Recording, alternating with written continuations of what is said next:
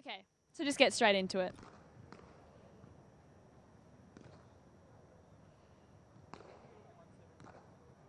Okay. Yep. Okay, great. Yes? Okay. Sure.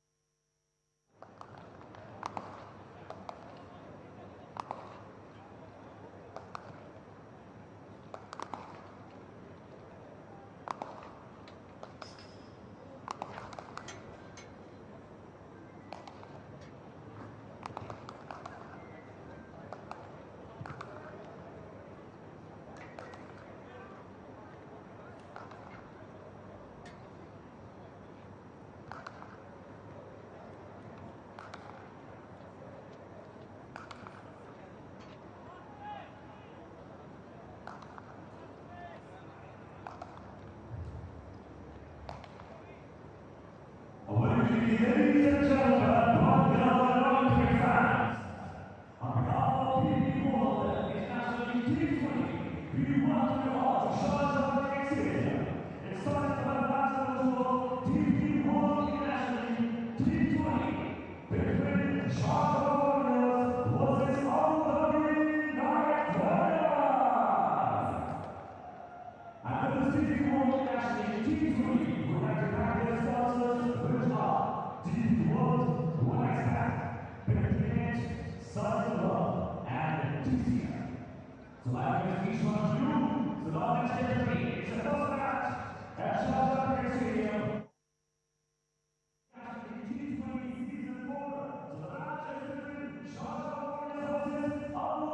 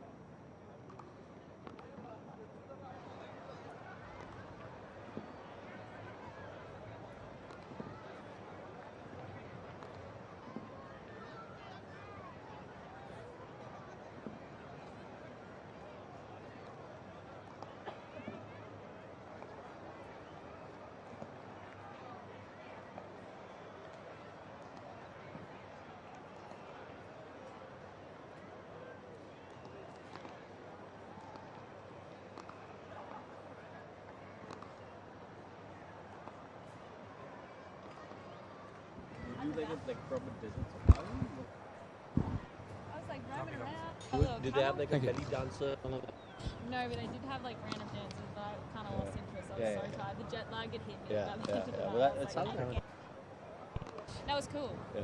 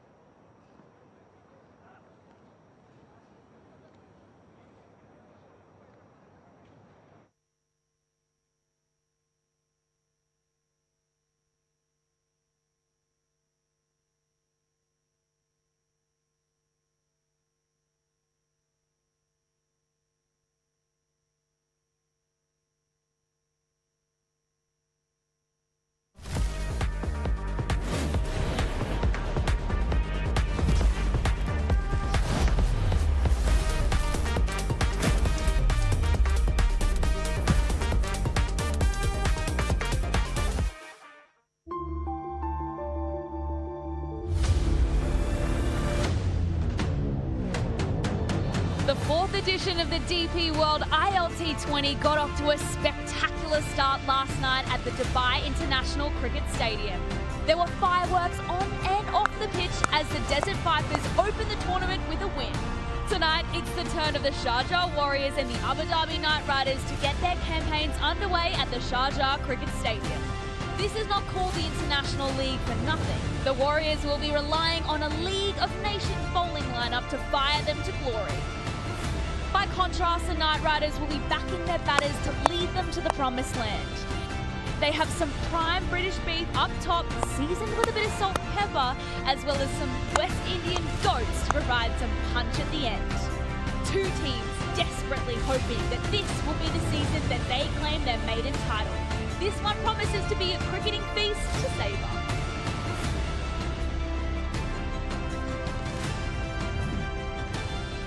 It's match 2 of season 4 of the DP World ILT20, where the world plays, and we're diving straight into a massive battle. Sharjah Warriors are defending their fortress.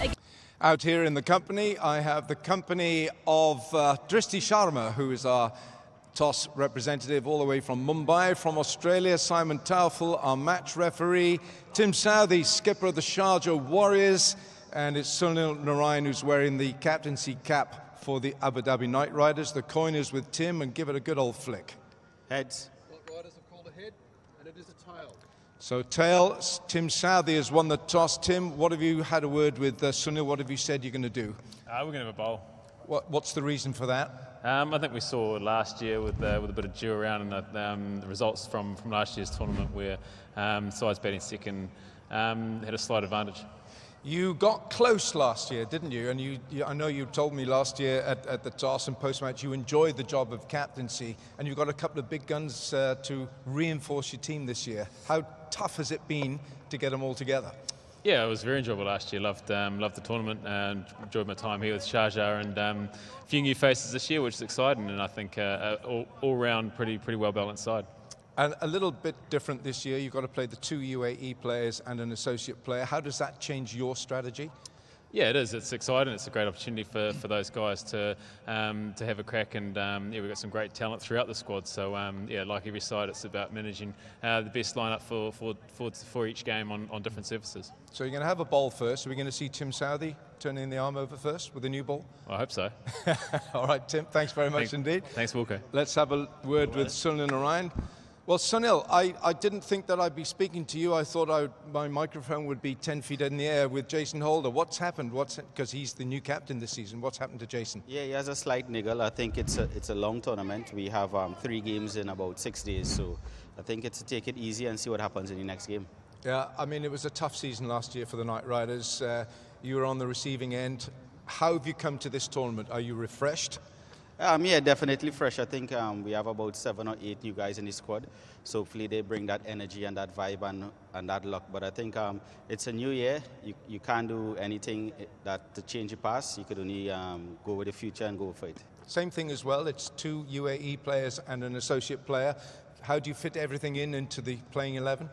I think we were lucky to get quality guys to fulfill that role. So hopefully they go out there, first game, get it cracking in game 1 and hopefully enjoy it.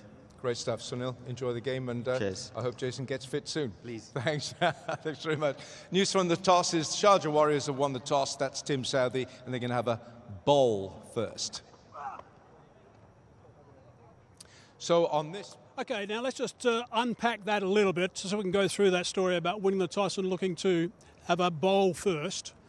Now, I just want to have a look about the dimensions before we do go any further. It's a little bit of a smaller ground than we normally see at some places around the world. If I look down the ground, it's 72. If there's bowling coming to me from the Sharjah Academy end, it's 72 yards down the ground. If we go to either side, it's pretty even. It's 60, mid-60s. And also mid-60s meters it is, by the way, so 72 meters, mid-60s either side, and the pockets towards the extra cover region and a deep mid-wicket, that's just over the 70-meter mark. So it's a good sized ground, but a little bit smaller than what you normally have. But one point about winning the toss and having a bowl first, and Tim talking about the dew, speaking of the ground staff, they think the dew's going to come in later than the game's finished. So they reckon about 11:30 the dew will come in tonight. So that's their experience the last couple of nights. Now this track's a bit different these days. It used to be more like this. It used to have no grass rolled in, if anything, and just really barren and cracked and very dry. This time it's looking very different. In the last couple of years they've left more grass on it. Waka Yuna's alongside me. Waka, you bowled on this sort of surface. This would be nice for you. Tell us about the surface. I bowled on this one, that's why I have sore back all the time. So this one's got a lot more grass on it, and I don't think the camera can pick it from that angle, but there's a little bit of sheen also underneath. That means it's been rolled quite nicely. So the grass is being rolled into the surface, but a little bit of green tinge on certain places. So I have a feeling that it'll do a little bit up front with the new ball, maybe 2, 3, 4 overs. So, that's all is going to happen. But once it gets a little bit older, the ball gets older, it's going to come onto the bat nicely. So I feel, yes, winning the toss, bowling first means the due. Due factor is a big one here in Sharjah. But if you ask me, if there is no due, I'll bowl on this first up because I'll have a chance to pick up early wickets. Okay, and we think the pace is going to be okay and also the bounce as well. So the pitch looks great, we're ready to go, and the surface looks completely different from the last couple of years.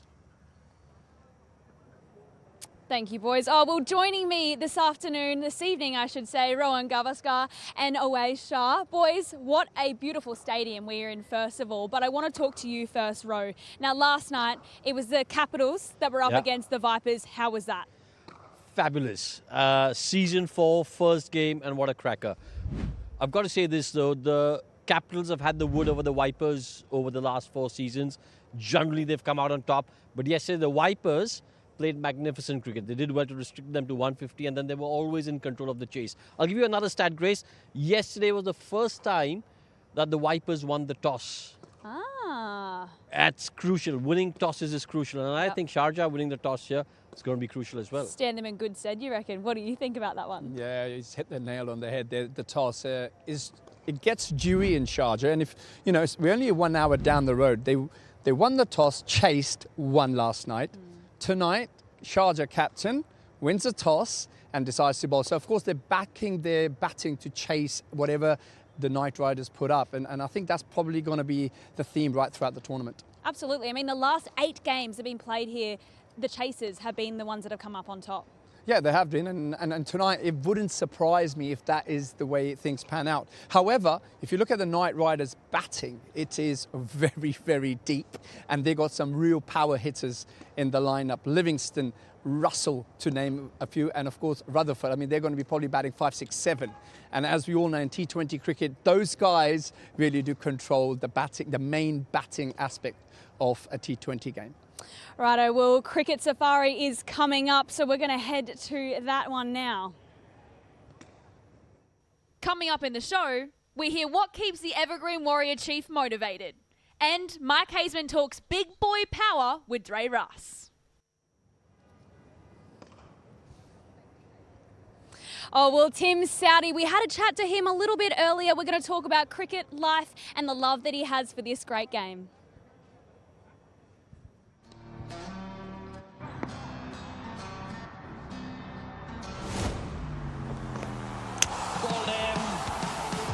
Gets the breakthrough.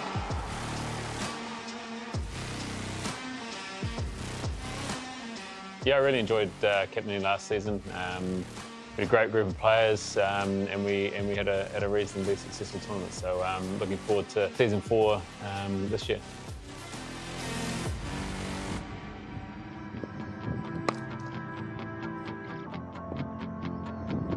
He's been exceptional. I think importantly, if you think of the phrase, everything rises and falls on leadership, I've certainly enjoyed the fact that we've managed to connect well and understand each other as captain and coach. It's been, I guess, a bit of a transition in the last 12 months from playing to coaching, and still very fortunate to be able to be doing both of them, having the best of both worlds in terms of still being able to play, but also being able to have some opportunities in the coaching world as well. So really enjoying that. When I retired, I was planning on having a little bit more time at home than what I've had over the last 12 months with a young family.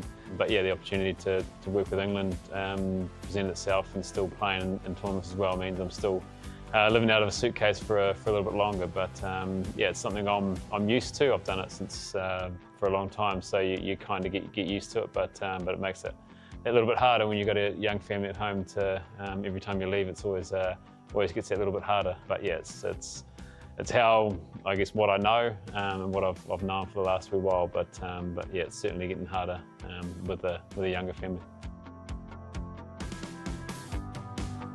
I really enjoyed the tournament last year. I think the standard of cricket's tremendous. The quality of overseas players, as well as the talent you see here from the local players, and I think that'll continue to grow with this tournament. So looking forward to season 4, and I'm sure it'll be an even better season than last year. What a dad, what a player, and what a skipper. He has a great side amongst him tonight. We're actually going to come back with live play very soon, but we're going to head to a break right now.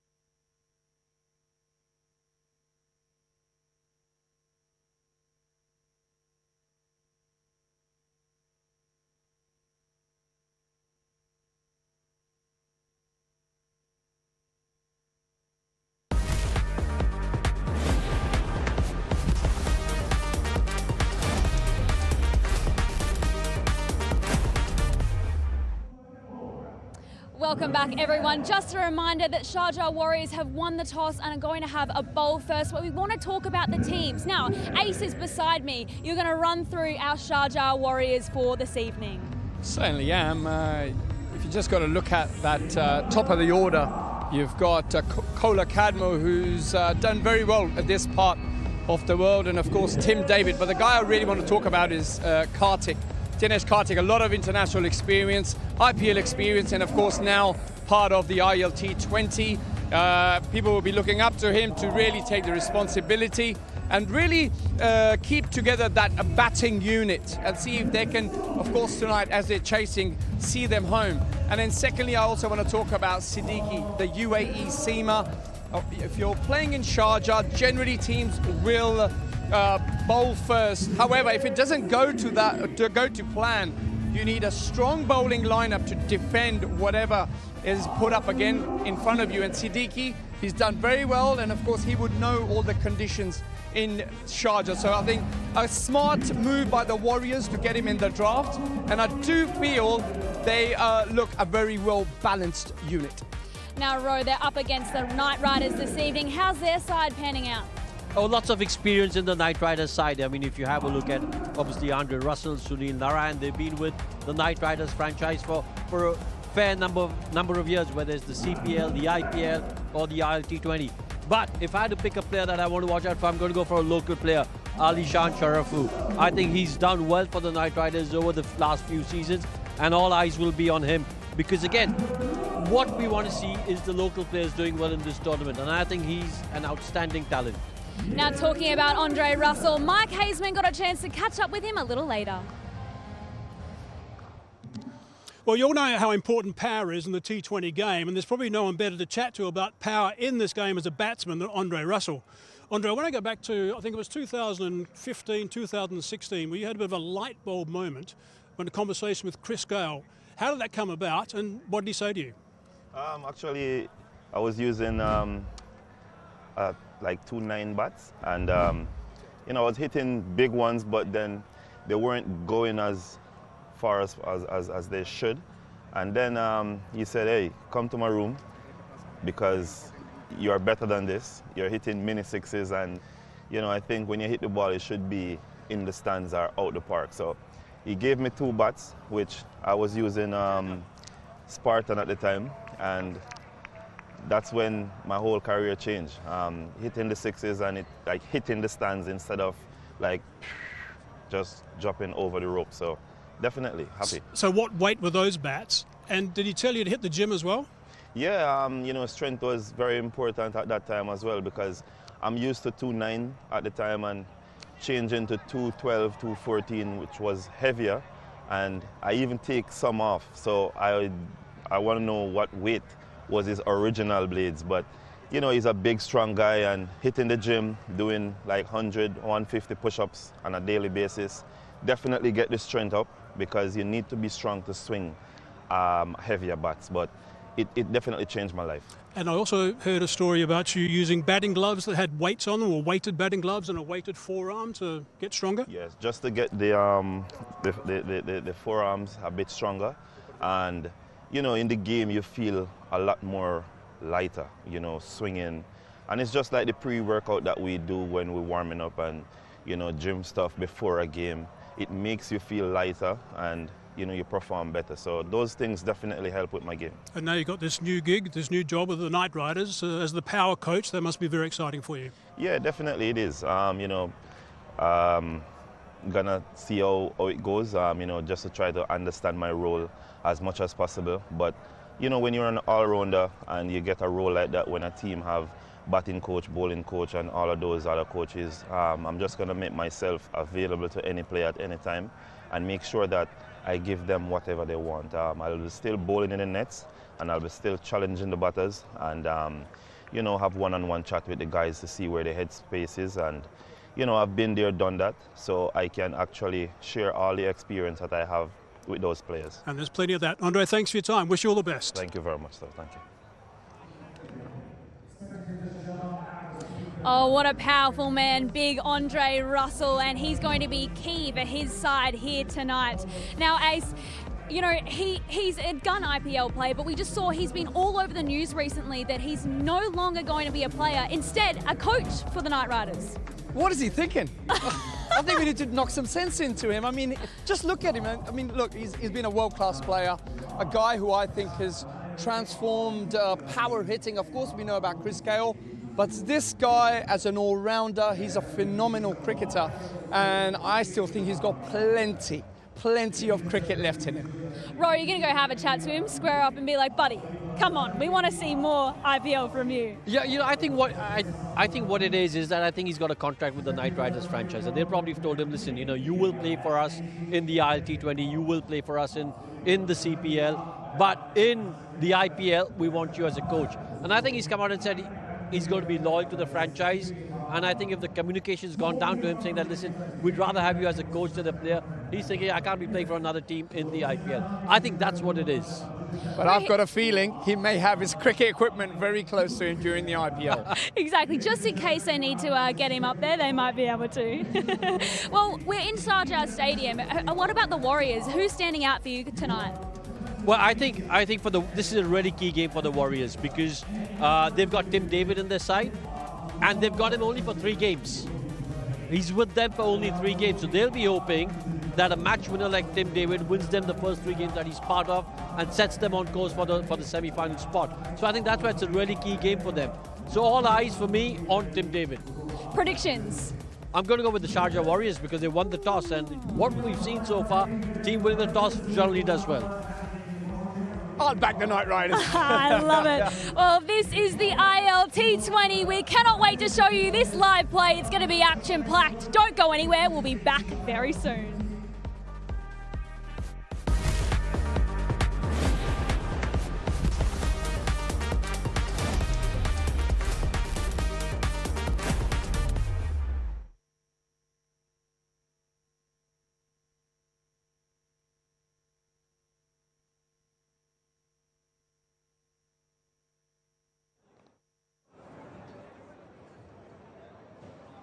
So ladies and gentlemen, your fans, and now you have some expression for you. We do have an amazing performance for you guys. And this performance will be by Sharjah Warriorz, organized by Future Corporate Events. So after this, the performance of Sharjah Warriorz is organized by Future Corporate Events.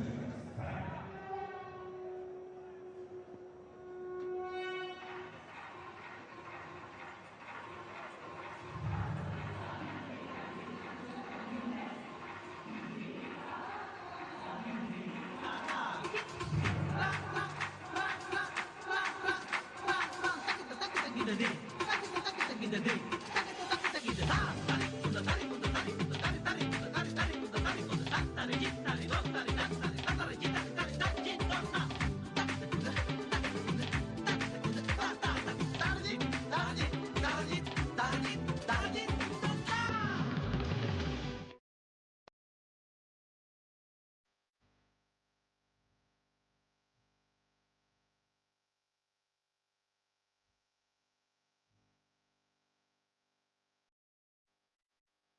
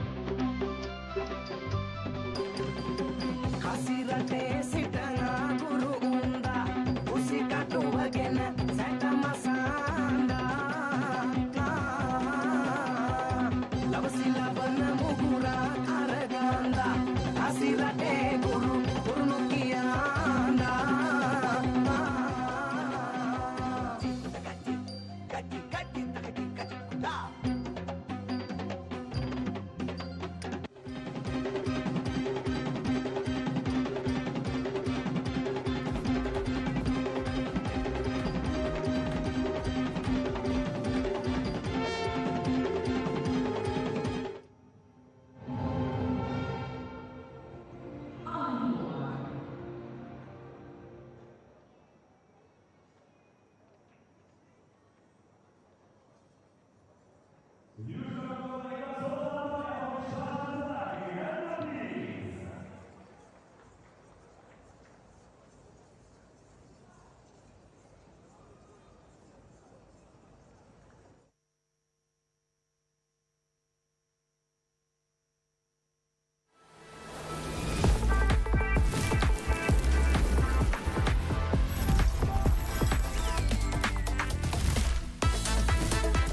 Oh God, he's gone.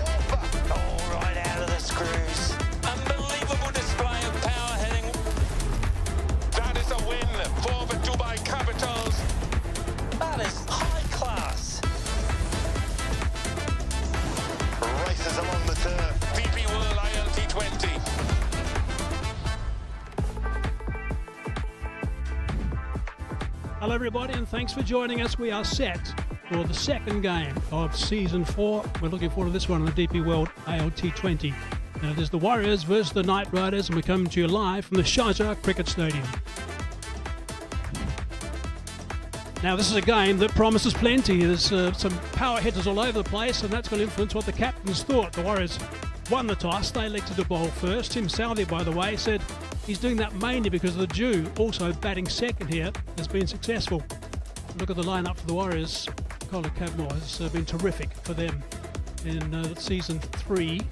And Tim David is only here for 3 games, so he's going to be such an important player and he's so dangerous and the best power hitter in the game. Secunda Raza, someone who seems to be in the right place at the right time for a lot of these games. Kartik's in the lineup, so that's good to see him playing. Dwayne Pretorius has been vastly improved. The captain, Tim Southee, in charge of the Warriors today as well. And watch out for Siddiqui. He's someone who's also going to be playing pretty well. And, for the Knight Riders, Alex Hales and Pepper at the top. I was hoping it was going to be Salt and Pepper, by the way, but it's not. McMullen, Rutherford, we know that he's a big hitter. Sharifu is a local boy and a very talented player. And Russell is someone we know can belt the ball many a mile, Andre Russell. Livingston the same. And Sunil Narayan as well. And Ollie Stone to lead the bowling department. Now, of course, we need the important men to come out, the men in black. We've got the DP World Smart Truck delivering the match ball to our umpires for tonight's game.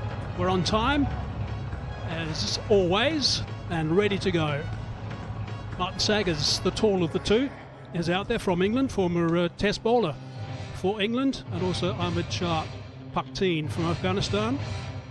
Paul Wilson is the TV umpire, former Australian international cricketer, both in test matches and one-dayers. So we've got some very capable boys in charge of this game today, and also the match referee being Simon Taufel. Tim Southee is the skipper, pretty relaxed at the moment. And Rohan Gavaskar has joined me. Rohan, what are your thoughts before we get underway? Well, I think it's going to be a cracker of a contest. Both these teams have, in my opinion, quite a lot to prove in context of the tournament that has been held so far, the first 3 seasons. I think they'll both look at their first 3 seasons. I think they've not performed as well as they would have liked. Sharjah Warriors, though, they've made a few changes. Sikandar Raza on their side, Tim David for 3 games. Knight Riders, again, strong unit with lots of experience. So, look, all I can tell you, Hazy, is that I think we're in for a really good game of cricket. I can also tell you, I think it's going to be a game of the power hitters. You've got the likes of Tim David, so Alex Hales, Andre Russell, Liam Livingston. What more do you want? Guys are going to be looking to pump the ball all over the place. Alex Hales has been outstanding in the T20 format. He is the leading run scorer for the ILT20 overall, 1,156 runs at a strike rate of 144. That's pretty impressive, over 400 runs at a strike rate of 138 in the last season. There was quite an extraordinary pattern in the games last year, where so many of the games, 25 out of the 34 were won batting last. If we talk about this venue in Sharjah, they played 8, and 8 were won by the teams batting second. So that is a real pattern of this venue and very much throughout the UAE during the ILT20. Conditions are terrific. It's right now about 23, 24 degrees. Let's look at the work from Alex Hales in his T20 career. Strike rate straight away you look at, that's outstanding at 145. It's a lot of runs, over 14,000, a lot of games, over 500. Very experienced and he likes to play on the offside as much as he can. Yeah, then you have a look at Michael Pepper, and again, it's that strike rate around that 140, 150 mark. Outstanding numbers. And as you rightly said, he's in T20 cricket, a lot of eyes got that strike rate. Tim Southee, 346 wickets in his T20 career. Such an experienced campaigner. Again, he'll be using all that experience, all that know-how of how to bowl in different conditions on this surface here tonight. And the track's got a little bit of green about it. It's not going to be over-exciting for the bowlers, but it means it's going to be a little bit pacey. There's going to be some reasonable bounce. Southee will like that. He'll predominantly bowl away swingers and does a very good job with the new ball and is very successful often in the power plays. So that's where Tim Southee has his strength. Last season. Here we go, we're starting the countdown to get game number 2 underway. The DP World ILT20 Season 4. Let's play. Southee to start. There we go, a little bit of movement straight away. Good carry through to the keeper, the first delivery. And just a bit of a loose shot there from Pepper, just a waft of the bat. No real foot movement there.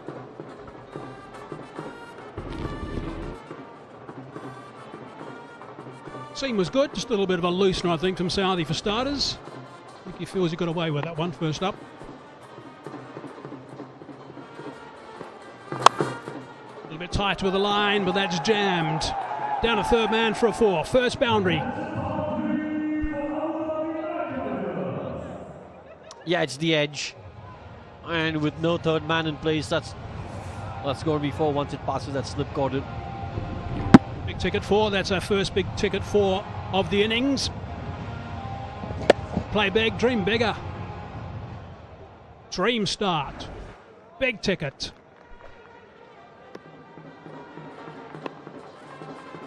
So boundary early.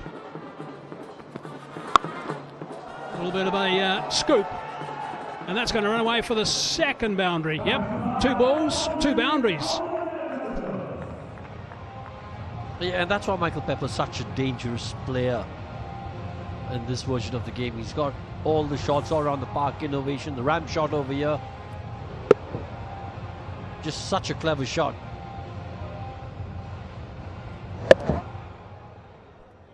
Yeah, it's good skill, something that he would have practiced a lot over the last couple of years. He's explosive. A little bit of width. That's been hammered away. There is protection, just the one.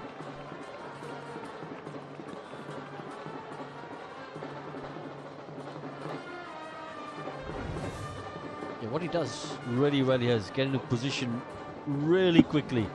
Eyes on the ball and then just good hand-eye coordination. Bit of a frown to Tim Southee. Nothing wrong with the delivery. It's exactly where he wanted to bowl it, but it's a really good batting, good improvisation.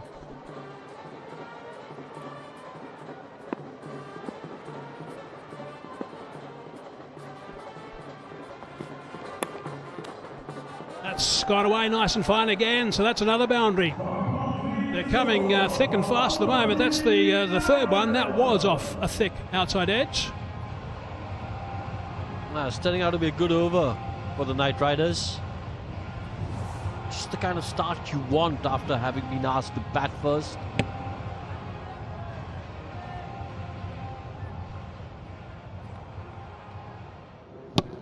Just a reminder, the Warriors winning the toss, wanting to bowl first. Due to the record here and also the fact that Jew may come into play later. Don't do too much of that one. Dot ball to finish, but the first over's gone for 13.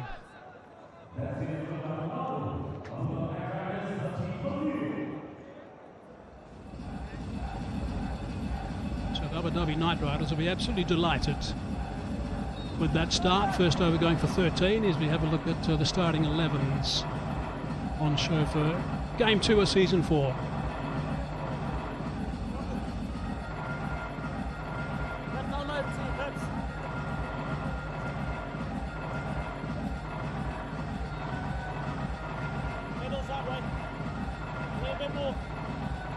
Really important for the Knight Riders, Abu Dhabi Knight Riders, to play well in this first game that they're playing now. They finished 6th in Season 3.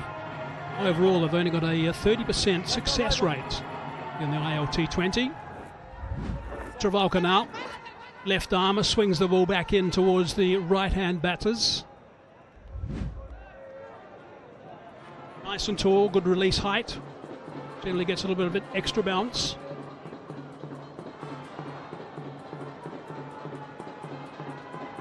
So look at the field placings. There's a man at short third man, actually a bit of a fly slip position. as well, and a single slip.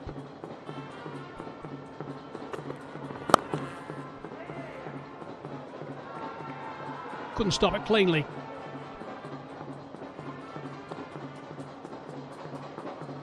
It's been a productive area at the moment for the Knight Riders, that third man region. 2 boundaries coming in that area already.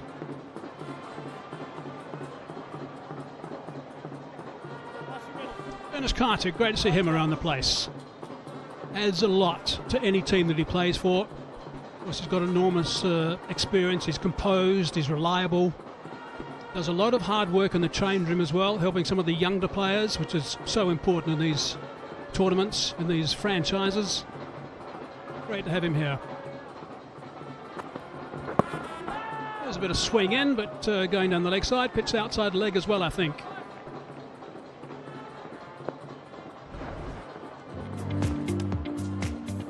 Look at the track. Now, I can tell you that a couple of years ago, that was brown and cracked.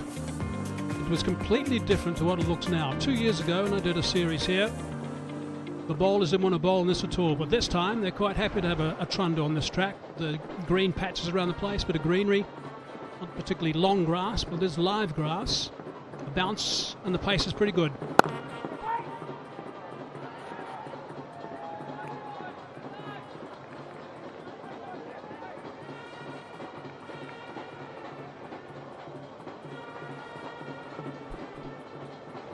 Man in charge of the field here, the pitch as well.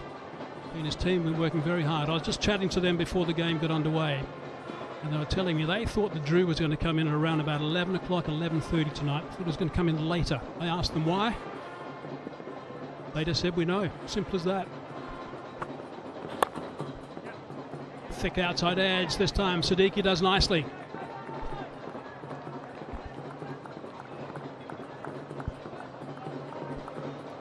He's done well there at short third. Save 3 for his team.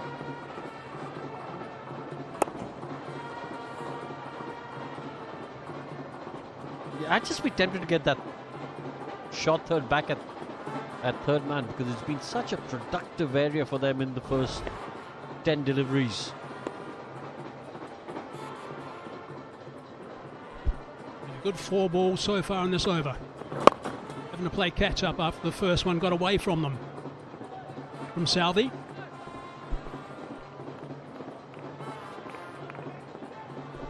Adil Rashid, the field on that occasion. He won't mind having a bit of a ball on this track either when there's a little bit of turn. There's always turn here in Sharjah. A little bit of bounce as well for his rather quick leggies. He's got some good variation. We know how important spinners are in this format.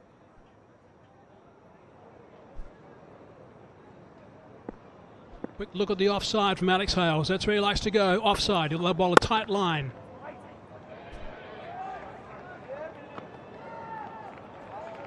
It's been an excellent over. Just 3 coming off it. 16 without loss.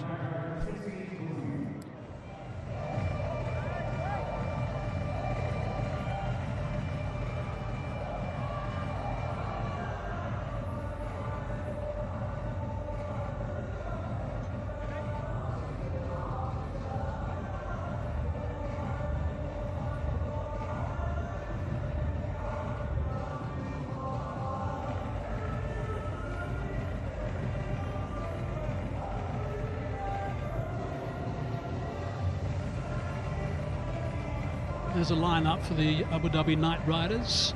Brandon McMullen, next man listed, the all-rounder from Scotland, to come in next. At the moment, it's Pepper who's been the more adventurous and the more positive of the batting. Dwayne Pretorius into the attack. That first ball slides leg side, so that's going to be called a wide. Now we've got the 1x bat power play underway at the moment. And of course, when you're starting the innings, you get some boundaries off the first over. That gives that 1x bat power play a serious boost. 3 4s. Clever shot the second. And that was a rather thick outside edge, but it still disappeared for a boundary. Tidy again from Pretorius. Lines right this time.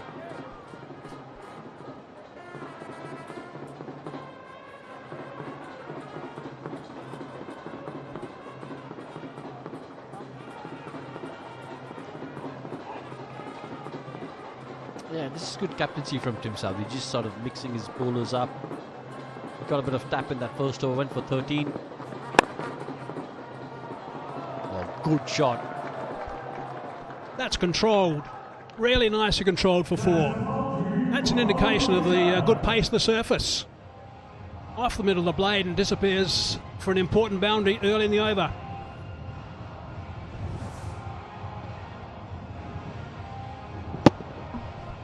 Yeah, excellently timed by Pepper. As you can see, didn't try to hit it too high. It was all about the placement and the timing over there. Got him. Advancing. It's a big wicket. Pretorius has picked him up. He's in the attack and he's done exactly what they wanted. He's broken this partnership, which can be so dangerous, and has stopped him from peppering the boundaries. Yeah, the advantage of bowling a stump-to-stump line. The batter misses, you hit. Fabulous stuff from Pretorius. Big swing and a miss from Pepper. Now he's got to walk back. Pepper goes for 15, it's 21 for 1.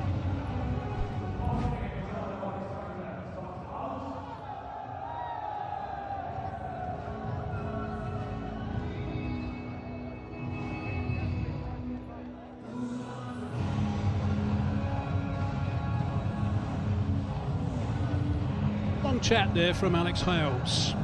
Sharafu, it's always good to see the senior pro just passing on some information to the lesser experienced local player.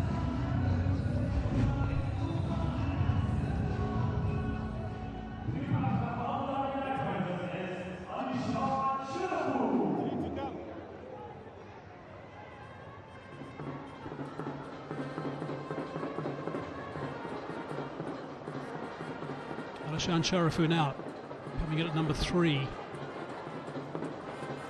for the Dhabi Night Riders, with an important role to do here. I guess for a while he could just push it around a little bit and give Alex Hales a bit of a strike. Just while he gets acclimatised in the middle, he's fairly experienced throughout his career.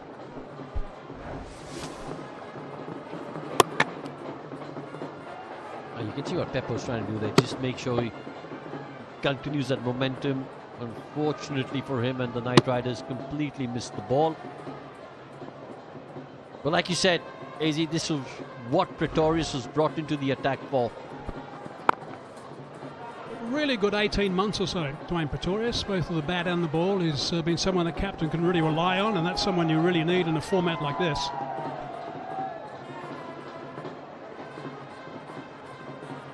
He had some pretty bad luck a couple of years ago when he was being lined up to be the death bowler for South Africa in T20 World Cup. And he broke his finger about 3 weeks I think it was, if I'm not mistaken, just before a warm-up tour to India. And therefore he didn't play, so it put him on the sidelines. And he was really doing a fine job as a death bowler at that stage.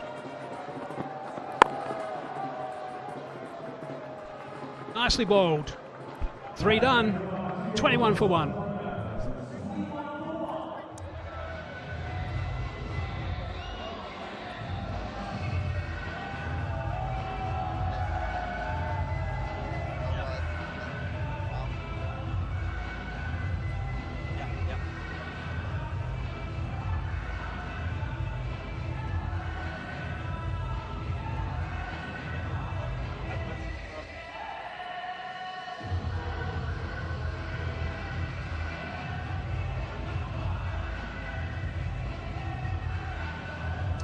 $21 for 1 after 3. Run rate 7. Well, they've picked up a big wicket of Pepper.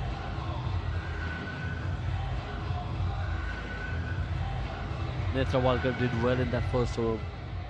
Conceded just 3.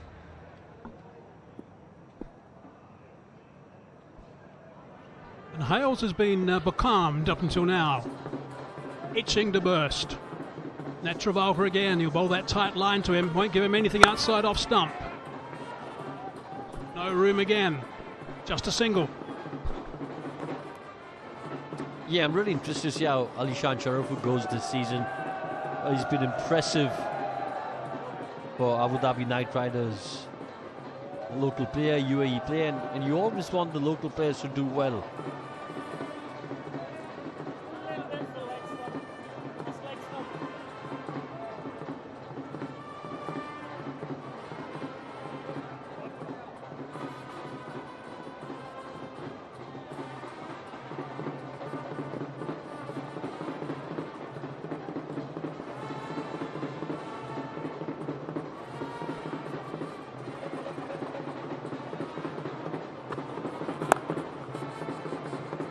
Nicely played.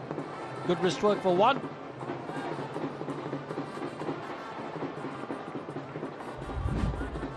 Right, if you're watching this on ZTV, Jalwa Dikhao Inam Pao contest.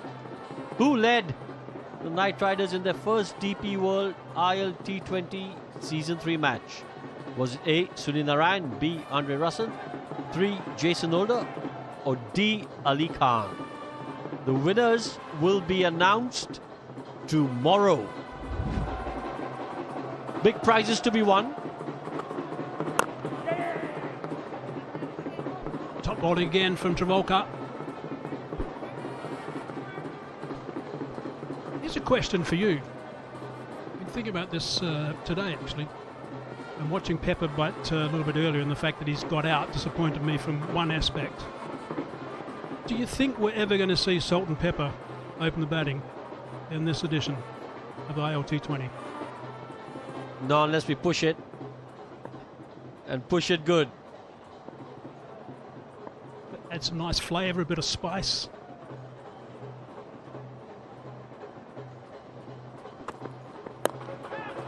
Now that's a top edge. Couple of bounces, and that's gone away for another boundary. That vacant third region is getting a workout so far in this game. Yeah, I'm a little bit surprised that they haven't pushed that short third back to your orthodox third man. Again, just dancing down the track, big swing of the bat.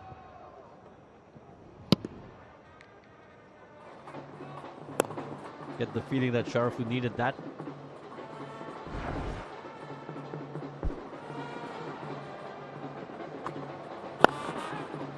Just flipped away nicely. That's superbly timed on the leg side. It's going to be a bit of a tease, I think. Fielder wins, and they come back for the third.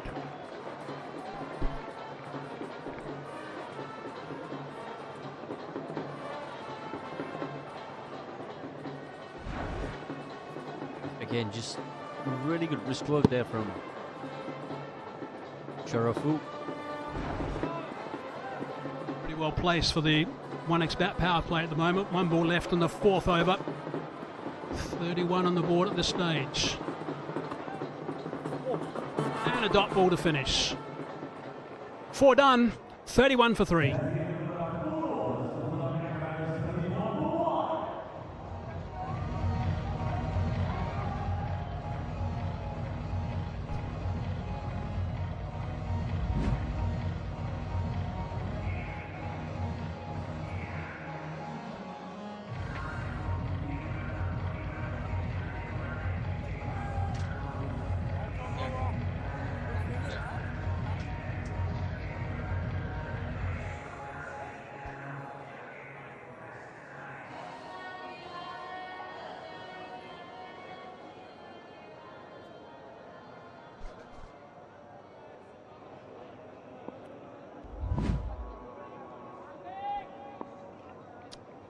Tim Southee was trying to bowl this length, just short of a length. In the first over, it was a very unyielding pitch for Tim Southee, and a couple of bottom edges, the curse of any quicker bowler, because you get a bottom edge and it trickles away for 4. It tends to wind you up, as indeed it might have with Waqar Younis. You didn't like bottom edges, Waqar, did you? Not at all. Not at all. I mean, pitch has really surprised everyone here. With all that grass on the surface, expectations was that there'd be a little bit more bounce, a little bit more swing. Ball did swing, but not really leaving the surface. It's it's a pitch where you have to really be precise with your length, and also try to use your variations. And as you mentioned, Alan, Southee didn't enjoy the first over, and he's brought himself back, and so far so good. Well, he's been promising to do that, Alex Hales, and that's what he's very capable of doing.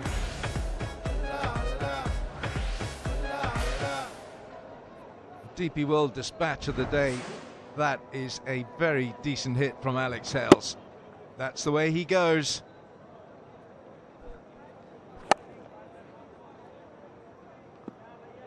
Well, that pace is not going to really stop Alex Hales playing those big shots. He's a big shot hitter. He likes to play big shots. Once again, going through the offside this time. Another 6. What a start for him. He was quiet for the first couple of overs, but now he's just throwing it everything. Well, Alex Hales on his day is up there with the most destructive player you can find in a T20 match. That is fabulous, isn't it? Just look at the hold, the base from what he's, you might scratch the back of your head there, Tim. Can't do an awful lot about that. Alex Hales, who last year was a Desert Vipers player, he's got the highest score in the DP World ILT20, 110. And that was against the team he's now playing for, the Knight Riders. That was just 2 seasons ago.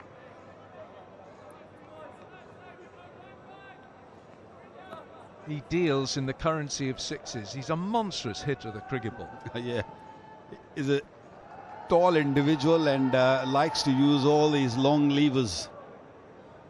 And he took his time. That's the key, I feel. 13 deliveries he's faced, a couple of 6s now. He understands the pace in the surface.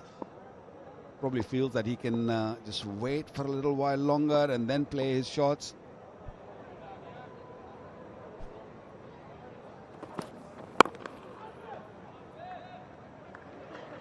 Tim Southee a little on the expensive side. He's gone for 28 and 2, and the Knight Riders are going well. They're 46 for 1.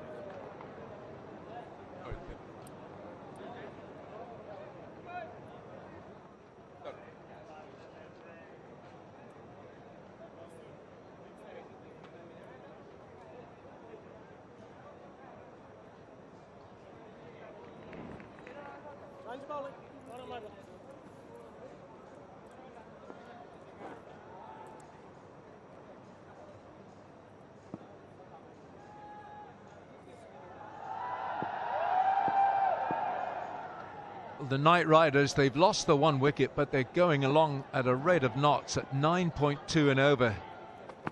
Pretorius smashed by Sharaful. It will be a second. Tim Southee has done well there at mid-off.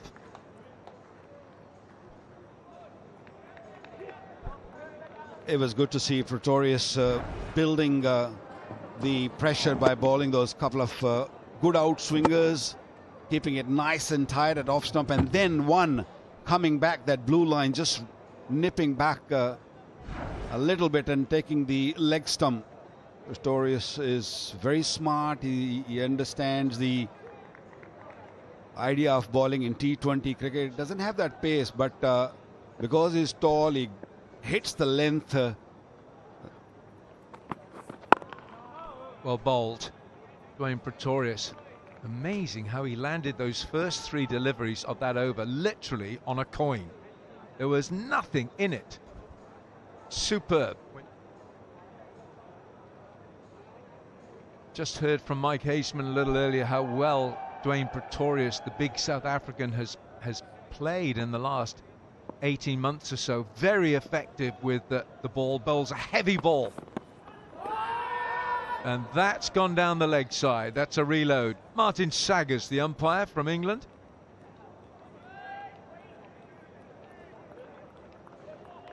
Martin Saggers played a few one-day internationals for England. Prolific bowler with the county of Kent. Kent guy, huh? Kent, he bowled genuinely pretty decent, quick outswingers. Ooh, he's just straying down the leg side. And you're going to pay the price. If you go down there and your fine leg is up, you're going to travel. And that also brings the 50 in the 6th over. Being very conservative. A couple of sixes from Alex Hales. I was looking to bowl outswinger, I think, and he was trying more leg side. It's not going to swing much from there. You got to keep it at that off stump line. Sharaful this time making room for himself, finds Tom Kohler-Cadmore. So where are you on the selections here, Waqar? Oh, well, there we go. Owais Shah has gone for the Knight Riders. He's on his own. Haseman, Gavaskar, Yunus and Wilkins, we've all gone for the Warriors. It's a good time to take a lead away, Shah, if he wins this one.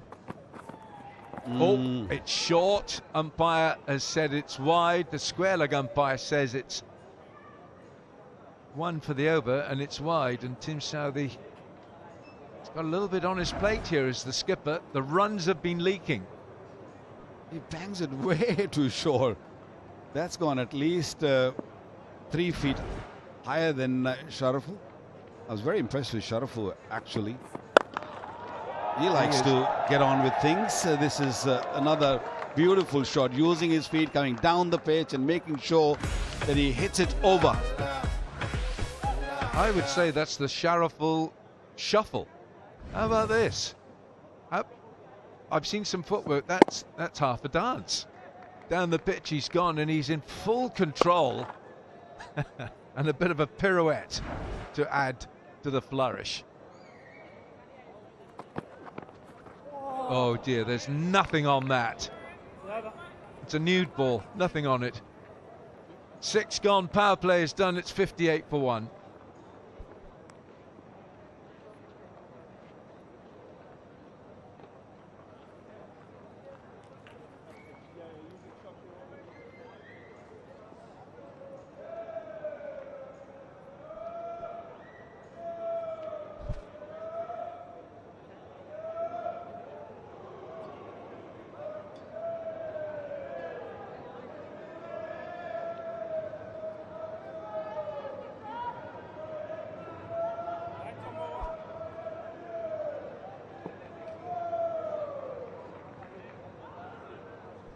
A 58 for 1, the Knight Riders. They've been put into bat, and this is as good a start as they could have hoped for.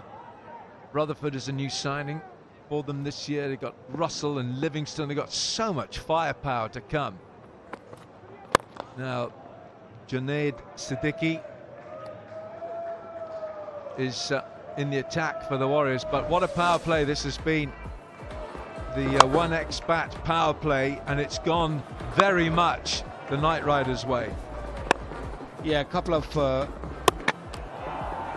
that delivery was a good one. That was nice and straight, and then after that it was Alex Hales' show. A couple of big sixes from him over mid-off, and Sharafu also came to the party.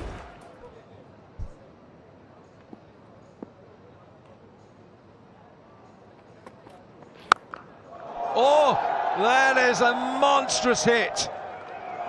It's gone into the road. It's gone for a long, long distance. Allah, Allah, that's gone. My goodness me. I'll be surprised if that ball come back. Just shuffled down a little bit and saw the ball on the leg stump even further down. So Alex Hale decided to go with it. 94 meters. Match that. It's early days. Only the first game here at Sharjah, and that is some hit.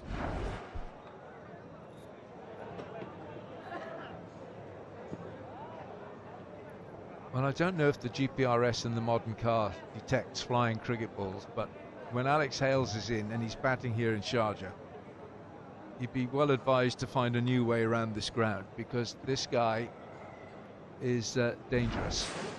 This is really tough. He's picked this up right out of the middle of the bat. Yeah, he did.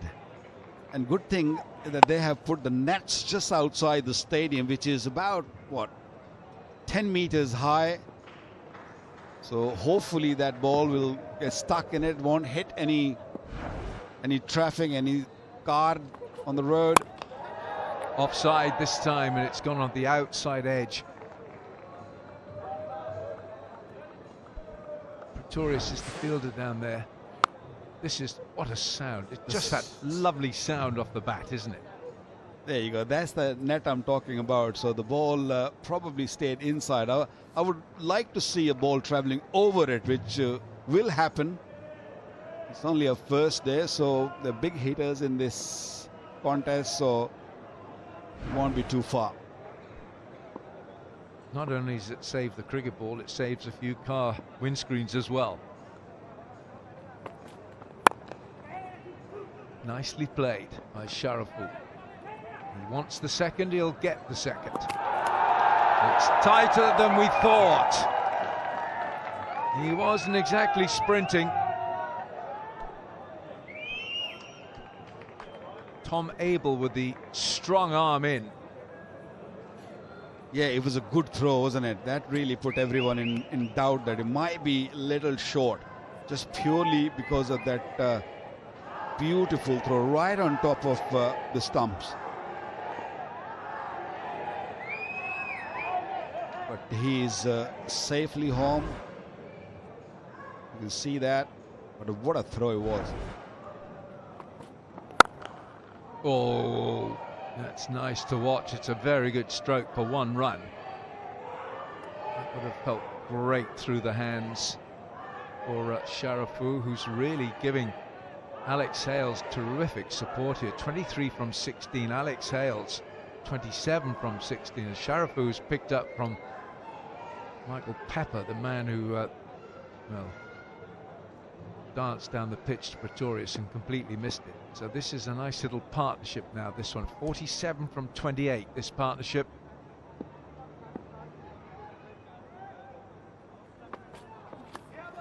Oh, that's tough for the bowler, Siddiqui. It's gone for 4, and it's a false stroke. But the runs are piling on here for the Knight Riders. 7 gone, 72 for 1. Time, the umpires will tell us. We'll have our first strategic timeout.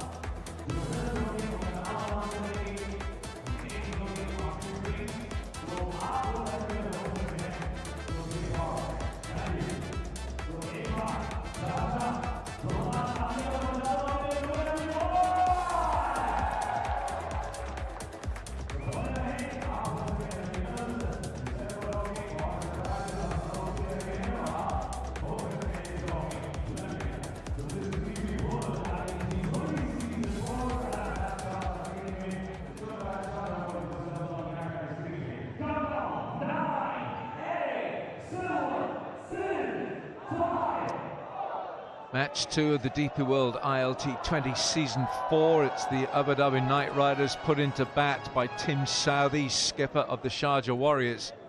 And they've got off to a racing start, 72 for 1.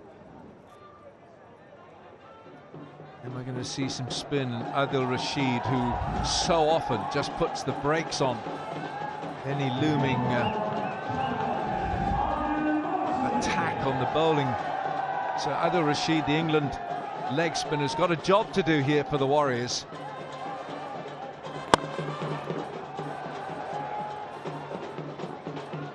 Sharjah's playing a really good hand here with Alex Hales. You know you're going to get that from Hales, but I think Sharjah has really given him some great support. Yeah, he's one player who has really grown really well over the years in this ILT20.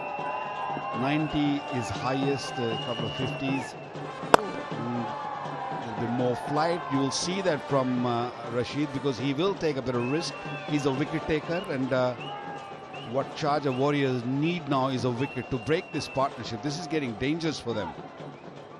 So he's the man. That's why Tim Southee, the captain, went to Rashid and asked him to just fetch him a wicket.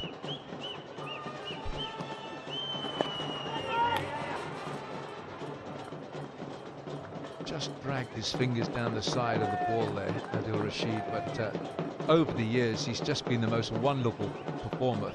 In the England shirt, Adil Rashid, so often the skipper just says, Adil, I need something special from you, and that's exactly what Tim Southee wants from him, from the England leg spinner now for the Warriors. Ball, and he's done it, he's provided it. Alex Hales falls to his fellow England player, and that is a magnificent piece of bowling from Adil Rashid. That was one hell of a delivery. Alex Hales totally misread what was coming at him. He thought he can manage from the back foot. No, you can't. That was a beauty. Seam up delivery, just ball skidding off the surface, off the little bit of grass on it. And what Tim Southee asked for, he got it. Alex Hales gone for 32, 75 for 2 now.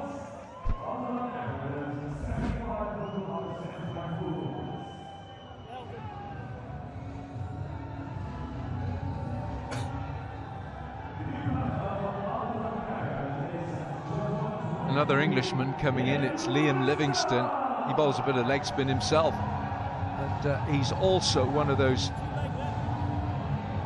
big hitters of the cricket ball, Livingstone, and there's a lot of them in that England side.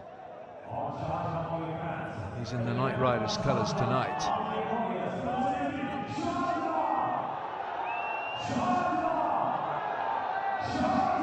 Leg spinners normally come in the middle, and they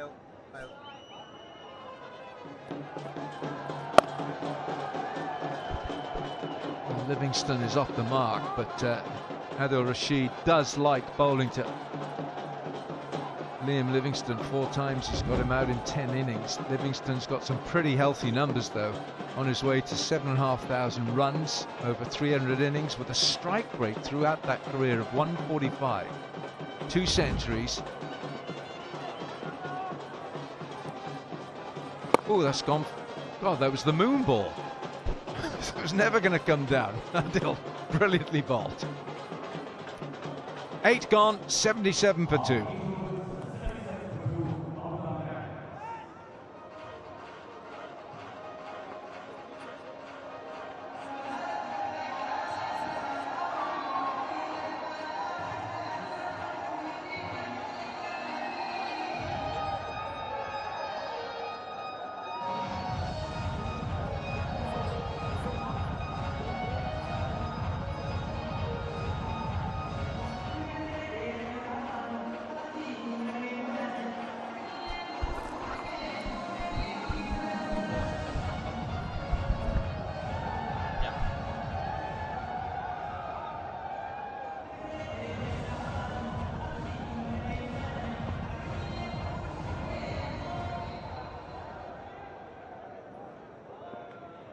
Sikandar Raza. What a wonderful player he is. They needed that wicket, they needed to break that partnership because it was going along, motoring along nicely. Adil Rashid got one to nip back in. No real foot movement there from Alex Hales. He'll be disappointed, Alex Hales, because he was looking in good touch.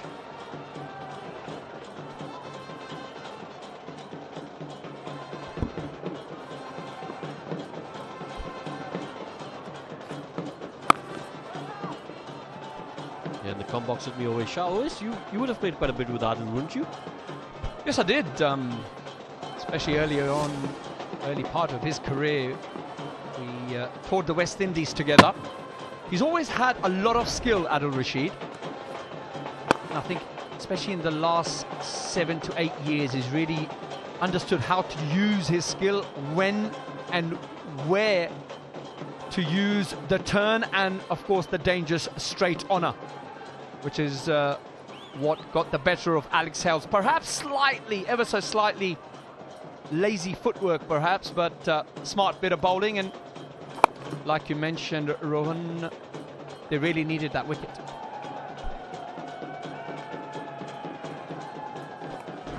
Yeah, here's that wicket again, just again. In the front of the hand, skids on. Yeah, there he's saying just a variation that he would have worked on over the years. Especially if you look at it again, if we can. He managed to land it on the seam, and it just pitched and nipped back in to the right-hander, and of course deceived Alex Hales.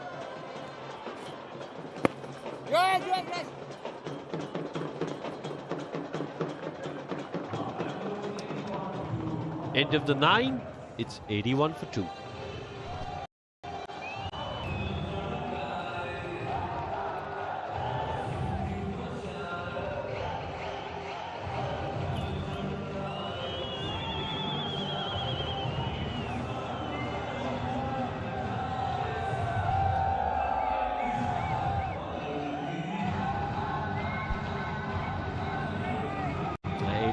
That's the Manhattan right there. Funny how a wicket can just slow things up.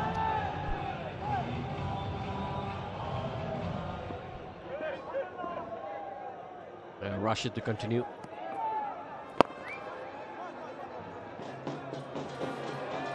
One of the great joys of watching Adil Rashid bowl is the fact that he's not afraid to give it a little bit of air, a little bit of loop. Even in the T20 version of the game, where generally batters rule the roost. Yeah, I think it's his awareness.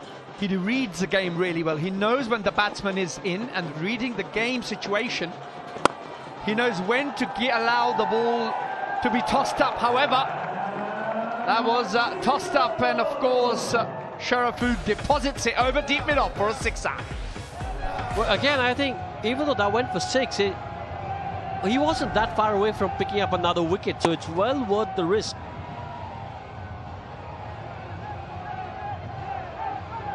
I just think if Tom Cadmo was a little further behind, there may have been a chance. Tosses up again, this time straight down Tom Cadmo's throat. There it is, another wicket. Clever, clever bowling from Adil Rashid.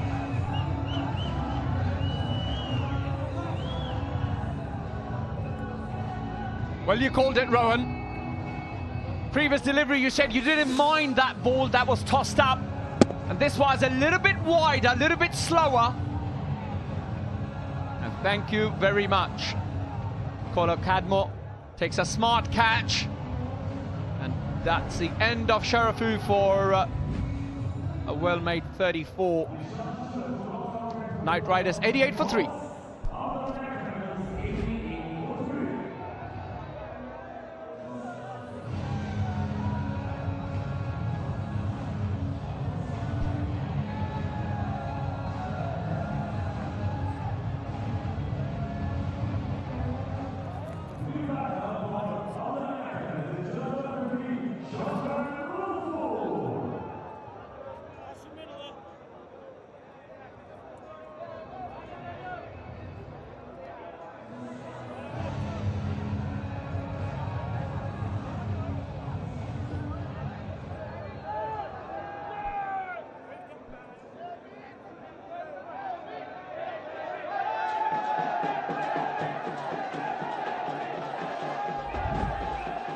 Sharjah Rutherford, 14 50s in his T20 career, over 3,600 runs. Good captaincy by Tim Southee. He's got a slip in place. Oh, there you go. One that goes away from the left-hander. Have a look at the sequence of this. Tossed up, first one goes for 6. Doesn't hinder Adil Rashid from tossing another one up, and this time he gets his man. Going to touch upon something you said always about game awareness, and I think he realizes the importance of a wicket at this stage of the innings. Quality stuff. Just smart bowling. Looks like the googly there to me. Back of the hand. And of course, didn't quite come out the middle of the bat.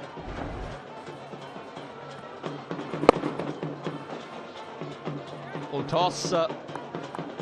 Fortune for the Knight Riders will only pick up a single. That's the end of 10 overs, 89 for 3 Knight Riders.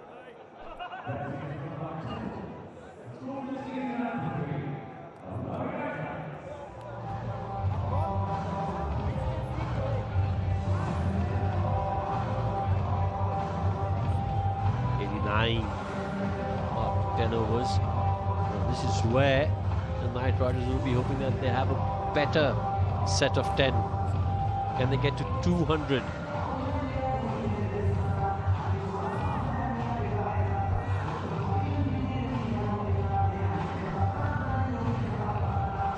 Have a look at bowling. Adil Rashid has been excellent. 2 for 13 in his 2 overs. Pretorius went for 17, but he's bowled 8 dot balls.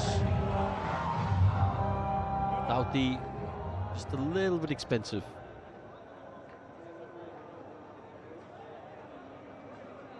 Sikandar Raza, such a wily bowler, clever bowler.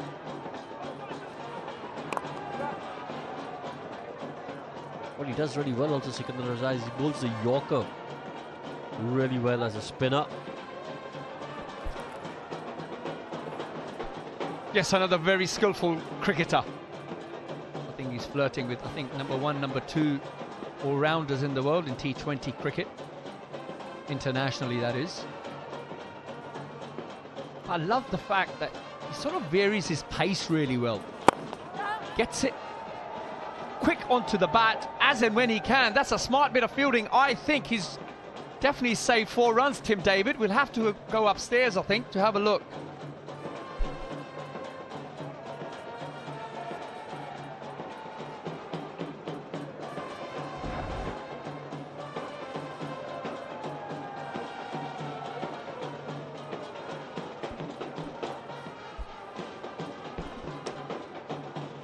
Yeah, I think you've got it right. Always, I think he saved some runs for his team over there. Well, as long as that left foot is not touching the advertising triangle foam thing, is the best way to describe it. But it's not a rope, is it? So you have to see, maybe once again, what the third umpire thinks.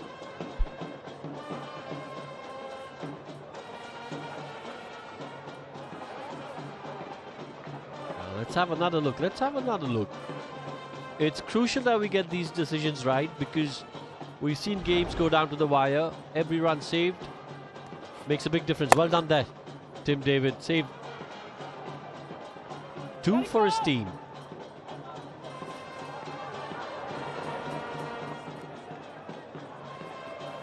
Oh, I just tell you what, Sikandar Raza's reaction tells you if that was a direct hit, it would have been close. It's an interesting passage of play here. I don't think this is the kind of pitch you can just come in and start hitting the ball out of the ground. You've got to get in here because the ball does tend to skid onto the bat. Another look at that run out. Would have been very close if we had a direct hit.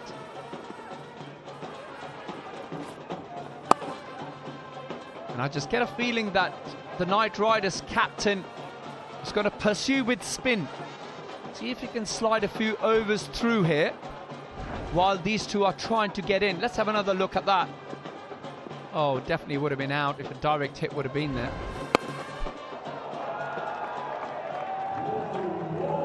Ah, that's out of the ground. Out of here. Get a new ball in. Brings up the 100 for the Knight Riders.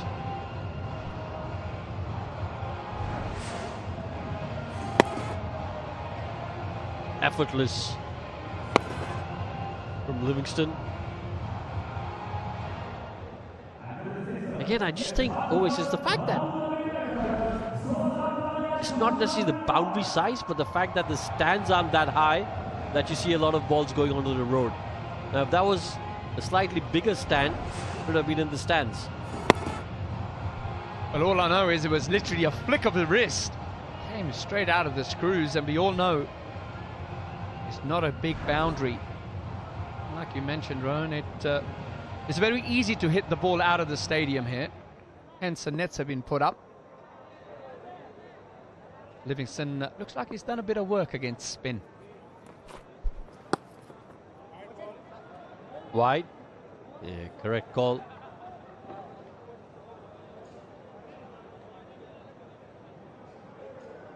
Uh, 12 of this over so far. Can they get a boundary and make this a really big over? Another wide. Yeah, pressure back on Sikandar Raza this over. Have another look at that little flick of the wrist from Livingston. And there we go. And he finishes off that one with the monster 6. Just the finish that we're looking for. 19 coming off that over. After 11, it's 108 for 3.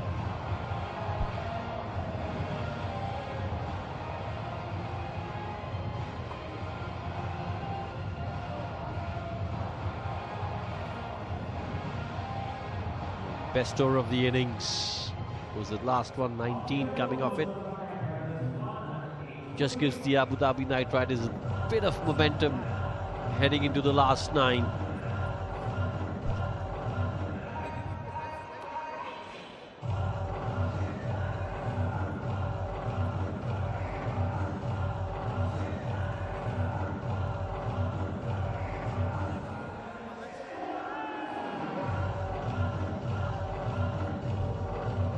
For 3, 54 legal deliveries remaining. How many can Abu Dhabi Knight Riders get?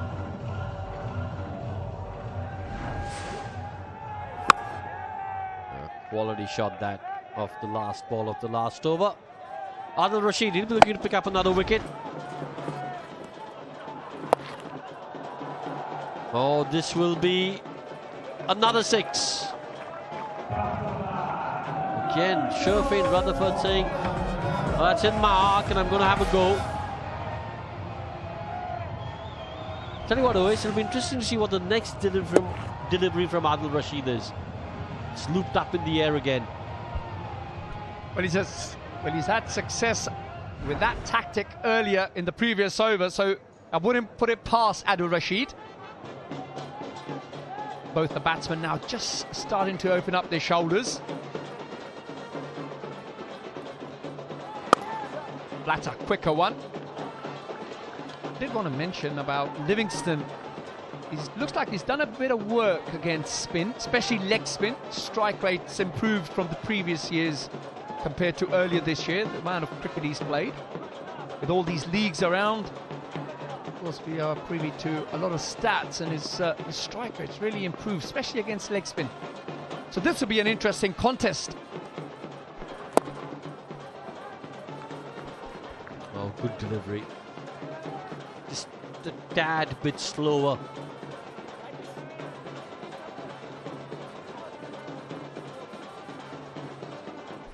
I guess you can afford to give that a little bit of air against the right-hander, because you're always generally hitting against the spin. A lot of right-handers tend to favour the leg side. Smart bit of fielding there by the skipper. Well done, Tim Southee. And I was talking about Adil Rashid giving that little bit more air against the righty, but however, when he's bowling to Sharjah Rutherford, after he's been hit for that 6 over deep mid-wicket. I think it's all just going to be quicker and just going to go across him. And I think this comes back again to that trait that you mentioned, game awareness. He knows that the previous over went for 19, was hit off the 6 of the first ball that he bowled. So what he wants to do now is ideally make this a 10 or 11 run over.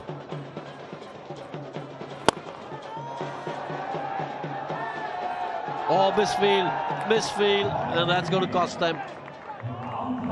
Will be 4. 12 done, 120 for 3.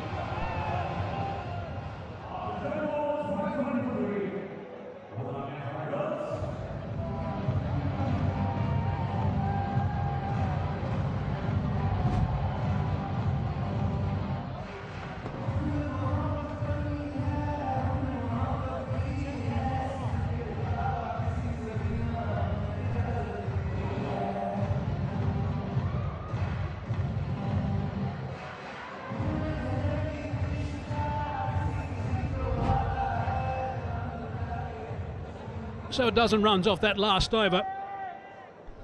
Setting him up pretty nice at the moment. 120 for 3 it is. They continue at this rate. They'll be sitting pretty, that's for sure. The average score batting first here is 167.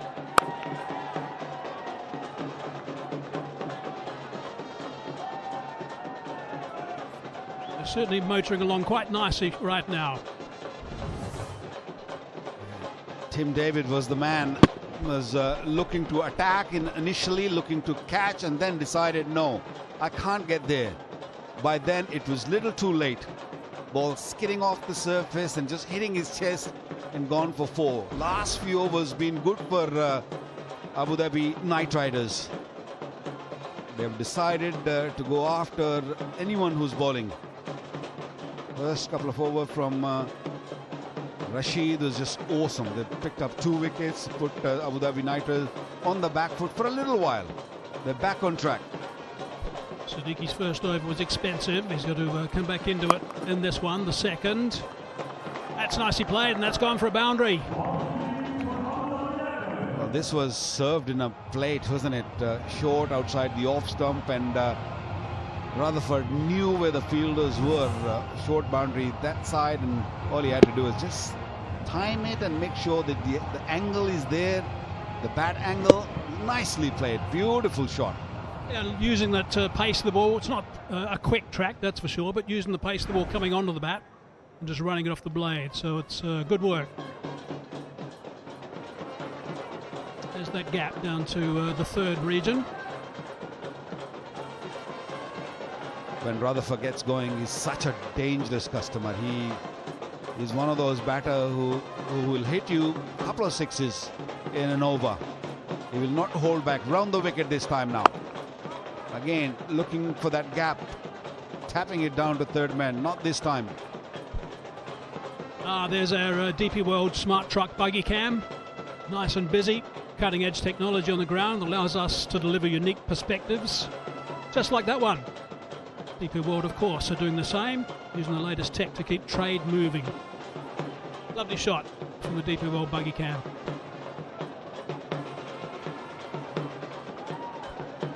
Still no 3rd man, no fine legs. So you got to be within the stumps. Go out of the stumps, you trouble. But in the stumps, picked up nicely. He is such a good player when it comes to hitting the ball. Picked him off the length and deposited on top of the roof. Wow, what a shot. That is outstanding work. Right out of the middle of that big blade that he's got, swiveling around Caribbean style, and just belted that for half a dozen. What a magnificent shot. 88 metres, beautifully played. It's going to make the bowler think a little bit. Think a little bit? He's got not many options left. He tried to bowl outside the off stump. He hit him for 4 through point region. Now he's bowled a little straighter. I'm not sure if he's got too many options left. He doesn't have that pace which can threaten Rutherford. Maybe a slow delivery. That's probably the last option. He's got 4 and a 6 in this over already. a prayer or two. Yeah, that won't be a bad idea. A boundary every 3 balls at the moment in this partnership, which is worth 43 off 21. They go with this one. Oh, that's a friendly full toss, and it's down. Almost swallowed. Would have been disappointing, I think, had he been taken. Would have been a bonus for Siddiqui. Let's hope he's okay. They need Tom Kohler-Cadmore, of course, with his batting ability. He was brilliant in season 3. Yeah, he's got all these taping on the left hand. That means he's already injured. He's got issues with his left hands, and that was traveling very quickly. That blue tape right in the middle of the hand. It's hard to catch with these tapes, but he gave it a good go. He wasn't expecting the ball to come his way because it was a full toss. Normally you see down the track as a fielder when you're standing at backward point inside the 30-yard circle. He's got to go out and sort this out. I think that's common sense because he's such an important player in their lineup. Would have gone on the park with that hand obviously damaged and taped up and hoping that nothing was going to happen like that. Had to go straight to his left, and it hit right on that spot. 13 off the over so far. Another full toss. That's drilled away, brings the sweeper into play, just the single to finish, so 14 off that over. They're going nicely. 13 done, 134 for 3.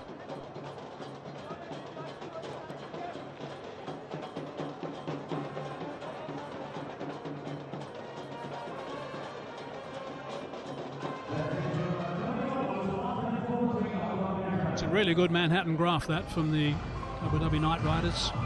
Losing a wicket in the 3rd over, recovery from 4th over in. Then another one going down on the 8th and the 10th. Hasn't stopped them though, they're still scoring runs. Going nicely at this stage.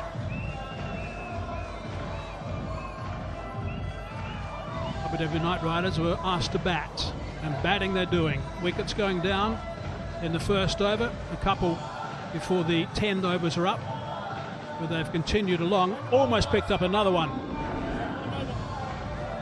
Best way to put brakes on that run flow is look to take those catches and look to break partnerships. This partnership 46 of not many, 23 deliveries only, and that hand doesn't look that good. You said break a couple of times there. Let's hope that's good luck. Tom Kohler-Cadmore. The break's out of the way before he goes to have an X-ray. Extravaganza now.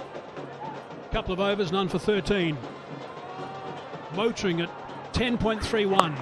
Oh, and he's got underneath that one as well. He is so strong. Long arms, and he has belted that one for 6 off the first ball with another magnificent shot. Brings up the 50 stand as well of just 24 deliveries. I'm just wondering if that ball has gone over those nets outside the ground, because that was scooped up very, very nicely off the length. Just a little bit too short. And Rutherford just loves that shot. That's gone 93 meters. I'm sure that's gone over those nets and onto the road, maybe even one of those shops just outside. Not a good start for the Sharjah Warriors. Just throwing the ball back has definitely gone over those nets. That's a humongous hit. If you were playing and that hit the road a couple of times and it came back to you, you would have given it away, right? You would have said, I'm not bowling with that. Are you sure? Are you sure? No, I would have said, bring that ball back in. I want to bowl with that one. It's probably reversing now.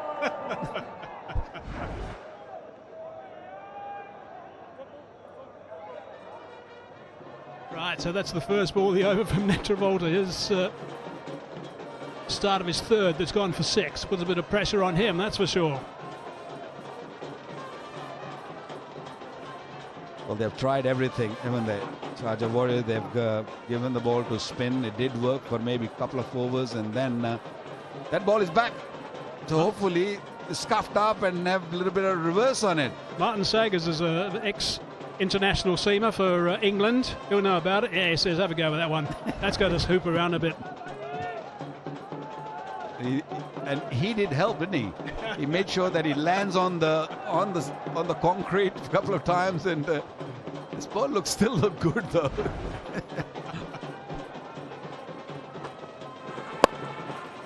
Tried the cutter. Gave it a bit of width. Didn't want to disappear on that leg side again. Well, the issue they're having is both hands, because Rutherford is holding nothing back, and look at that ball fly, only 23 meters height, and it just went long way, 93 meters, and a big smile too. And the problem is that okay, if you survive against Rutherford, what about Livingston? How are you gonna bowl to him, because he's also in a mood?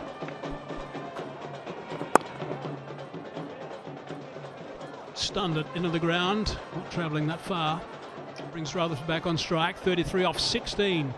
But Rutherford, a couple of massive sixes. You think he's looking to just take a single and give Rutherford a go, or no? No, I don't think so. No chance. I think the ball wasn't there. It was just a slower one, a cutter there, so he had to just tap it down for one. But Rutherford, watch that, watch those eyes. He's looking down and up and down and up. Look at that bat. Oh, he's just punched that down the ground with ease. Only for one.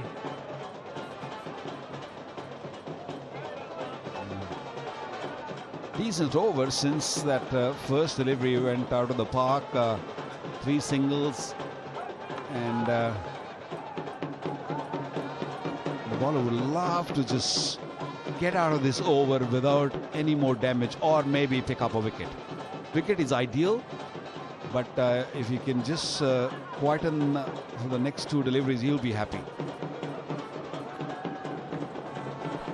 Slow delivery. Oh, and it's been called a wide. Come on, Martin, you wouldn't have liked that when you were bowling. No, that's not fair, is it? That was a slow delivery, landed on middle stump or off stump, and then just kept on going with the angle. I have a feeling that it was just within that blue line. Yeah, definitely within that blue line. Harsh. I agree, and also the fact that this was hit out of the ground, onto the back of a truck bed, through the window of the shop across the road, and then back again. First ball. That ball has travelled. On 4 bounces coming back. 4 gouges.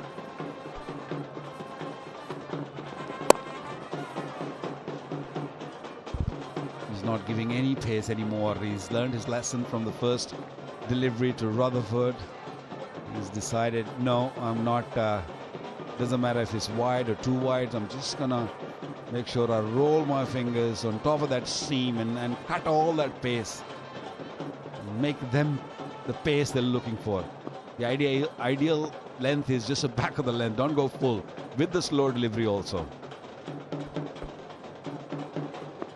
Important last delivery. This one has been really good since that first massive hit. It's good work. Brings that sweeper into play, just the single, so he's got out of that quite nicely. 11 from it, 145 for 3.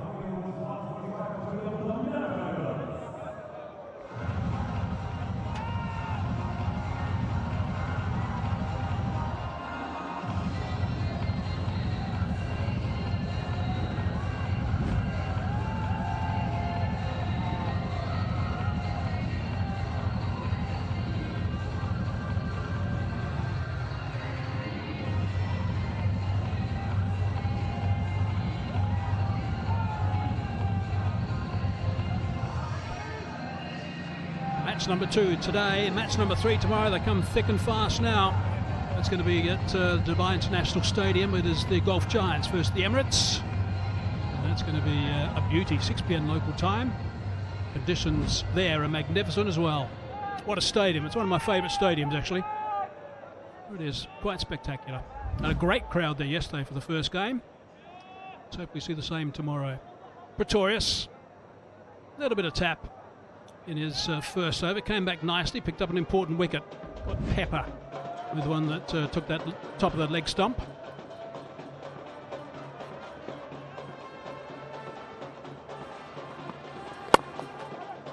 full and wide. That's what he'll look to do. He'll try and block one side now, will Dwayne Pretorius. That's the way he goes about things at this stage.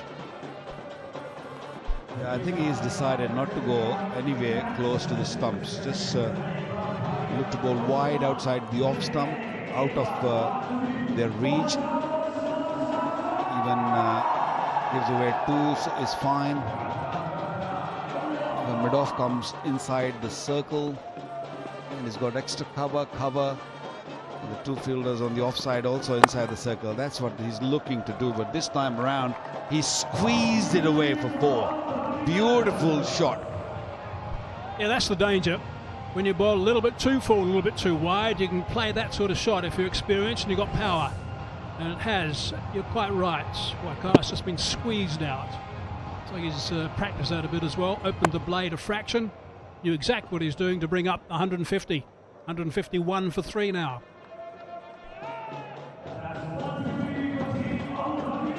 They're both going in a really good rate. 161 strike rate of Livingston. Wide this time. That's the fear they create in bowlers' mind, these two.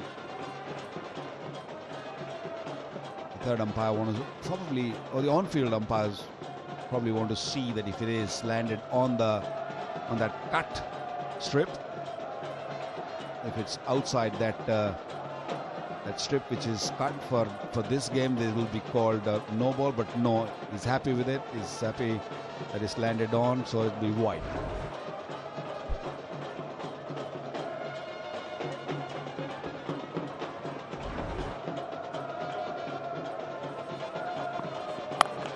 Oh, full toss. That's been smashed. That's another 6. That is a fine shot. They've got so much power, these 2 guys. You can see they're also enjoying themselves. Got the smiles from both Rutherford and also Livingston when they belt the ball out of the park. Well, that ball has taken some beating. On the road, into the store or shop, what should I call it? And this one hitting the screen. And that screen might be damaged. The ball is being damaged already, we know that, but that one hit straight onto the screen. Got that away as well, back on a square, quickly. This is an expensive over as well, 13 off it, and we're, 17 off it, we're only 4 balls into it. Such a tough situation for the bowlers right now, because they swing it hard, and bowlers are running out of ideas what needs to be done to these 2 bowlers. They bowl outside the off stump, they swing their bat, and they're not worried, they're not fast that it's going to go to the fielder. And you bowl straight at them, that's more trouble. That's the gap outside the off stump. That's going to be bowled again as well. He's lost his radar, lost his confidence at the moment. Nose is up against some power hitters. I said right at the start of this game, this was going to be a match, a shootout with the power hitters playing, and there's plenty on the other side as well. But they've got 163 on the board at this stage. Average score batting first last year, all the matches here in season 3 rather, was 167. That was going to disappear over the commentary box if he connected. I'm sure that was going to go over this big stand where we are for commentary, because it was there. He swung the bat, I guess, too hard, just lost his shape a bit. Oh, the hand moved all over the place. He is disappointed. The swing of the bat, the whoosh of the bat and the stump mics as he went through with it, but missed. Last ball, and that's been hammered away straight to the fielder. And they're just going to pick up one. It was hit so well. What an over that was for the Knight Riders. 19 runs from it. 15 are done now. 164 for 3, and also time for a strategic timeout.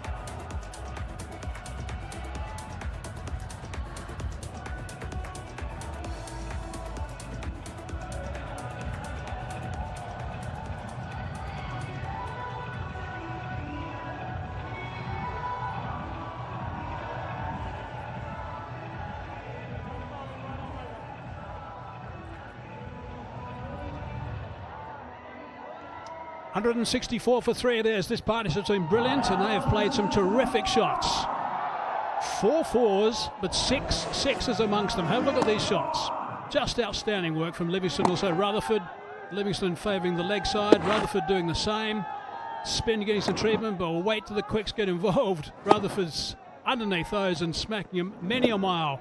Then, of course, the bottles get a little bit rattled. The odd full toss arrives, and that disappears, as you'd expect. But they played brilliantly. 76 off 38. Adil Rashid now to try and shut things down a bit. Pick up a wicket. That's what they need to do. Yeah, anything bowled straight at the stumps, they have struggled. And they had a long meeting during that strategic timeout. They're discussing, and not sure if anyone from outside from the dressing room could help them right now, because the bowlers are struggling, and the 2 batters at the crease, they're just all over them. I mean, something to think for Tim Southee and the people sitting outside. They need to break this partnership, otherwise this game is going to slip away. In the first inning, they score more than 220 to 30. It's going to be hard to get. It's a slope surface. The Knight Riders, their highest score in the ILT20 throughout the seasons has been 203 for 4. That's in danger of being passed. No run, good stuff. Rashid's doing a tidy job at the moment. Yeah, very rare dot delivery. In the last 3-4 overs, they were just looking to take on anything coming at them. This one squeezed again for 1. Good over so far.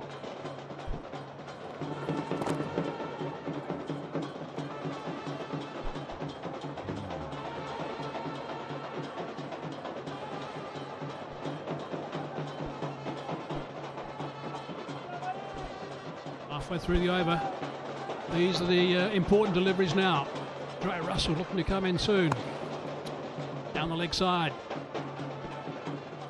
Dinesh Karthik scrambling. They were holding Rashid's over, thinking that they pick up a wicket, they'll bring him back on and try to pick another one, but they were forced to bring him on because things were really slipping out of their hands. And he's come and he's bowled quite a good over. Yeah, still got 2 balls to go.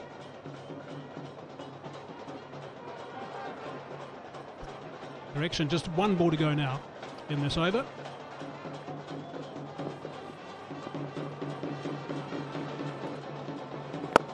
A bit of air from Rashid, but that's the end of his spell. He's done a very fine job, and that was a terrific over as well. Certainly kept things a little bit quiet. 16 overs done.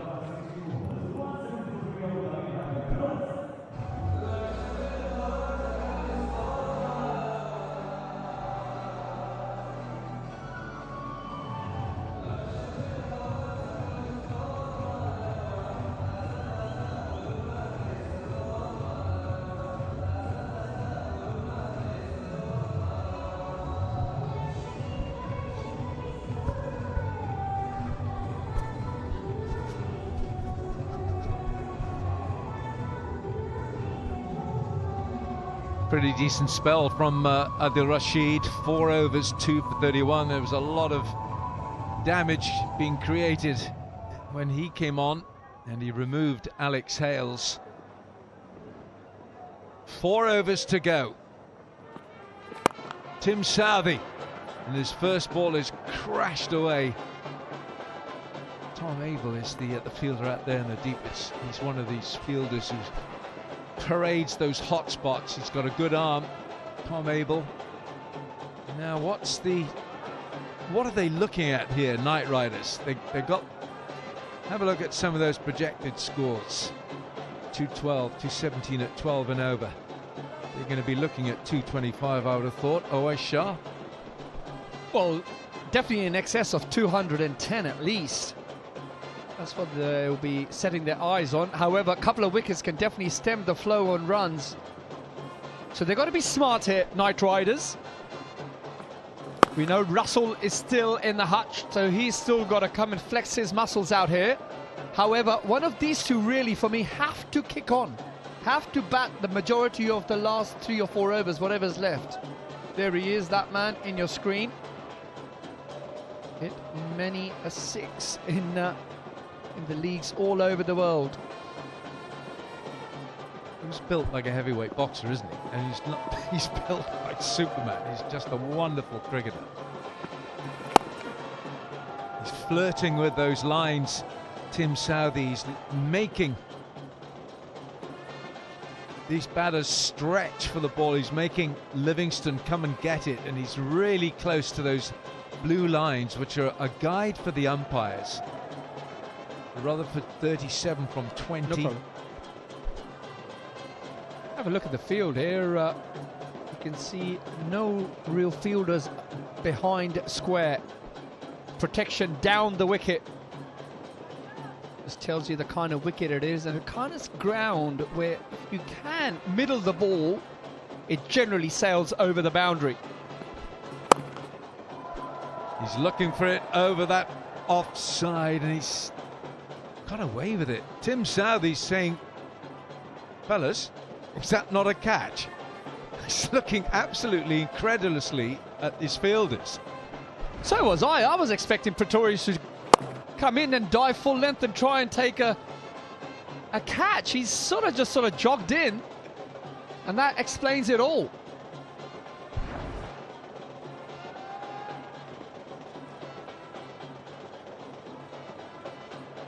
Livingston 45 from 28. Gone after him. Is this the hit for the half century? No, it's not. Ethan D'Souza has pulled off the most magnificent stop here.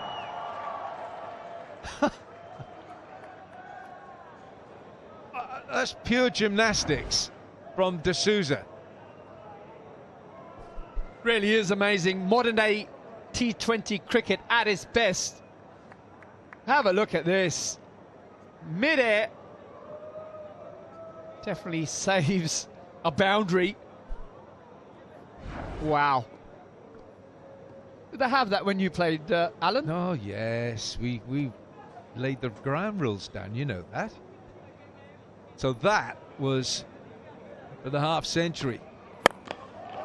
Rutherford, has he caught this well enough? I'm not sure he has. Neither is Tim David. How calamitous will that prove to be for the Sharjah Warriors? Yeah, Andre, it was a bit like that. Rutherford, he knew that he was on the way back here to the dugout, and Tim David makes a real hash.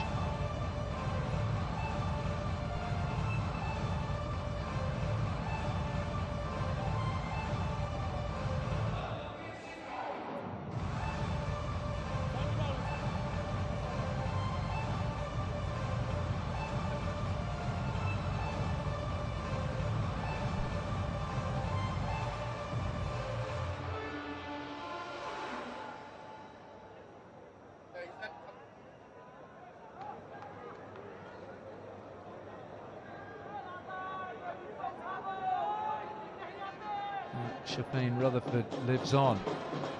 3 overs to go. It's Netravalka, his last over. 3 have cost him 24.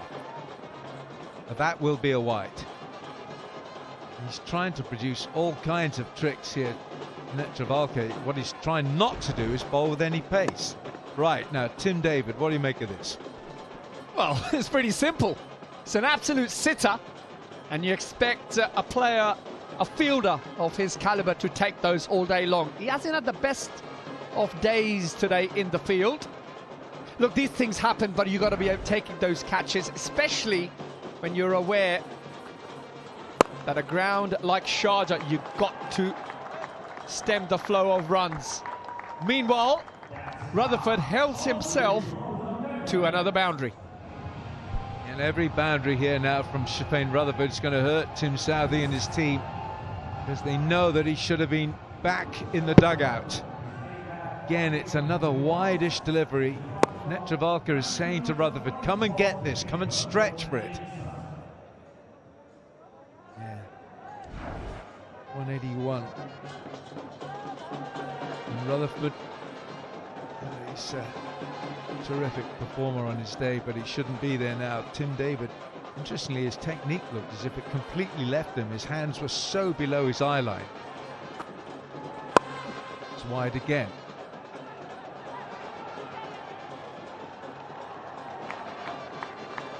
Yeah, Tom Abel again. He's such an athlete out there in those far reaches. Tom Abel. Yeah, he's done well there. However, Knight Riders now 183 for 3. One would imagine that they're really got to give it the kitchen sink from here on in. So we've got Russell in the wings waiting. I'm sure he would like to have a little go here. Meanwhile, Netvalka. Well. Rutherford does shuffle over to the off stump, and of course that's why the ball's not been given a wide that time.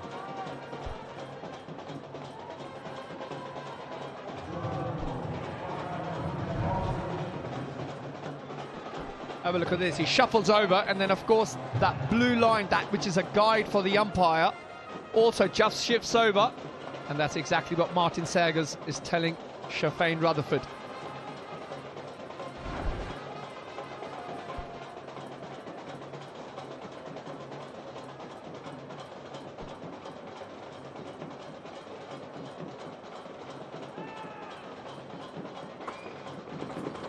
Ooh, got away with it again. It's right on that line.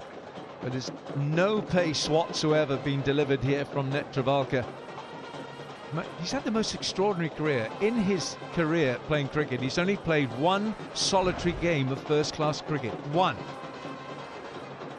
And he's played over 100 times for the United States of America in ODIs and T20s. And he's pulling out the Pandora's box of tricks here.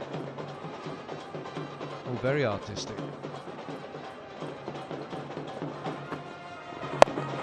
This time Rutherford goes after it.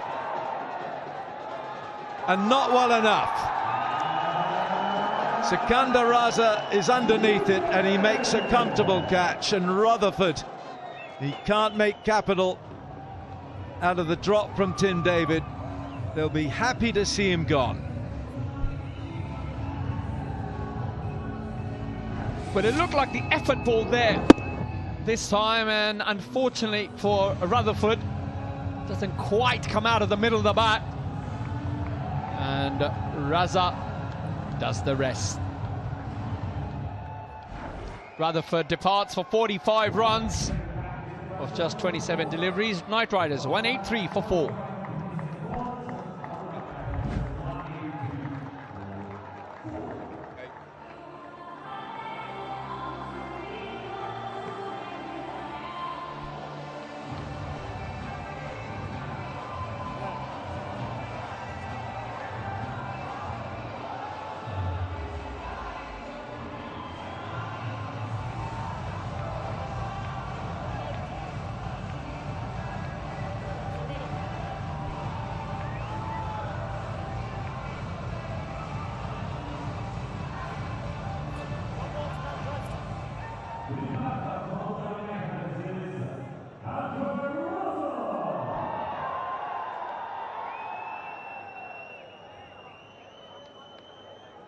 Well, he's the most dangerous player in the world, I reckon, coming in this scenario. Just when you think you're just getting on top of things, Andre Russell comes in.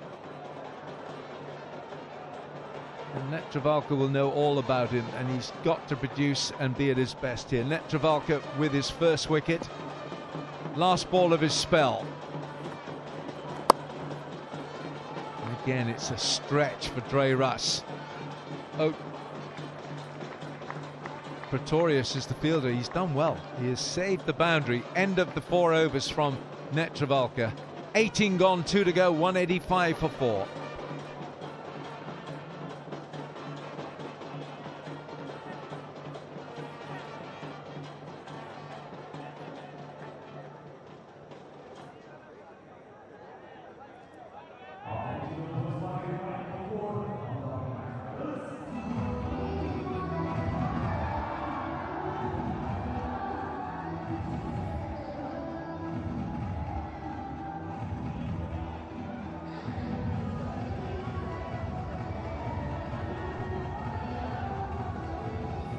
So many of the Night Riders getting starts. Hales, Sharafu and Rutherford. And Rutherford, this pretty decent catch. You expect to take these. Certainly a contender for the cycle hub catch. Certainly of this match, because when you've seen that one or two have been put down, Netravalka just takes all the pace off the ball, and Sikandar Raza takes his time. Contender for the cycle hub catch of the season. The winner gets a stylish and super cool bike courtesy of the cycle hub, and Saurabh Netravalka takes his first wicket. This will be a good contest here. Southee against Russell. Southee will know all about Dre Russ. Oh, wallop! Straight back over Southee's head, and that's left that bat at such a rate of knots. Wow. Now that is power. Dre Russ. This is why he's so dangerous. Flat bats it. Best part of 70 meters.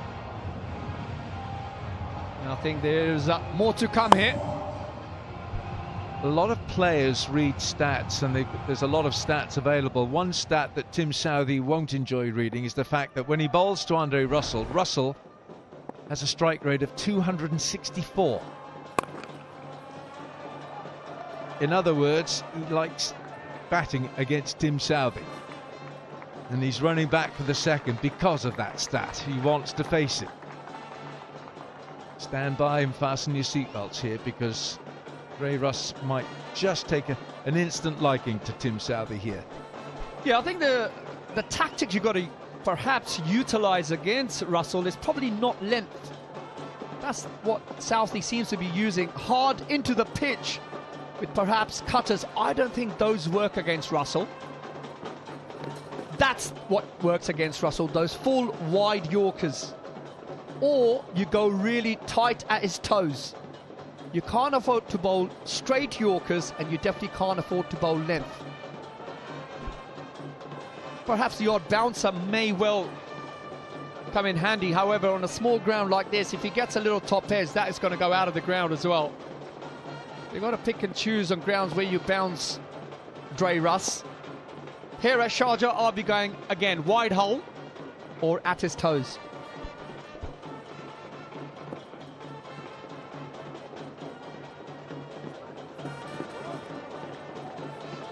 Oh, that's been given a wide.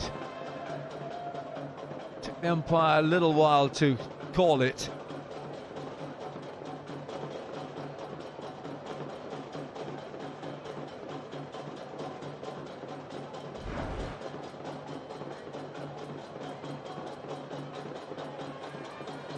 Yeah, and it certainly is.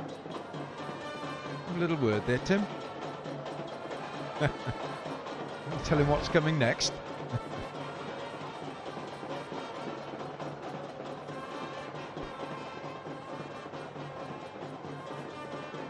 Nine deliveries, if they're legal, to go in this innings.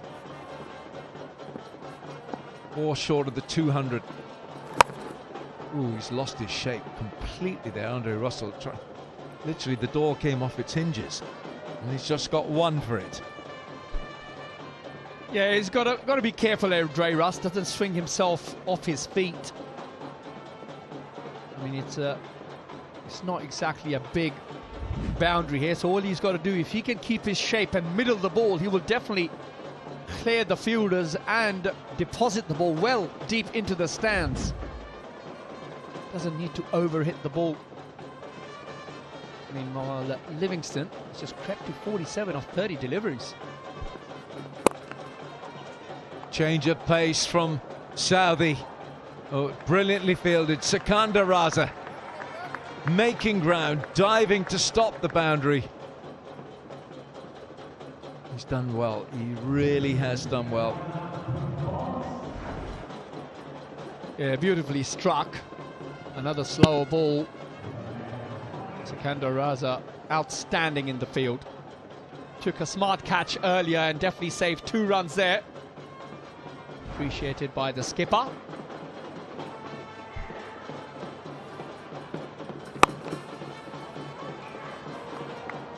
And he might get 2 here. Livingston, no, gets the single. That is his half century. Liam Livingstone, the Englishman, and it's his first in DP World ILT20 cricket. 200 for 4, half century for Livingstone, and we have 1 over to go.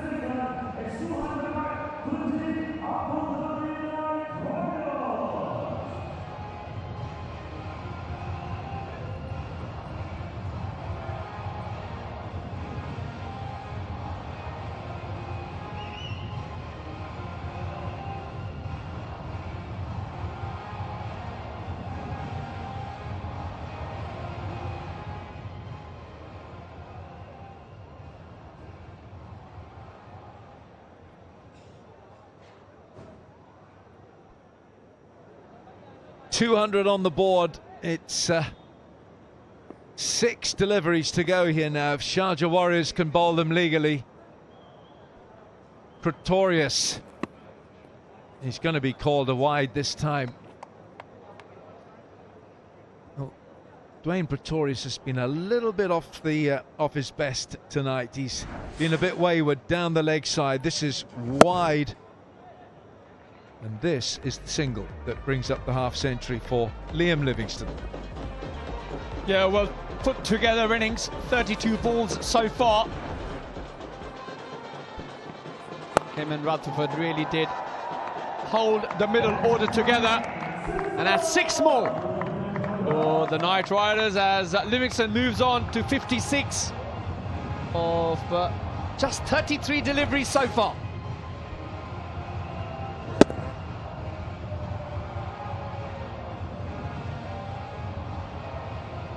There's another record just been created here for the Knight Riders. The Abu Dhabi Knight Riders, their previous highest total was 203. It's now 207, so a little record here in Sharjah for them. Again, it's no pace on the ball. Siddiqui almost overruns it. Our prediction's looking good, isn't it, Alan? Yeah, it is. Yeah, you're on your own there, and you are looking good. Must have done your work on the stats last night, did you? Unlike you. Yeah, correct.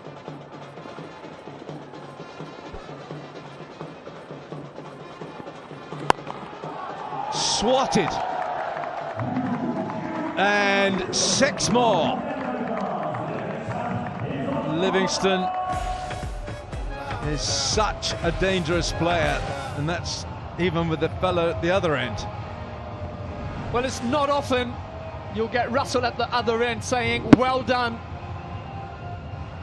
the batsman, because he is keeping him off strike. He's managed to hit 2 sixes already of these 3 deliveries. Knight Riders move on to 215 with still 3 legitimate deliveries to go. And they get to around 225, 230.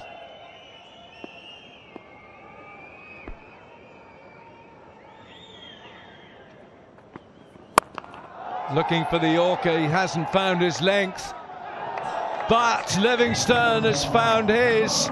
It's another 6. And now that is 14 sixes in this innings. That's another record which the Knight Riders have created. The highest number of 6s in an innings in DP World ILT20. Liam Livingstone is lighting up Sharjah tonight. That bat is really flowing. Can he make it yet another 6? He does! 4th one in this over. 27 runs so far. And we're not finished yet, Alan. Well, Andre Russell's got the best seat in the house. It's not often that he's the spectator applauding the entertainment. He's providing the entertainment. Tonight is Liam Livingstone. And Pretorius has travelled far and wide. Oh, he's gone again.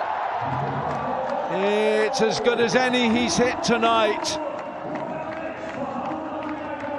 And that is 4 sixes to end that final over that went for 33.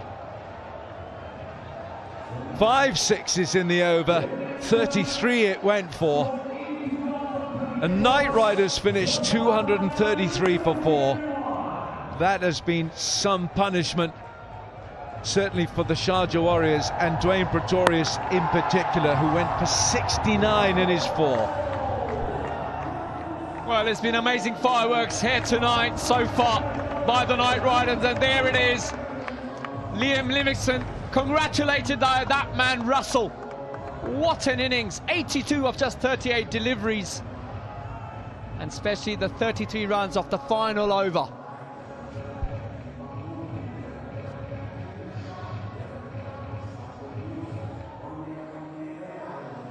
That, I can tell you, the record's tumbling here in that final over. 233 is the highest total in the DP World ILT20. So now you know the size of the task that the Sharjah Warriors have given themselves. They've got to score yet the highest score, record score, to beat the Knight Riders here in Sharjah.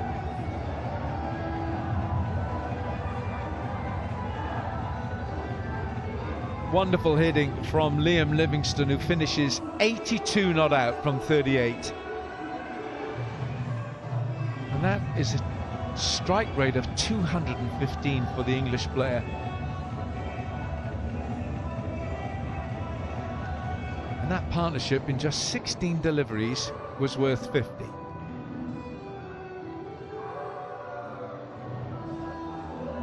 So 233 for 4 on the board, a record score. Let's go downstairs to Gracie Hayden. She's got the man of the moment with her. Liam Livingstone joins me. Now, this is match 1 for you boys tonight. Did you have the intention of really attacking? Because you know that this ground is usually a chasing, favouring ground. Yeah, I think so. We didn't really know what the conditions were going to be like, to be honest. Sometimes it's quite hard to read. So, yeah, I thought the boys up top played really well, set a nice foundation, and we managed to finish it off towards the end. Not a bad innings to kick things off for you personally. 82 not out this evening. Yeah, it was nice. Look, it took me a while to get going. It was a bit difficult in the middle there. The pitch was a little bit slow, but yeah, thankfully got a couple out the middle in the last over.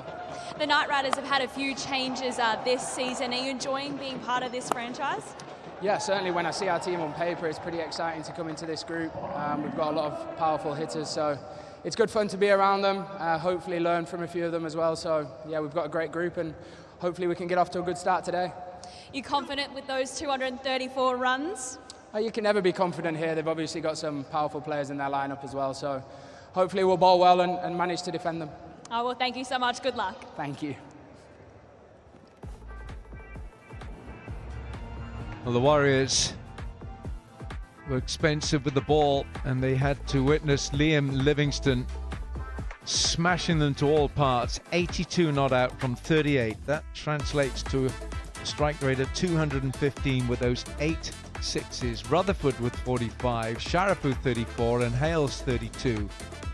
And the bowlers travelled. Pretorius 1 for 69 in his 4, none for 49 Southee, Netravalka 1 for 33, none for 28 in 2 Siddiqui. Rashid was the pick of the bowlers, 4 overs 2 for 31, and 2 overs from Sikandar Raza for 22. So it's a monstrous target. It'll be a record chase if the Sharjah Warriors are going to chase this down. 233 is the highest total in all the seasons of DP World ILT20. They're going to have to go one better, the Sharjah Warriors, to down the Knight Riders here in Sharjah.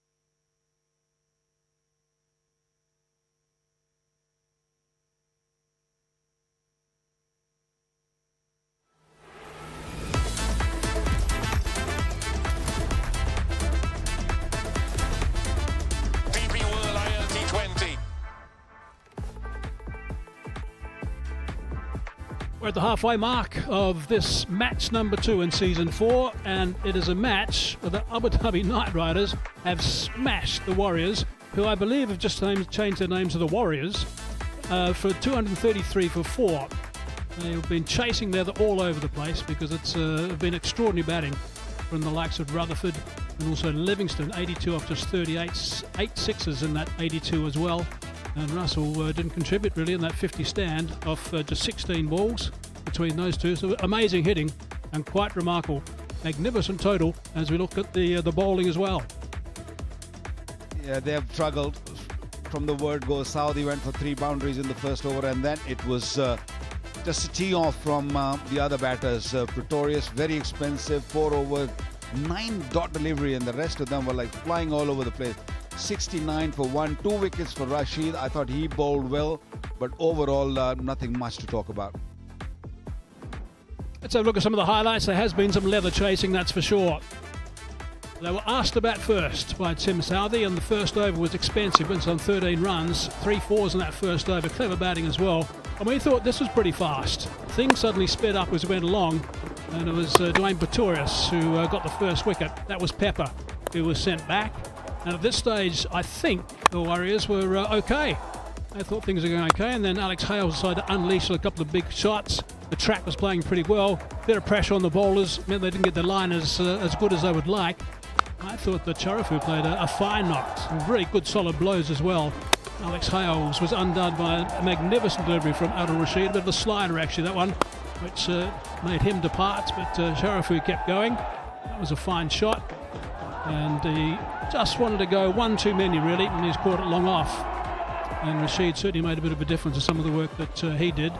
And of course that brought Livingston to the crease, and he thought, well, I'm just going to belt this ball all over the park. He had a partner in Rutherford who was outstanding as well. They put in a partnership of 95 in 50 balls, including 6 sixes in that 95, and it really was clean hitting and long hitting, and some of them actually went onto the road as well. From Rutherford, that was Tim Cadmore really, who got one on the hand, a damaged hand, so let's hope he's going to be okay. Rutherford was certainly okay. That was squeezed out back with a square. Livingston decided to take total control at this stage, and he was having a lot of fun right now. It was really good work from him, and runs were being scored left, right and centre. Records are being broken as well. It was pretty good work to keep the ball back in to play, but it didn't stop these two guys from smashing this ball everywhere. It really was quite extraordinary. Tim David actually dropped an absolute sitter. You won't see him do that again, I don't think, but it gave Rutherford another life. Last all that much longer as Secunda Raza, who was there. Andre Russell arrived, didn't get that many runs, didn't get much strike really, but he hit with some power. But the guy who was the star of the show was Livingston. He was unbelievable with his power hitting, and this total is the second highest total in the ILT20. It is by far the highest total here in Sharjah. And just bear in mind that the average total batting first last year was 167. To get to 233 for 4 was simply outstanding from these guys. Abu Dhabi Night Riders will be so happy with that work. Really impressive, and they've now set a massive target for the Sharjah Warriors. They're going to have to bat exceptionally well in this next start, which is something they're going to have to go from ball one, really. There's no time to rest. Waka, they've got to get out there and strike as quick as they possibly can. Yeah, that final over was icing on the cake. He just sat up very nicely for Livingston, and a couple of full tosses. Things were not really going well for Pretorius. Very, very expensive, the final over, and they're both very excited, very happy with the progress they made. 233 they managed. To get to that total, they have to tee off from the word go. They don't have much time, the power play. They cannot afford to lose too many wickets. Sharjah Warriors, they have to make sure that they put bat on ball and look for a good start. I think the start is going to be the key. Cadmore happy that he is not suffering from that pain, from that blow which he had earlier. So he is back on the field, so that's a good news. and Charles. Both big hitters, but they have to go from the word go. Yeah, because Livingston 82 off 38. 2 fours, 8 sixes, 33 runs off that last over, including those 5 sixes. It was simply amazing to watch. It really was. Right, so here we go. This is a mammoth task. It really is. For the Warriors, they have to get a good start, a brisk start. They got some power hitting in their lineup as well. But they're going to play out of their shoes, I'm sure. Andre Russell will probably have a bit of a job to do with the ball again. He's got a nice sweat on after a little bit of batting out there. He's been pretty successful, the batting the bowling rather, that he has been doing in the franchise game. Sullivan Ryan will be important as well for the Abu Dhabi Knight Riders. Johnson Charles is out there. He's exactly the sort of guy they need at the start of the innings, Johnson Charles. Yeah, he's in good form also, just recently coming from T10. So there's a super sub. John Charles comes in place of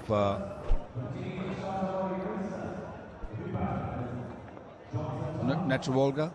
So that's good news that they have someone at the top who can actually give it a tongue. From ball one.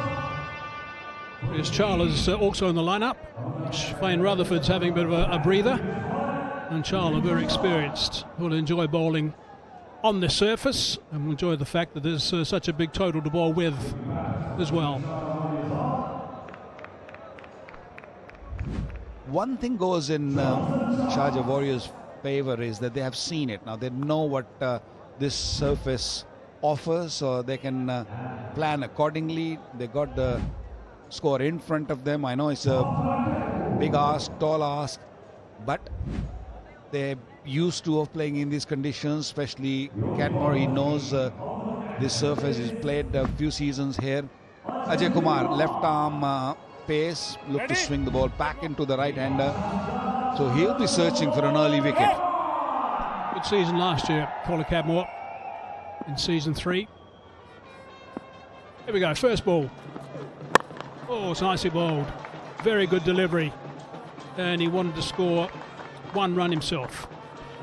Halfway down and turned back. Yeah, Johnson Charles hardly moved. He said, "Now just let me have a look at it from the non-striker." A little bit of swing there, swung very late, squeezed it, and he was searching for 1. I think you have to be on your toes at the non-strikers, and it's not only the sixes or the boundaries going to win you game. You have to keep rotating the strike also.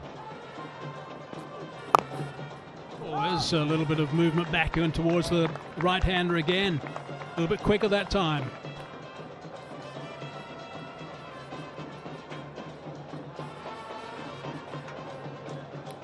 There's a decent pace from Ajay Kumar and a bit of swing also.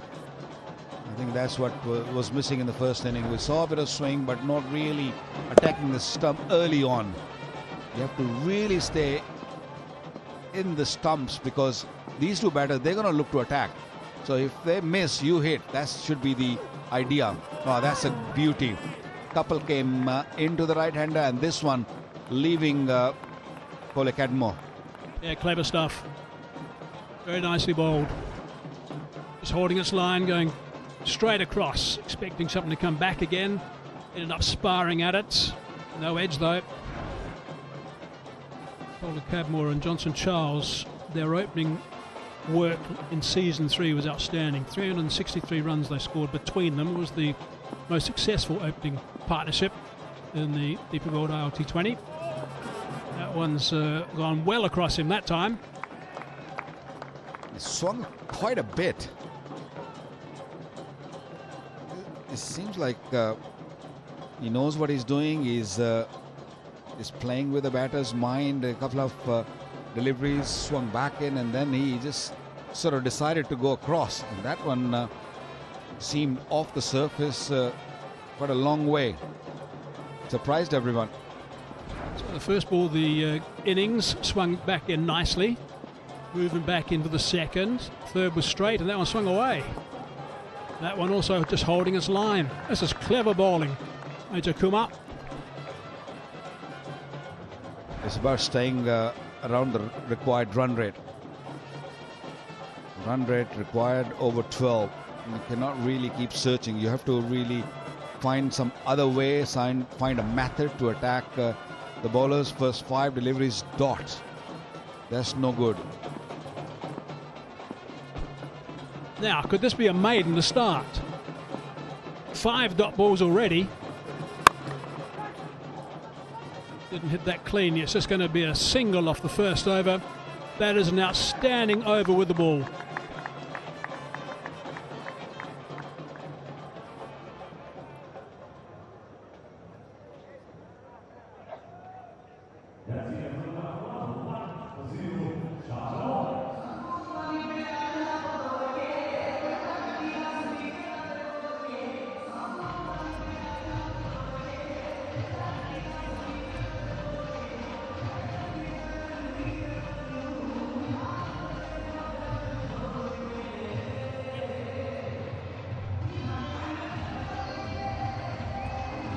Just look at that opening partnership. I've mentioned how good they were in season 3. Other batsmen, Tim David, well, he's a magnificent hitter, really is. He's not going to be here for many games, so he's got to make hay while the sun shines or the lights are shining brightly. So he's going to be absolutely key in this innings. Wayne Pretorius is someone else who can certainly give the ball a nudge, but they're going to need a couple of guys to be really special in the second part of this game. Ollie Stone now. That's nicely played. That's a really good shot, and that's gone for 4. Terrific stuff. First boundary, too short, especially on this surface. Not going to get much out of it. Stood quite nicely for Cadmore to put it away. Had a bit of room, and watch that. Great timing on that. That's what he wants to feel. Bat on ball.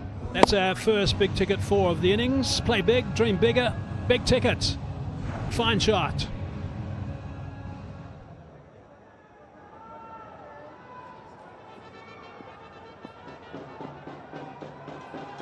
To make up for that very tight first over. It's good work from Ollie Stone. Yeah, very good comeback.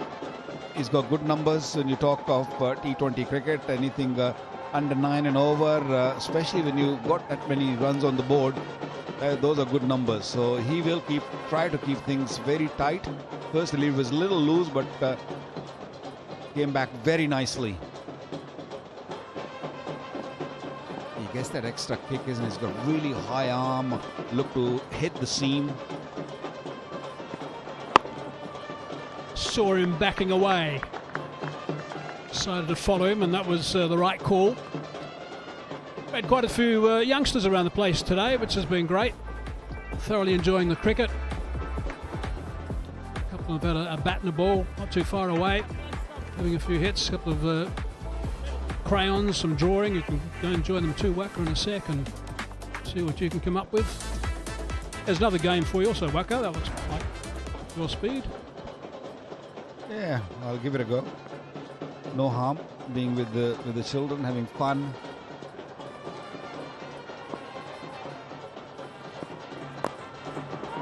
Nice and direct. What do you like about his run-up and his action, Waka? He doesn't have a very free-flowing run-up because the action is so high arm and he whips it right at the last second. He's not one of those bowlers who will run with like a big strides and get into sideways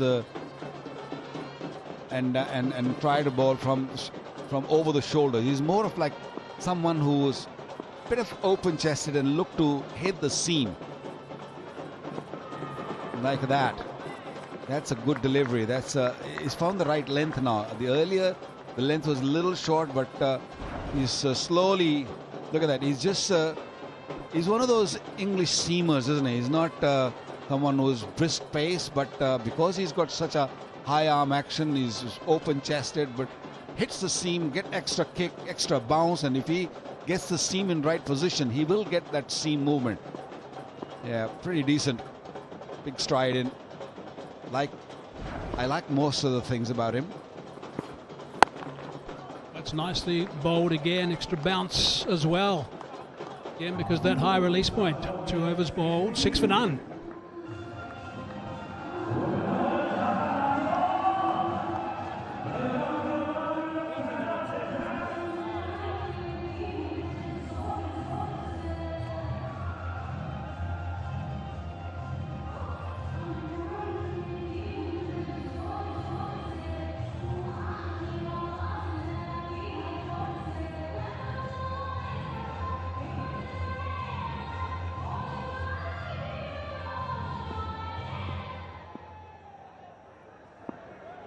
First 2 overs have been very tight indeed. They're going to have to look to open up, these 2 batsmen. Might be some opening up from the umpire after that delivery. Wide is called. Right, now we're in the 1x bat power play at the moment, and we've had a wonderful first over from AJ. First ball came in a fraction, second kept its line, fourth swung away a little bit actually as well. And that was the last where he tried to go down and try and hit him over the top and only went for 1 off that last delivery. So outstanding work from AJ. Again, that's terrific. You can't do anything with that. Yeah, you can't.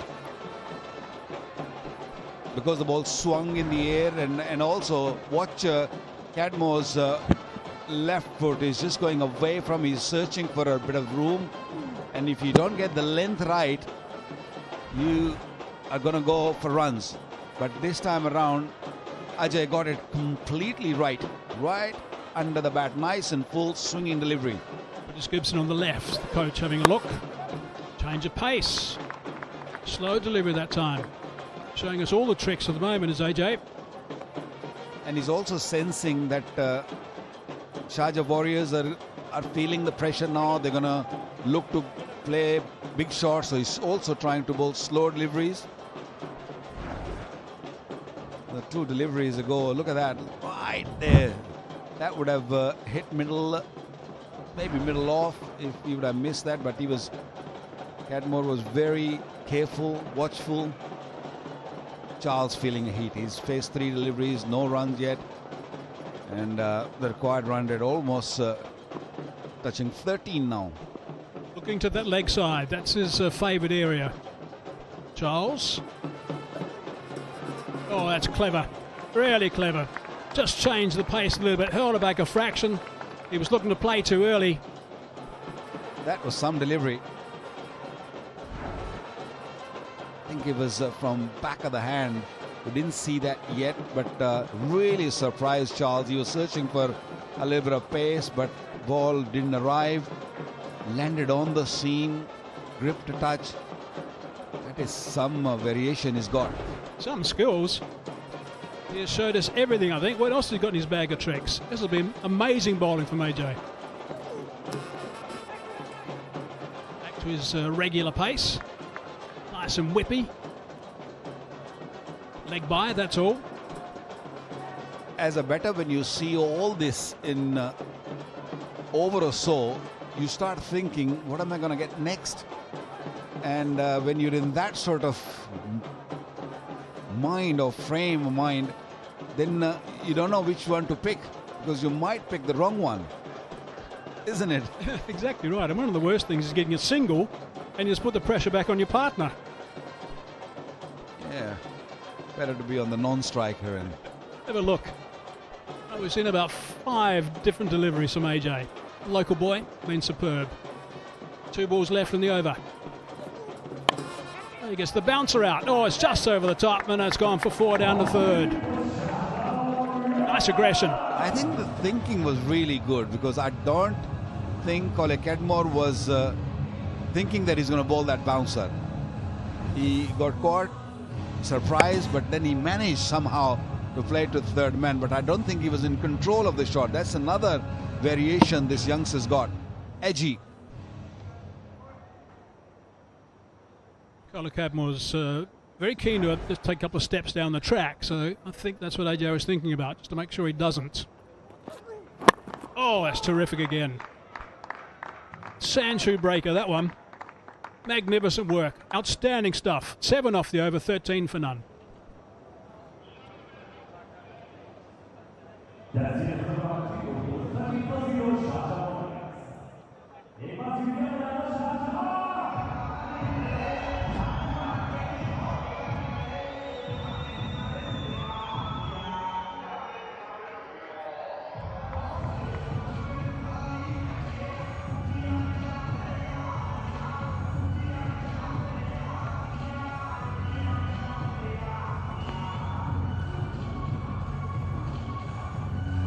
There's a look at the comparatives at the moment. 21 for 1. Knight Riders were going along, I guess, smoothly.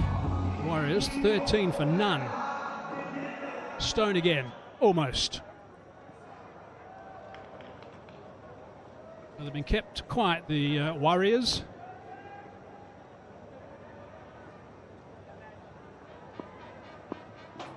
They've been very worried at the halfway mark. The boys in yellow. That's nicely played. That's gone for 4. Fine strike. Kohler Cadmore. This might be the start for Charles, because he's faced 5 deliveries, nothing much of his bat this time, just moving away and smashing it over cover. Beautiful shot. It's a bit of a rarity, that. He's not someone who likes to go the offside. Very often he's very strong on the leg side. Of course, that's going to get the bowler thinking a little bit after he's got that line in that region to keep away from the legs. A fine shot from Johnson Charles. They need more of that. Need more of that in this over.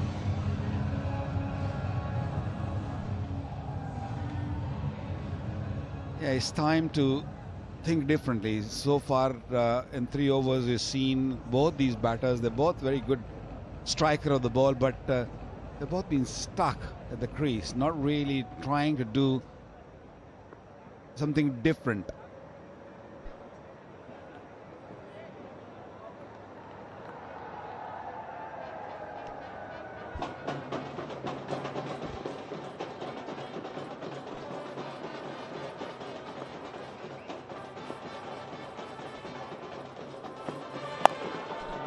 There we go, leg side, flat, dropped. Couldn't quite grab it, outside the advertising triangle. 6 runs it is. He'll get some calls from his mates this afternoon, or this evening I should say. That was an excellent try. A little bit onto the body, and Charles just picking it off the length, and look at that try. He did give it a good go, but unfortunately just popped out. He'd be excited, he'd be very happy with this. His phone will be ringing in about 30 seconds.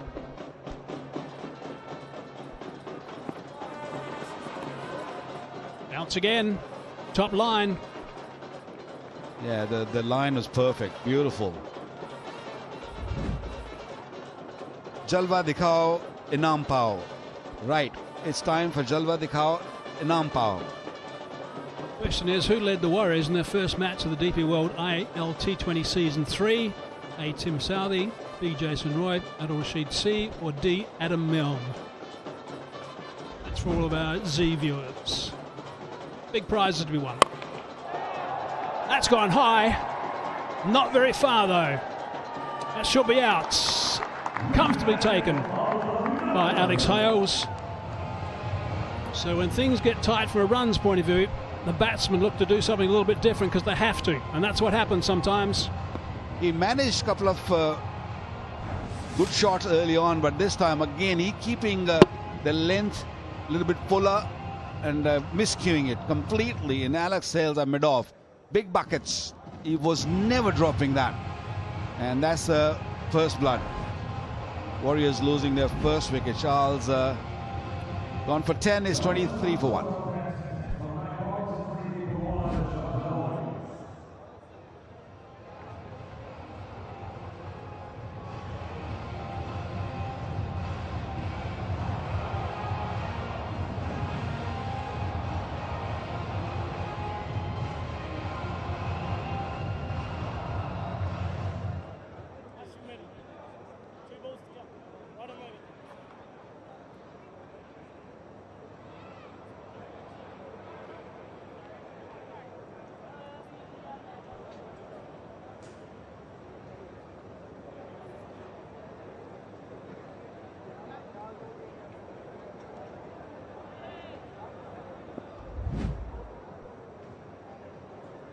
Tom Abel at number 3. Strike rate of 134 throughout his career. Very fine player, Tom Abel. But he's going to have to play it very well from ball 1 pretty much.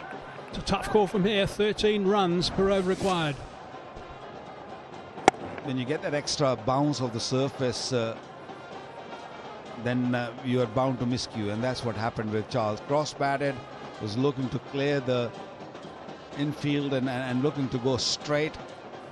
The weight didn't go into the shot and the ball popped up. Easy catch. Pretty pumped up as well. That's clever. Outside off, worked onto the onside. Boundary to finish, 14 runs and a wicket off that over. 27 for 1 after 4.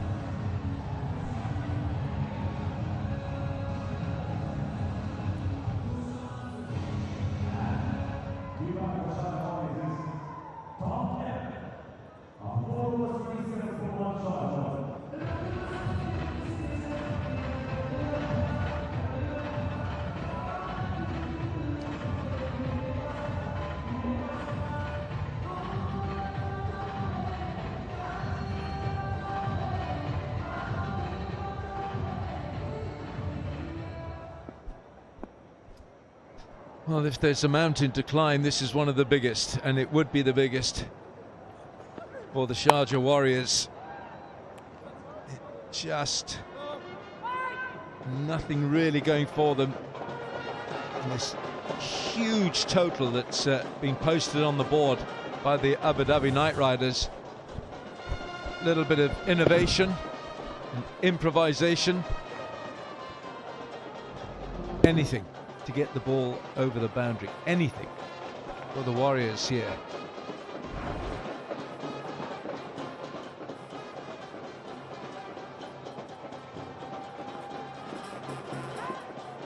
That should be a wide, and it's just done some extraordinary things in flight after it pitched. On for 4 wides. That was a real wild delivery there by Ajay. Down leg side, and he just keeps on going. Mind you, the keeper should have done better than that. Gets half a glove on it.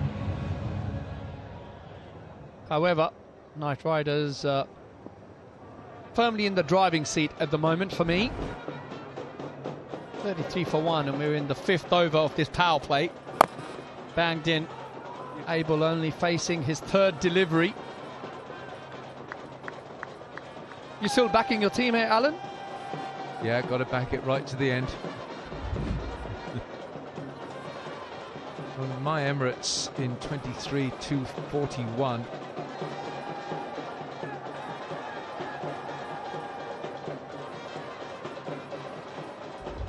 Abu Dhabi Knight Riders tonight 233.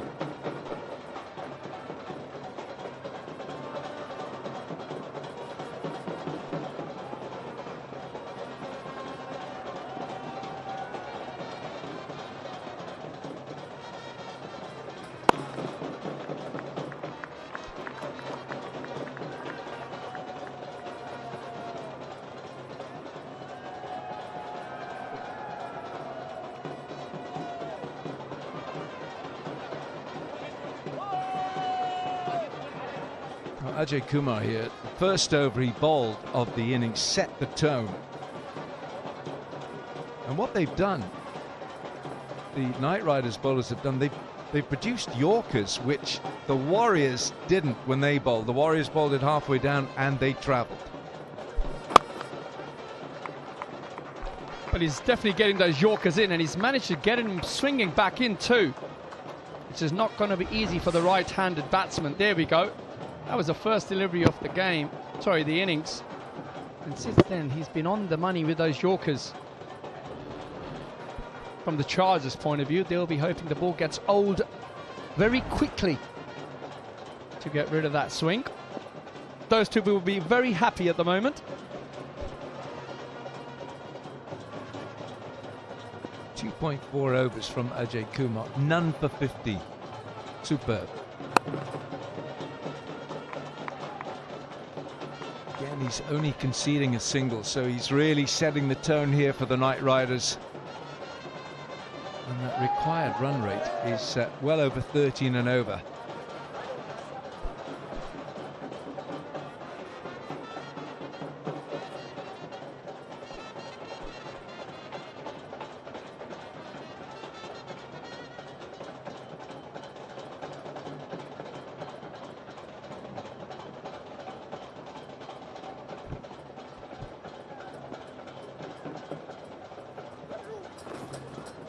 Gets no pace on it. It's dribbled along the floor straight through to the keeper. It's 36 for 1, 5 gone.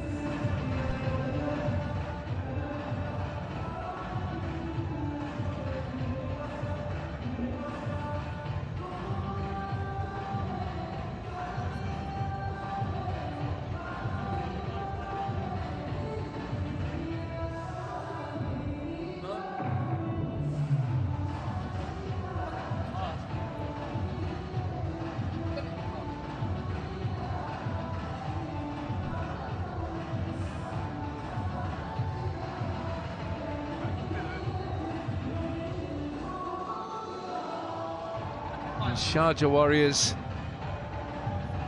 with this huge task in front of them in what would be a record chase, and just when you think you can get the measure of the attack, on comes Sunil Narine. One more and he's got the 600 in that wickets column.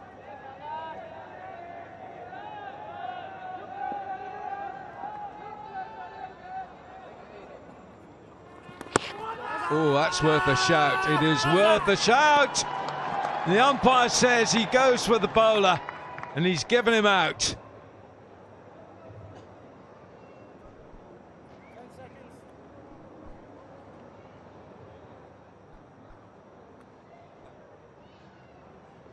Well, they left it late, but they've gone to the review, and it will be a review. Martin Saggers has given it out. We've got an LBW review given out on field. It's a fair delivery. I'm looking at split screen now. Just roll the ball past the bat if you could, please. Just go back if you can.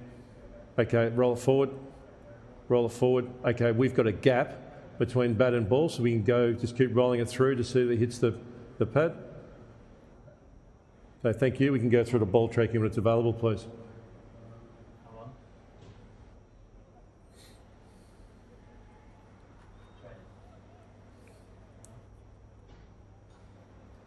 Real ball tracking tape, ball tracking. Ball tracking coming up now. It's pitching outside off, impacts in line, and wickets is hitting. You can stay with the original decision of out. I'll let you know you're on screen.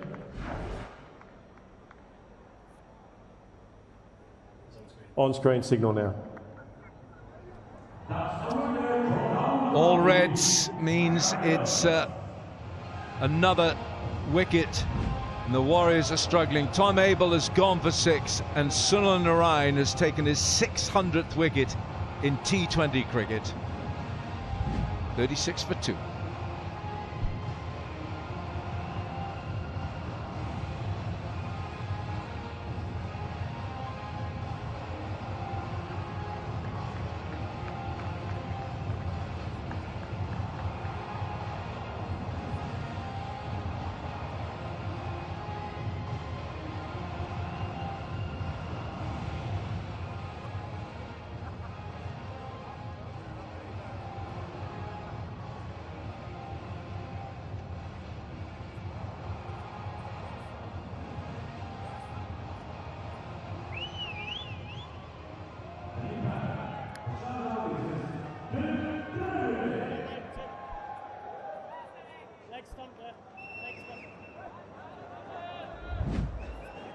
Tim David is capable of attacking and destroying any attack, and he's going to have to go some here tonight. He's got a century on the CV.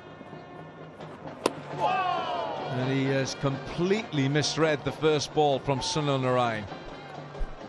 Oh, what an absolute beauty. Look at this delivery. The big off spinner. Tim David didn't know much about that. He used to be quick on his feet. He's going to combat this spin here. And the ball now turned down to leg side. Have another look at this wicket. Abel going for the reverse sweep. Impact in line. And of course, the dreaded 3 reds. In a very happy camp in the Knight Riders.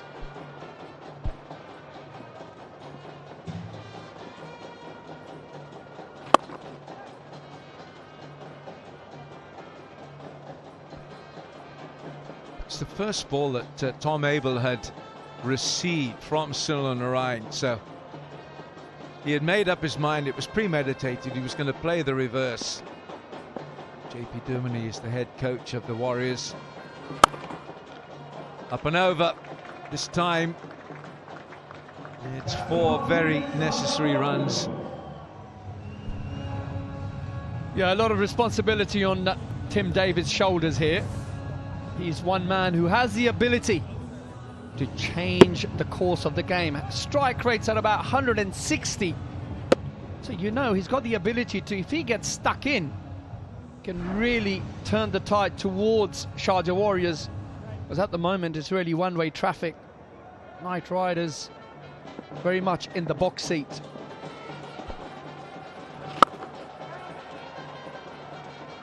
It's a fine over from Sunil Narayan. Expect nothing less from him. 6 gone. Power play is done. It's 43 for 2.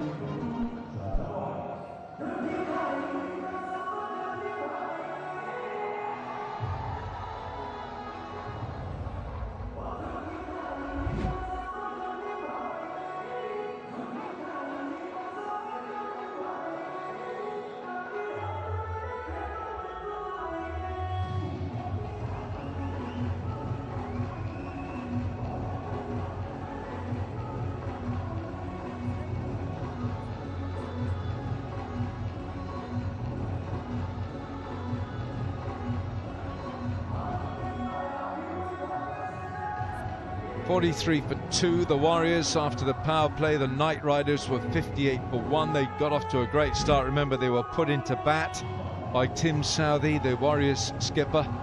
And now we're going to see wrist spin from Piyush Chawla.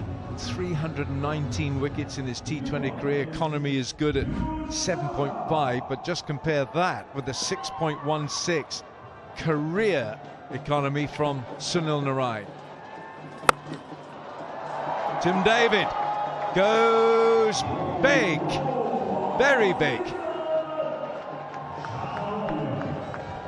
Well, Tim David is not interested in what he's done in his career. Piyush Chawla, he's welcomed him with a ginormous 6 over mid-wicket. Straight out of the screws, that. That's the DP World dispatch of the day. Magnificent hit from Tim David. Just like DP World, he's delivering to all corners, and he can do that, Tim David. Right, Chawla, this is a contest within the contest here, because Tim David can launch any bowler. He's got to be about 6'7" tall. He's a very, very tall man. That's the power play so far. 2 wickets gone. And yes, we've had plenty of boundaries, but if you're a Sharjah supporter, perhaps not enough. This time a little bit flatter, a little bit quicker. However, it's racing down to fine leg boundary. 4 more back-to-back boundaries for Tim David as the Warriors move on to 53 for 2 now.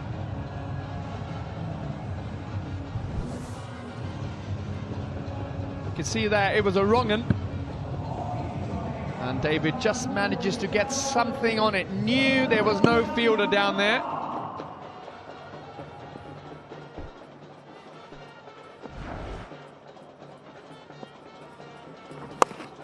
Tim David has brought some great form with him into this tournament. Just down the road, he was playing in the Abu Dhabi T10, and he amassed 393 runs in 9 innings. Strike rate of 263. And he hit 98 in the final, in a 10-over contest. 98. Well, it's fair to say he's in good touch. And he needs it. They need it. Warriors need it. Oh, he's gone. Beautifully delivered by Piers Chawla. Kola Cadmore coming down the pitch in hope more than design. And the wickets are tumbling here for the Warriors.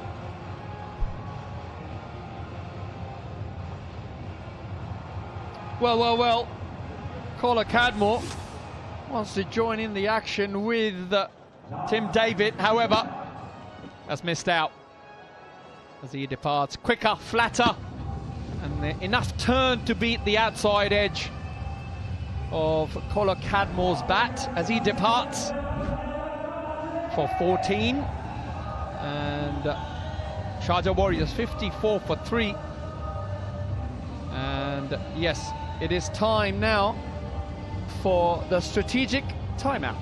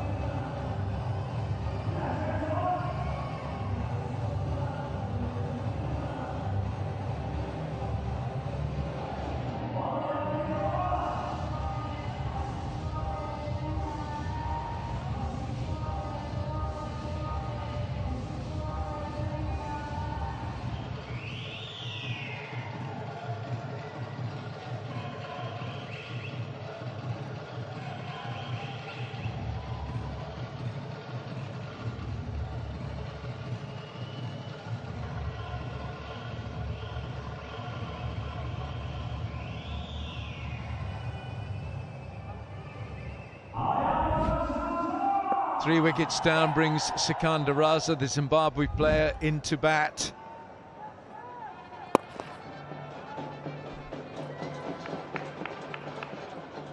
Almost looked like a rush of blood from Tom Kola Cadmore.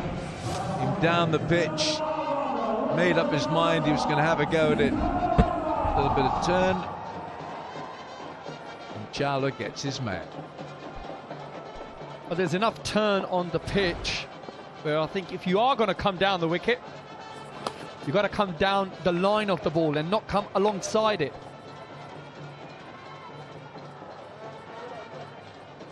And I think because the ball was turning, if you don't quite get it right, have a look, he comes alongside. He doesn't run down the line of the ball, he comes alongside it. And if it turns, you're in trouble.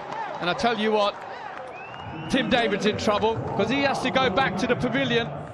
And the Warriors have been reduced to 56 for 4. No, there's this the over that has destroyed the Warriors' hopes. Tim David not reading the wrong end. This is spun the other way off the back of the hand, and it clips the top of off stump. Piers Chawla with a magic over, picking up 2 key strikes.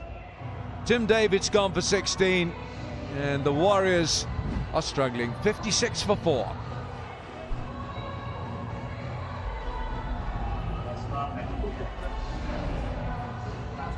Okay, we've got a umpire review for a stumping. I'm just looking at the try screen now. Could you roll this forward, please? Checking the gloves. Checking the gloves, roll it forward.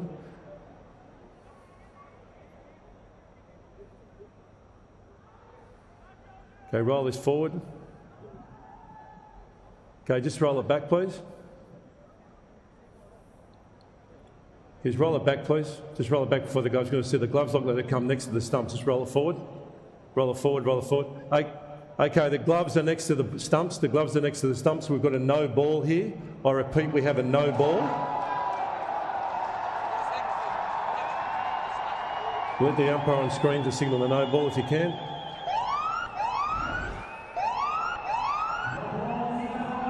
Well, that is the most extraordinary reprieve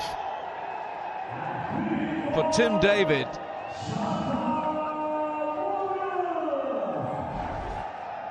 Paul Wilson, the television umpire, has decided that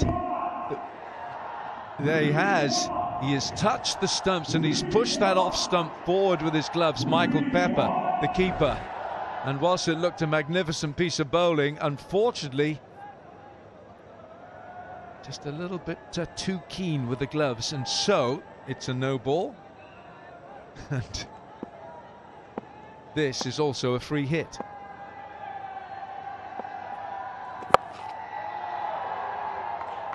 Now then, can Tim David make the most of that? 58 for 3, 7 gone.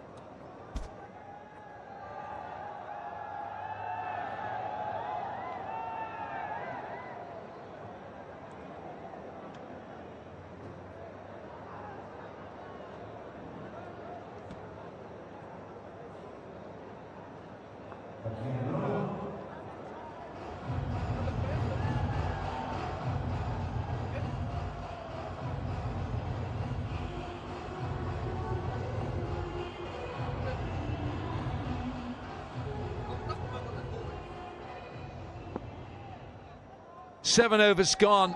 Warriors 58 for 3. Sunil Narine weaving another web of magic here, and it's so difficult to get away. Spin from both ends. Right, just have a look at the glove work here. Michael Pepper's just touched that off stump and nudged it forward. Third umpire Paul Wilson wanted to look at it, and he is saying, I'm sorry, but that's a no ball.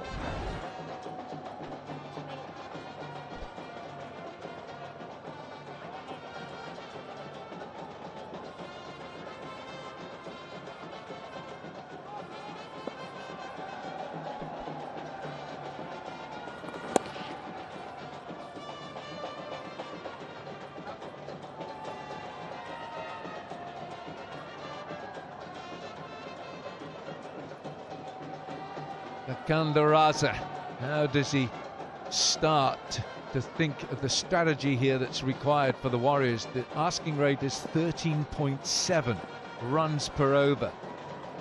This mammoth total in front of them. He has hit that pretty hard. No, Ryan didn't have enough time, I don't think, to stop the ball, just about to protect himself. Bowled beautifully here so far. Probably thought that he saw the end of Tim David. However, they say it's a game of inches. And because the umpires decided that Michael Pepper has knocked the stump perhaps an inch or two forwards, was awarded a no ball against him. And of course, David is still there. 18 off 11. 62 for 3 so far. The Warriors, as we're in the 8th over.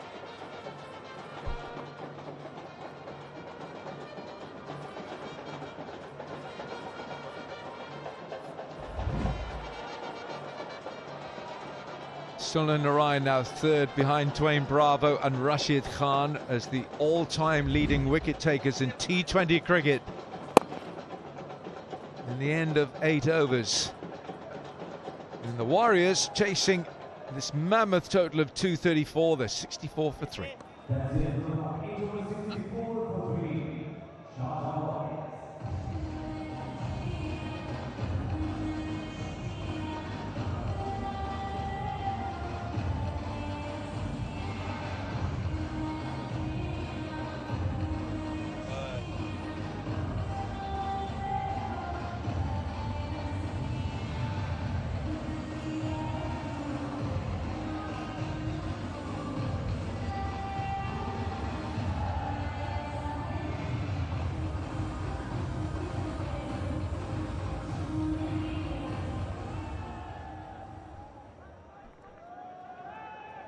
Yeah, have a look at the worms there. In terms of runs, not too far away from each other. The Knight Riders was 77 for 2. Warriors 64, now 65.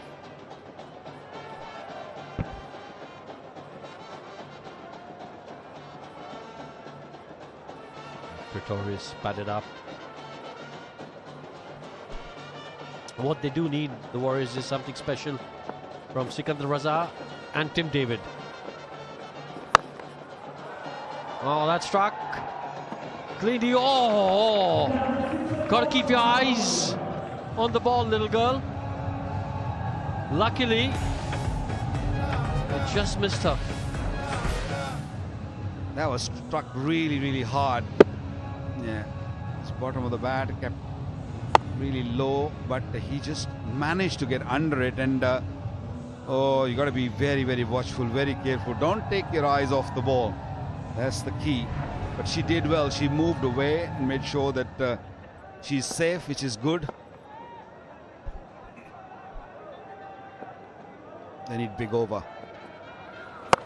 This could be the one. This could be the one. That's the second 6 of the over. Yeah, and much needed. Much needed. They've got to try and match the boundary count of the Knight Riders. The Knight Riders at 13 fours and 16 sixes.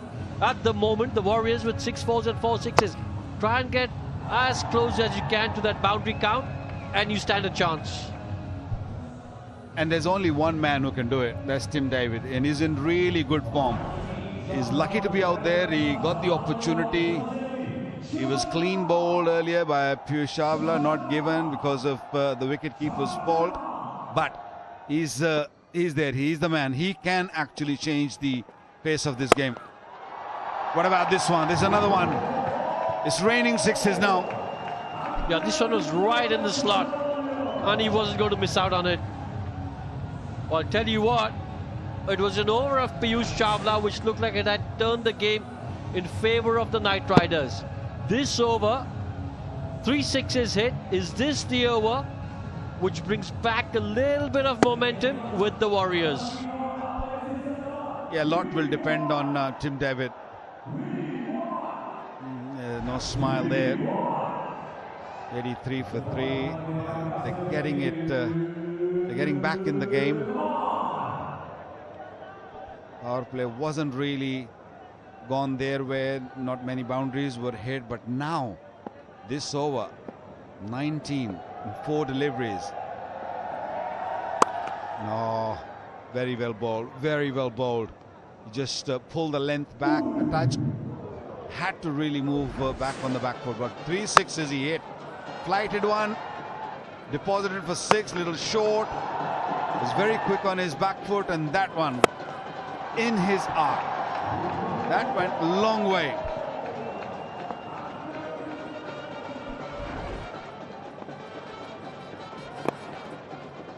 Yeah, and this is what Sikandar Raza will do. He'll be busy at the crease. Let Tim David try and play the big shots. Overdone, 85 for 3.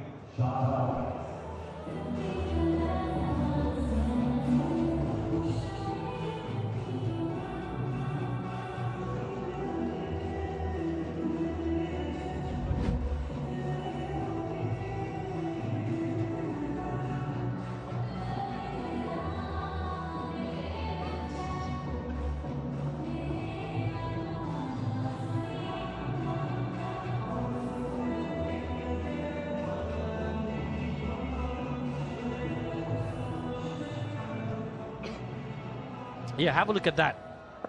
That tells you a story. Warriors 85 for 3. Knight Riders were 81. So in terms of runs scored, the Warriors are ahead at this stage.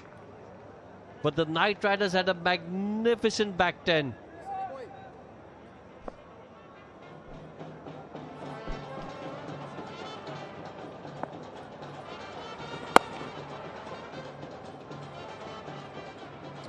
Sikandar Raza doing what he does best. Playing intelligent cricket. He knows Tim David is striking it really well at the moment. And all he's doing is giving him as much of the strike as possible. Good to see fans at this iconic Sharjah venue enjoying themselves. Tim David is not looking to keep it down. He's looking for sixes. Every time he hit it along the ground, he hit the fielder. Better off going in the air. How many sixes has he hit so far?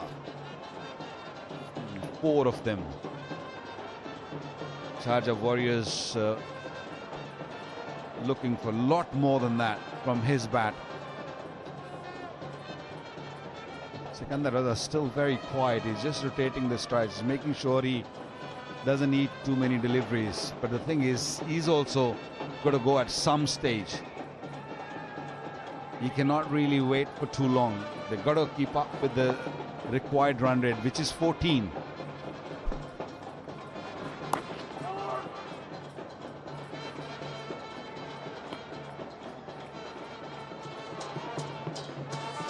I tell you what, at one point it looked like the Warriors had no chance, but this little partnership, 33 of 20, and the bulk of the runs coming in the last 2 overs. And it's just giving them a little bit of hope.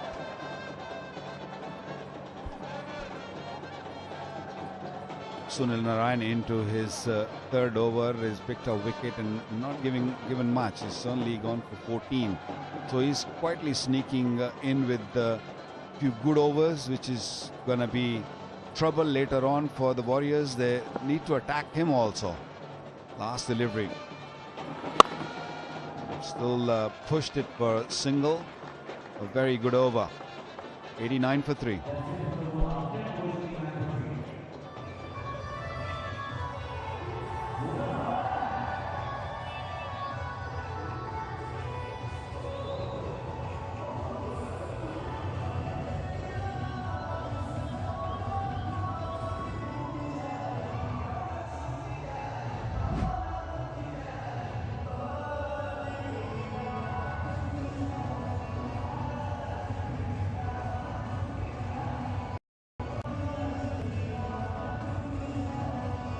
Yeah, have a look at that, identical. 89 for 3, the Warriors, 89 for 3, the Knight Riders. Tim David, he's at the crease. And while he's at the crease, hope springs eternal. George Garton, economy of 9, closing in on 100 wickets in his T20 career. Knight Riders will be hoping he gets to that milestone in this innings. That's gone for 6. First ball that he bowls, half tracker, and Tim David, too good to miss out on that. They didn't score many runs in the previous over. They have to make up for that. And that first delivery from Garton was only 113 kilometers an hour, and that too short, way too short. Tim David, just recently we've seen him in T10s. He is just doesn't miss out on those short deliveries. That was massive hit. It's a good start of the over by the Warriors.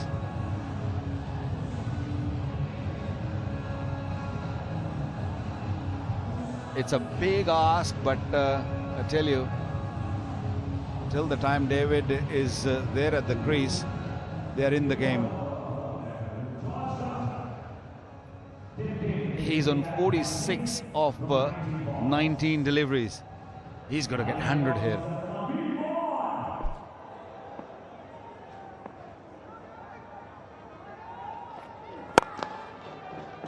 Nicely played for one. And brings Sikandar Raza on strike.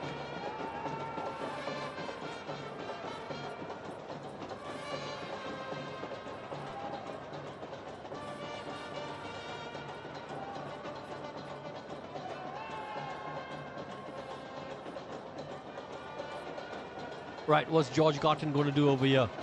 He's gone for 7 of his first 2, Sikandar Raza. So far, Sikandar Raza has shown he's going to take a single. But not this time! It's in the slot! And he says, I'm going to try and clear the ropes, but I can't. It's a big wicket. It's a magnificent cycle hop catch. What a grab that is, sensational. And quite possibly a contender for the cycle hub catch of the season. Yeah, hitting the toe end of the bat, and the weight didn't go into the shot. That's why the ball went in the air for too long. Livingston, a man under it, and that's the 4th wicket. Till the time David is there, the game's still on. Sikandar goes for 8, 96 for 4.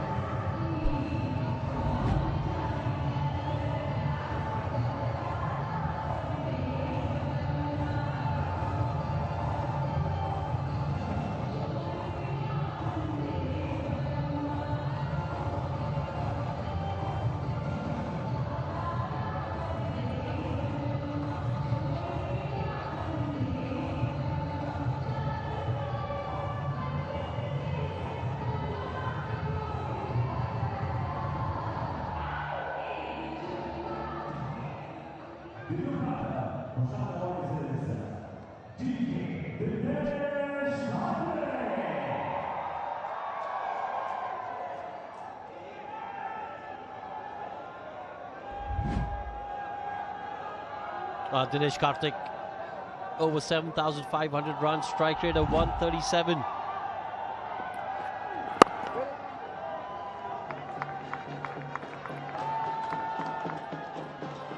He's coming to bat at a really crucial stage, and the reason he's there is because Sikandar Raza got the toe end of the bat, no real distance, got a lot of elevation, but not the distance. Yeah, he just tried for the first time in this inning. He tried to go big, couldn't really get in the middle of the bat. This one might be in the gap. Yes, good start by Karthik here. Dealt with the bouncer very nicely. Yeah, that's going to give him a lot of confidence. Nicely played. Gets a boundary, second delivery. Towards the end of his IPL career, he played the role of a finisher, but over here now, he's had to come in a lot earlier than he would have liked. DK. A good roll of the wrist as he played that. Well, in a way, it will give him a little bit more time to sort of get going. The boundary, of course, will give him confidence, but spending more time at the crease will help. Oh, this might be a no ball. It's over the waist height. And the on-field umpire is just confirming with the third umpire to just have a little peek and see if that ball was over waist height. You just got to wait and see. It seemed like that ball was over the waist height. This might be a bonus for the Sharjah Warriorz. We'll find out very soon. Not sure if there's dew around. It still seems pretty dry, but of course it's humid and the hands are getting wet because of the sweating. Ball's coming downward, but I still feel that it wouldn't have reached his waist or under his waist.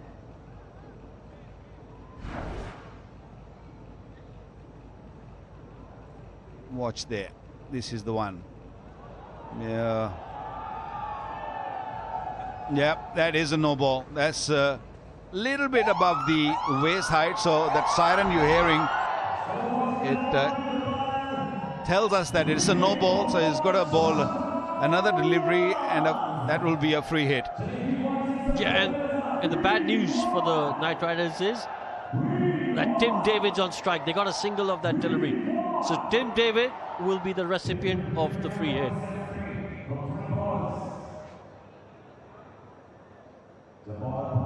And he's also on 47, so he'll be looking for a big hit here and getting to his 50, as well as that momentum they were looking for.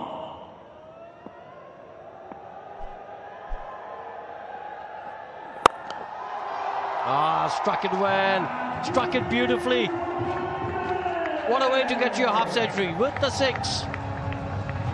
Quality shot, and it's been a quality inning so far from Tim David. 11 done, 108 for 4.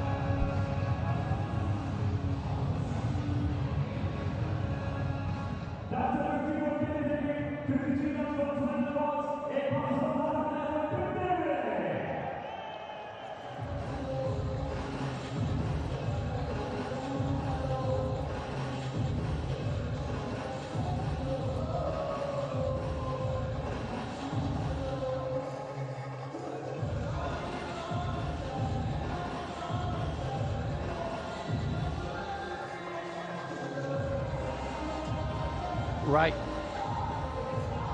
Again, scores even. And that's because Tim David at the moment is playing a blinder.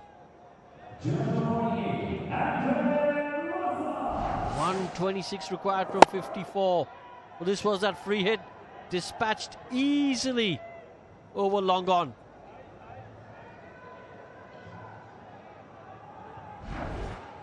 It's such an important game for the Warriors because we're getting a glimpse of what Tim David can do, and he's there only for 3 games.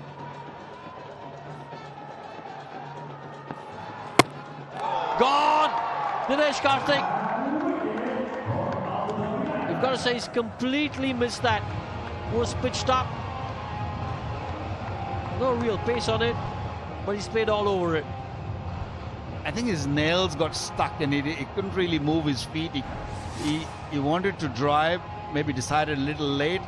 Yeah, there he left a big gap between pad and bat, and the ball sneaking through.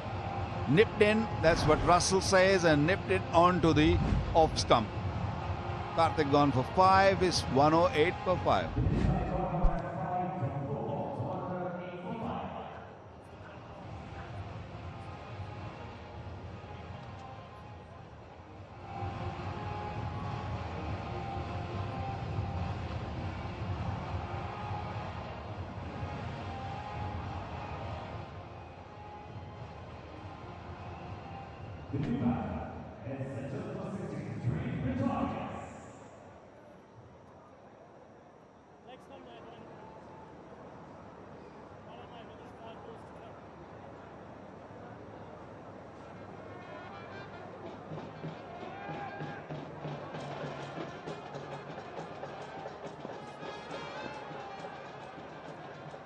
Prajoris, the new man in.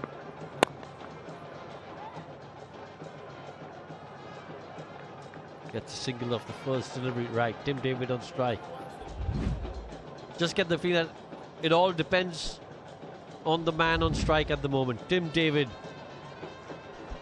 Well, that delivery which Russell took a wicket on, only 124 kilometers an hour, but good thing about it is it was straight. Yeah, the feet go nowhere, stuck at the crease, and Russell hitting the timber.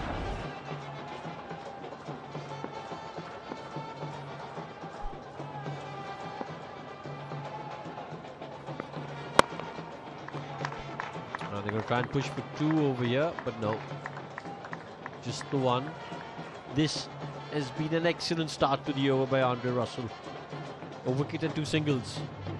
Yeah, he was forced to bowl because earlier he wasn't going to bowl. It's just the last 2 overs before that went for 19, and they needed somebody more experienced to come in and deliver, and Russell delivered it straight away. Again, looking for a Yorker. Torres hitting it straight. Good footwork by Alex Hales.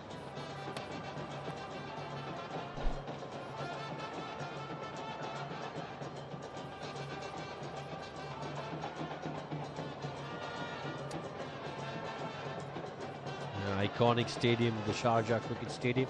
Most number of ODIs have been played at this venue. Sachin Tendulkar's stand.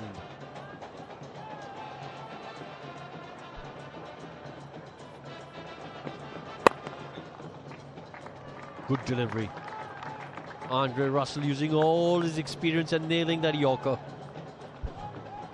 Yeah, great over, great comeback over, because previous 2 overs went for runs, and Russell looking to bowl Yorkers, keeping it simple, not trying anything different.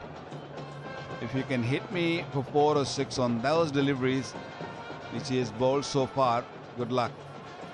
Last delivery. Oh, almost took Russell with it. Oh, wanted a direct hit.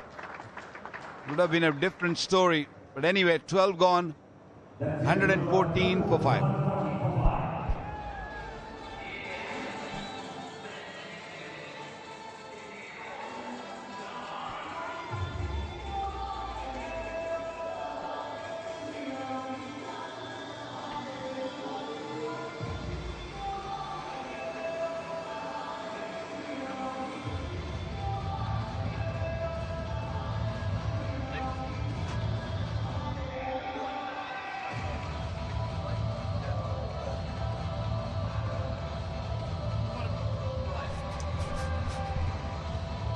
Right, 120 to win off 48 deliveries, and that translates to a required run rate of 15. But the Warriors have hope whilst Tim David is there. They want more Goliath than David, I can tell you that now from him.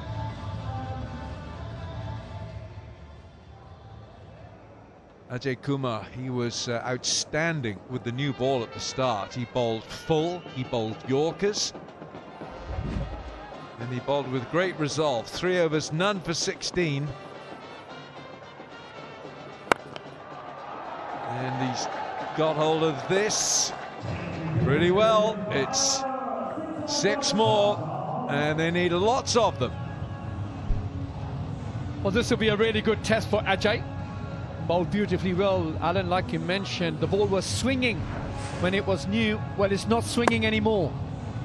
Hence, David has swung that over deep mid-wicket for yet another 6. And I tell you what, he's looking dangerous. If there's anyone in that Sharjah team who can take them to victory, is that man, Tim David. Just a stretch for this one. Finds the man. Out at deep point.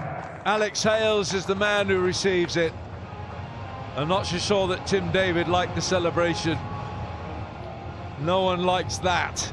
But it was good while it lasted. But unfortunately for the Warriors, it's come to an end. Well, I spoke too soon. Tim David gave it the kitchen sink. And a smart bit of field placing there by the Knight Riders skipper. Hales taking a smart catch. Tim David not impressed by the celebration as he departs for 60. Sharjah Warriors 120 for 6.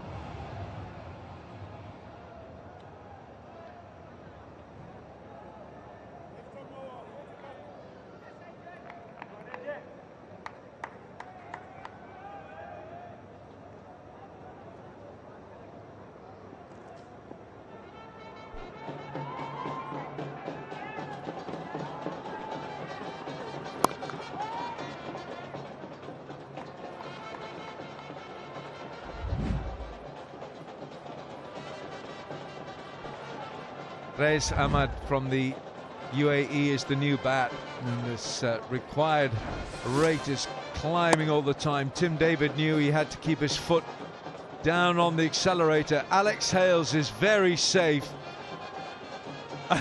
And Tim David thought he'd join in the celebrations. Oh gosh, a funny moment. Yeah, smart delivery. Batsman's just come to the crease. I was mentioning earlier, he's bowled really well up front with the new ball. 13 dot balls is what he managed to bowl, especially in the power play, which is outstanding. And it, of course, helps with the ball moving around through the air. It's not that easy, especially for the right-handed batsman, the ball tailing in to the pads. However, he's bowled well so far as well at the back end of the innings, to say, getting rid of the dangerous Tim David. Well, what he's done, he has shown that used back of the hand delivery, fantastic by Ajay Kumar. He is bowled and he has really stood up in this contest tonight. What I'm surprised at is when the Warriors bowled, had so few Yorkers full length that they delivered. Can't remember one.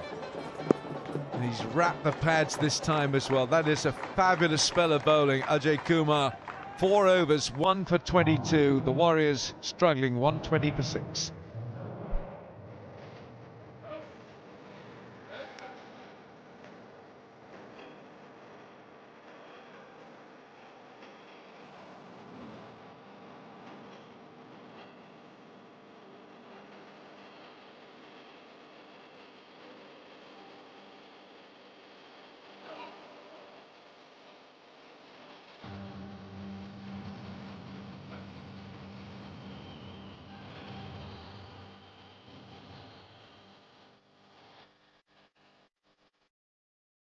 Top of the list there, Ajay Kumar, the left-arm pace bowler from United Arab Emirates. 4 overs, 16 dot balls. That's superbly delivered. 1 for 22. And Ollie Stone, 2 overs, 1 for 19. So I must say that Ajay Kumar has really made his presence felt. Here's Sunil Narayan. Pretorius goes after him, and Pretorius will get 4. Yeah, we were talking about Ajay Kumar bowled really well. An outstanding spell of fast bowling. Pretorius trying to get on with it. Skipper back into the attack to bowl his final over. He's bowled pretty well as well, Alan. Oh, Narayan, outstanding, isn't he? Dwayne Pretorius probably feels that he owes the side some runs here because he went for 69 in his 4 overs. The last over, 33 off the last over with the 5 sixes. That was the real game changer. Livingston being admired at the other end by none other than Andre Russell. Really was some classic hitting. Well, it's a tall order from here for the Warriors. 127 for 6. I guess if you're the Warriors coach, what you probably want is to make sure you bat all the overs and try and get that run rate and that margin of defeat being as low as possible. Chris Silverwood on the left, he's the bowling coach. JP Duminy is the head coach.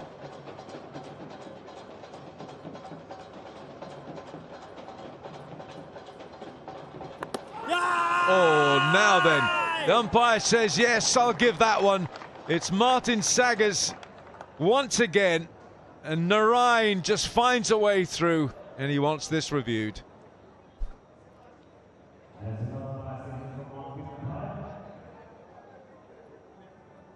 And an LBW review given out on field.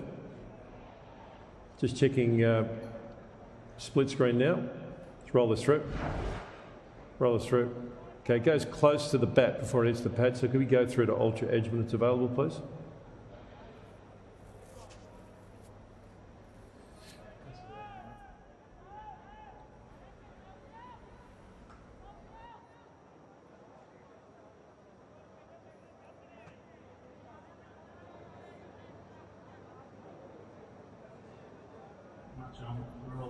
Roll through. Aldridge coming up now, rolling through. Roll through, roll it through, keep rolling through. Okay, we've got a ball on bat with a spike next to it. So we've got bat on ball, just roll it through, please. Okay, we've got ball on bat with a clear spike. I have to get you to overturn your decision. Martin, I'll let you know on screen now. Tiny little spike, and bowler and umpire a little bit bemused, but the technology means that Rais Ahmed stays. Once again, Narayan just posing so many problems.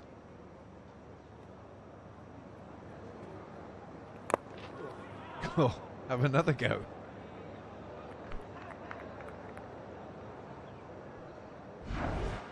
It's that ball to turn sharply, doesn't he? Have another look at that LBW appeal. Definite inside edge there.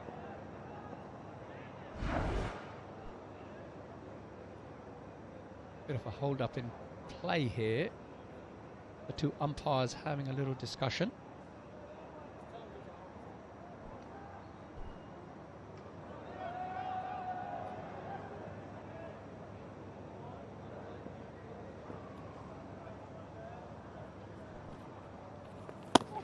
Oh, what a spell.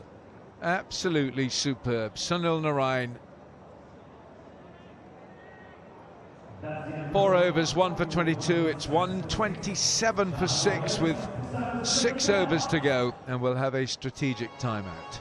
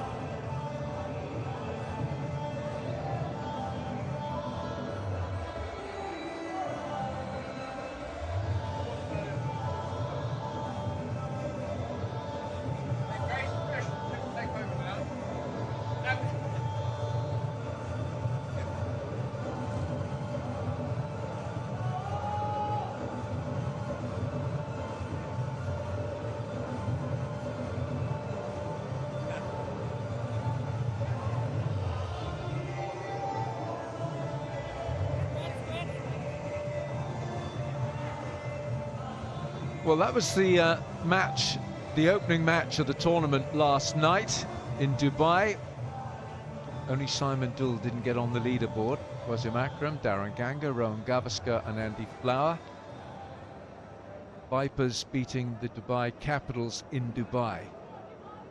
Here, it looks like there might be one winner tonight. One. Andre Russell. In he comes. Oh dear, round arm. Go on, Weiss, what are you going to tell us? And who may that be, Alan? Would you like to tell the world? Yeah, unfortunately, Awais Shah is the man who's made the prediction tonight, but game's not over yet. Dwayne Pretorius is a big hitter of the cricket ball. But I think she's clearing her throat.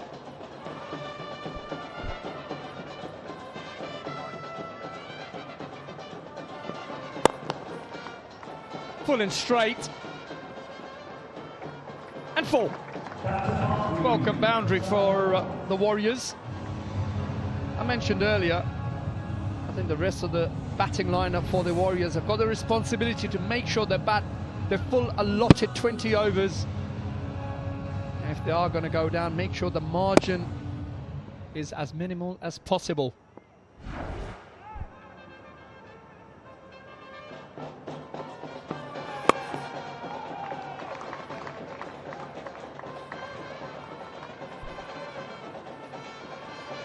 Andre Russell right on track here, and so too is our DP World Smart Truck buggy cam. Cutting edge technology on the ground, it really is fantastic. It enables us to deliver unique perspectives of the cricket, just like DP World, who are using the latest tech to keep trade moving all around the world.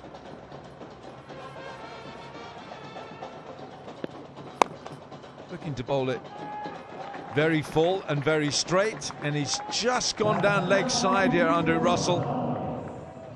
So a little bit of a sting here being provided by the South African Dwayne Pretorius. Well, Pretorius more than capable with the bat, and he really has to shepherd the tail from here on in. He's got to make sure he gets majority of the strike, and if it's in his area, he's got to put it out of the park.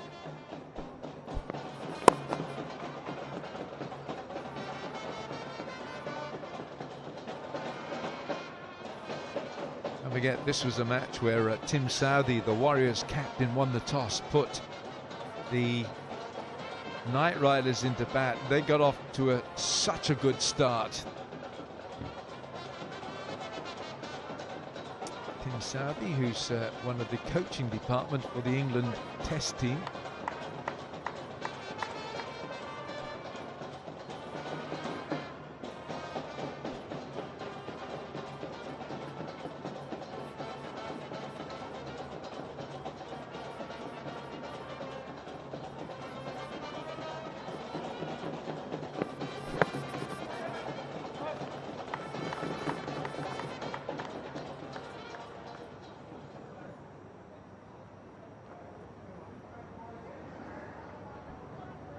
At the end of the over, 15 gone, it's 137 for 6.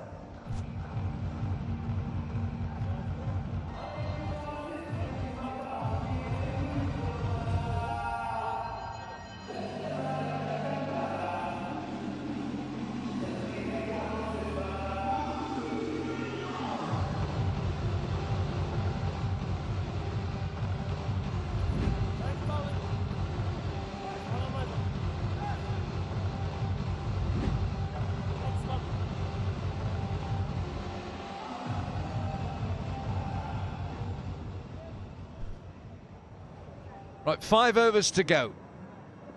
Last over we had 10 runs from it. Ollie Stone is back.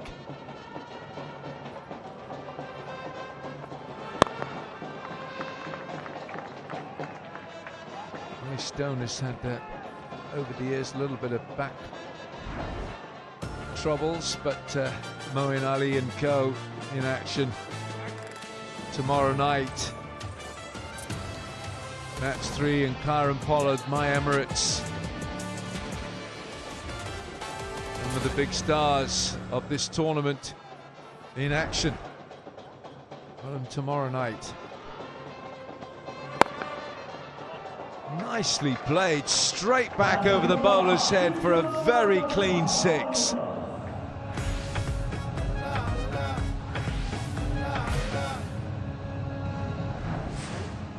Yeah, beautifully timed.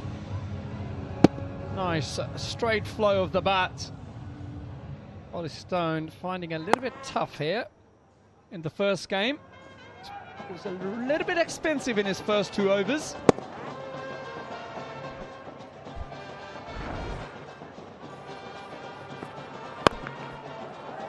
Gone again. Not sure he's got the distance here. Yes, he does. Pretorius giving it a real go here for the Warriors. He certainly is. Back-to-back sixes. Picked up beautifully off his leg, roll of the wrist. Just got enough legs on it.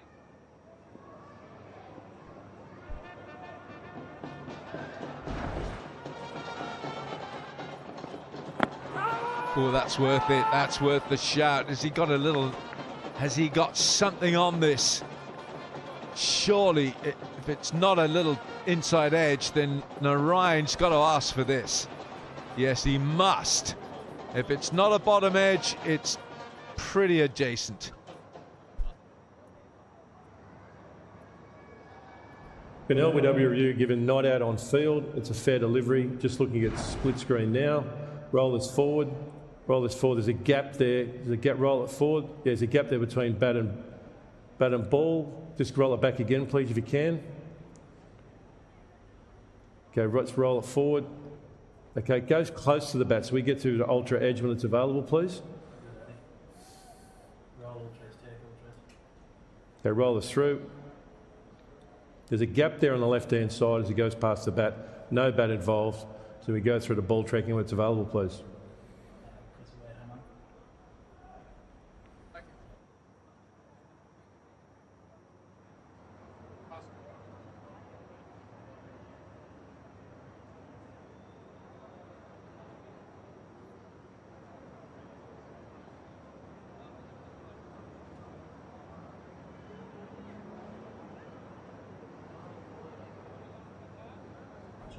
Ball tracking coming up now. Roll it through. Pitching in line, impacts in line, and wickets is umpire's call. The review is retained. You can stay with a not out decision. Martin, I'll let you know you're on screen. Signal now. It's a game of fine margins. And Brain Pretorius survives.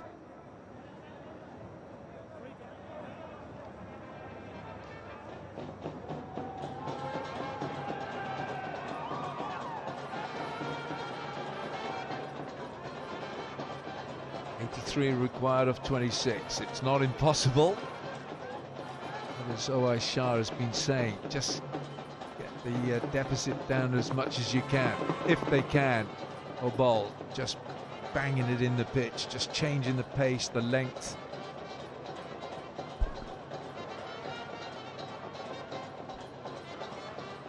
Stone, a little bit expensive today.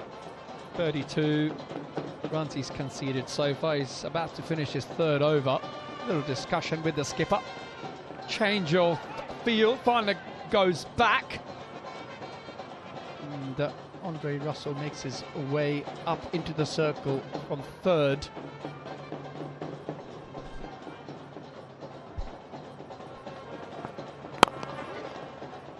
Fine looking shot for nothing. 16 gone, it's 151 for 6.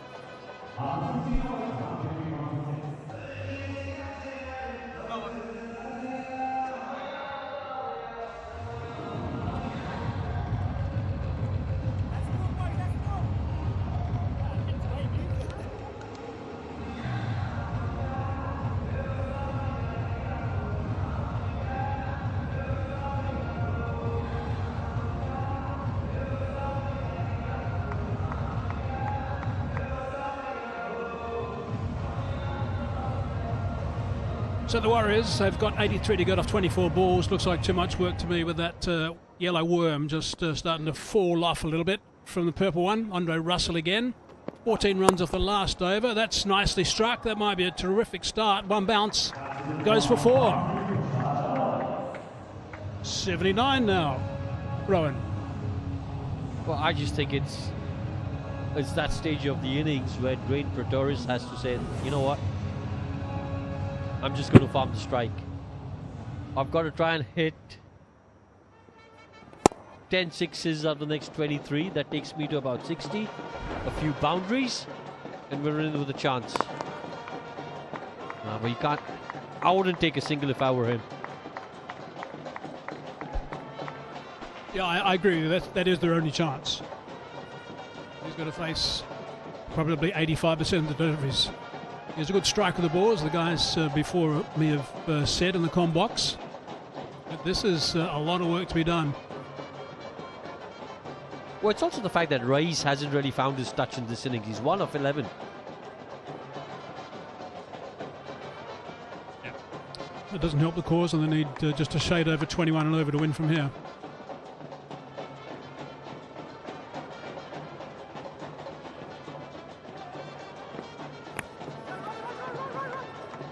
Thought about appealing, I think. Andre Russell was going up. A bye called in the end. Yeah, they were just bat hitting the ground as he played that drive. Yeah, and this is what I mean. Rice is 1 of 12. If you've got to have any chance of winning the game or even coming close to that target, Pretorius needs to bat at least 18 out of the 21 deliveries remaining. Well, he's got 3 balls left in this over. 6 off the first 3. 47 runs off the last 30. They've actually sent that upstairs to have a look. See if there was a nick. Okay, we're going to call behind review, give a not out on field. It's a fair delivery. I'm looking at split screen now. Can we just roll this through? Roll this through. Okay. The ball goes close to the bat and it also goes close to the ground. So we look at ultra edge when it's available, please.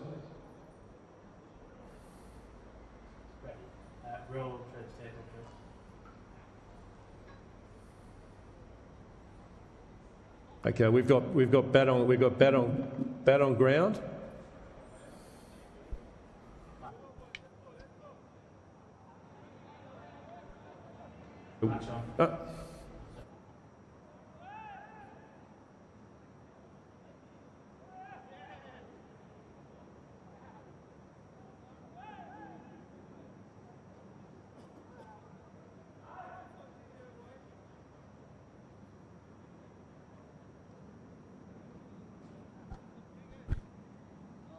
This is going to be a tough call.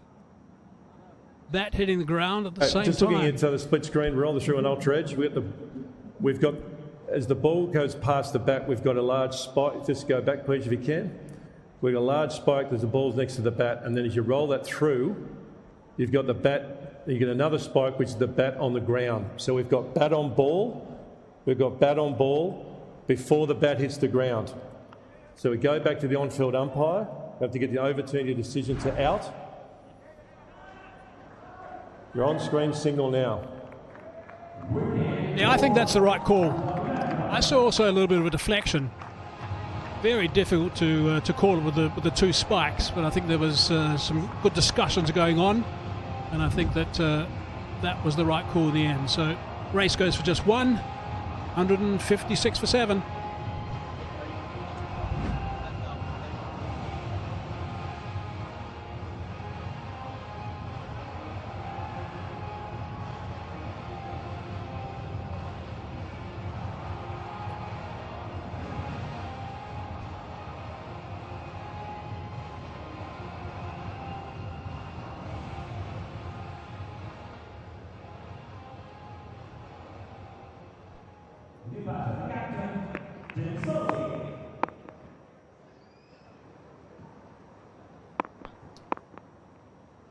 Tim Southee now on strike.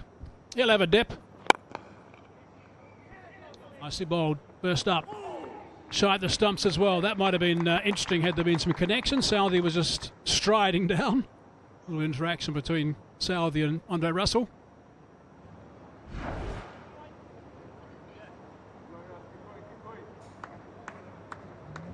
Yeah, just had to stretch towards the last leg of that run. 2 balls here, but there's got to be plenty of action.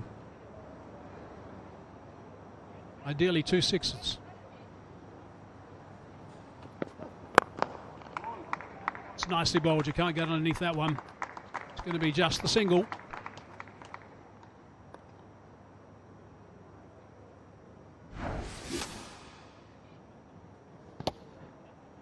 Here's the wicket. What was really good about that explanation was that there was a spike as the ball passes the bat, and then another spike which tells you that that was the moment the bat hit the ground. Excellent umpiring. A very short space of time, those spikes. Jammed into the foot. Single off the last ball. Southee is going to be on strike. 8 off the over, 159 for 7.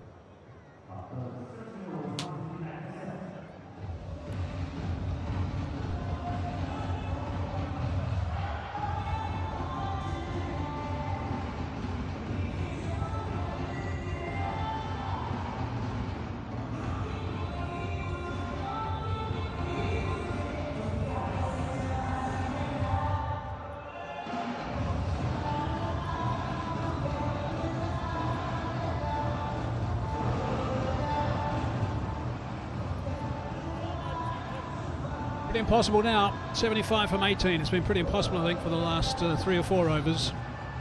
The Knight Riders outstanding with their batting, 233 for 4. It was quite remarkable to sit and watch the way they played. Ollie Stone now, last over coming up. Doing the right thing, getting Pretorius back on strike. He's got to swing like a rusty gate. I like that. Swing like a rusty gate. Yeah, what are Warriors thinking now? It's obviously the game's beyond their reach, not mathematically, but you would think that the game's beyond their reach. So how close can they get to that 234 score with net run rate in mind?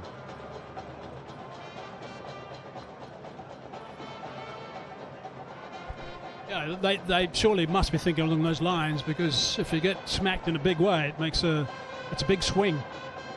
In T20 cricket, that doesn't happen very often. ILT20 cricket is rare. The side is outplayed by such a wide margin, but they've got to keep playing as well as they possibly can. They'll be thinking about some sort of target, I guess.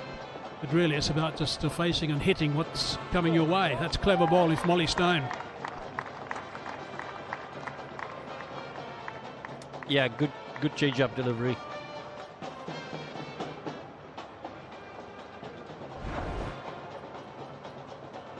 Rolling his fingers over that.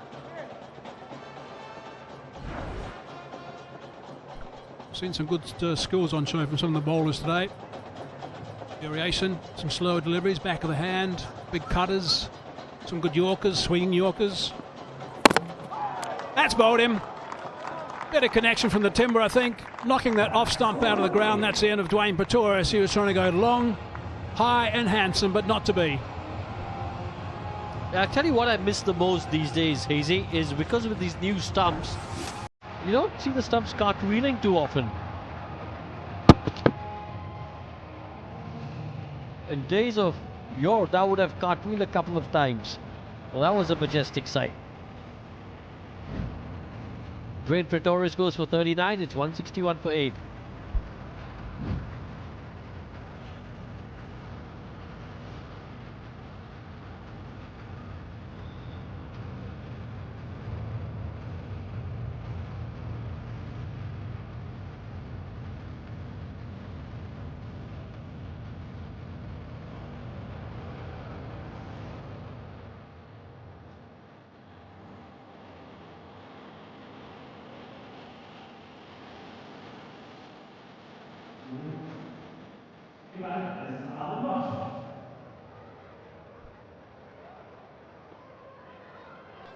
Adil Rashid now on strike to Ollie Stone. They know each other very well. Good mates.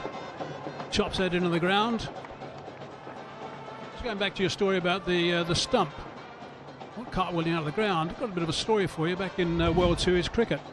Actually, the late 70s, 79, 78, 79, I think it was. 2 seasons. They decided that they'd water the base of the stumps because they wanted to see more spectacular dismissals.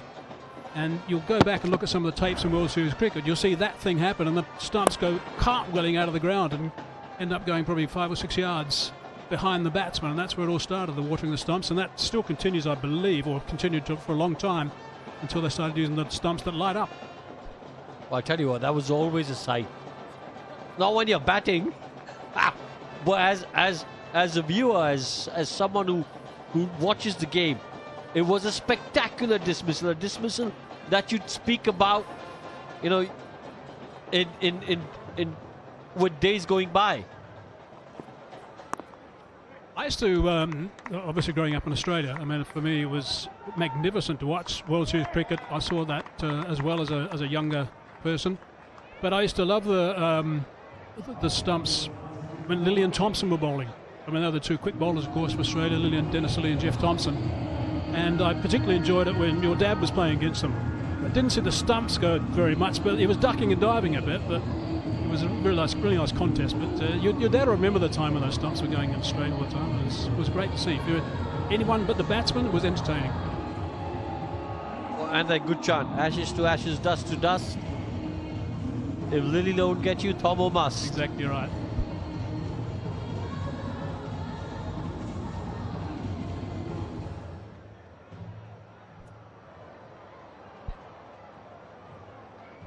Right, 70 off 12 now.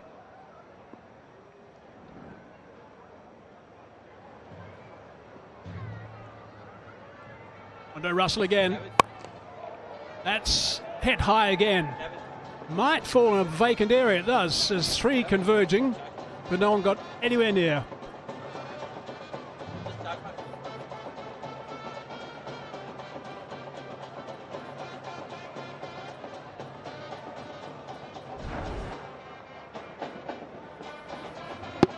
I've got to say, I think Russell's bowled really well in this innings.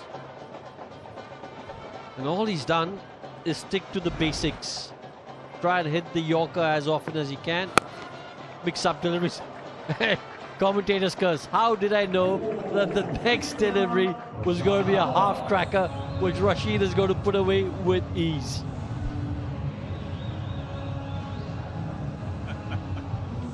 That was the commentator's curse, that's for sure. Giving him the big pump up and then bang. Fetch that. 80 metres. Off the front foot as well.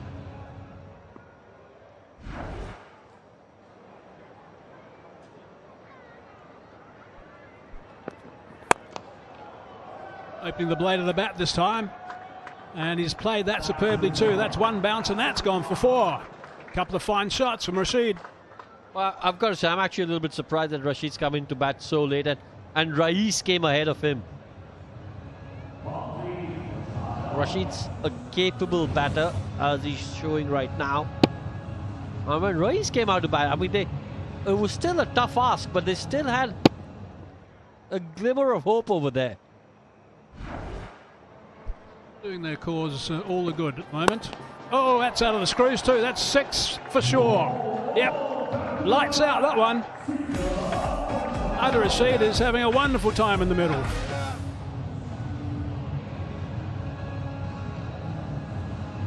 Yeah, I'm going to say this again. Have no idea why Rais came out to bat before Rashid.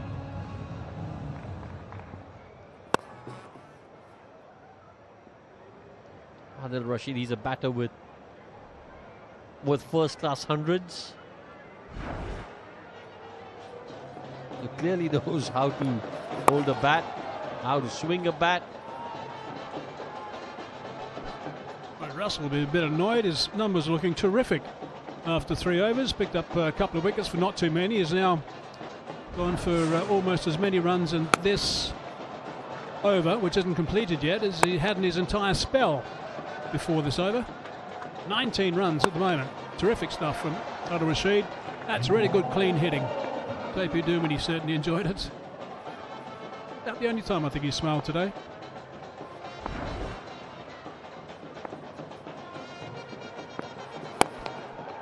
Now one-handed shot this time from Southee. And that's also disappeared. So that's 25 runs, 3 sixes and a 4 off over number 19, 189 for 8.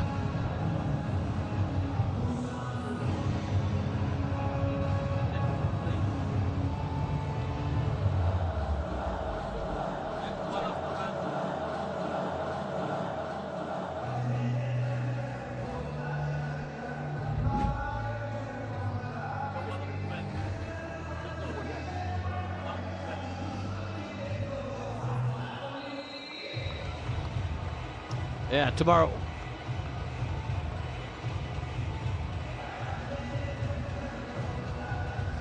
Yeah, we've got a big one coming up tomorrow. Match number 3.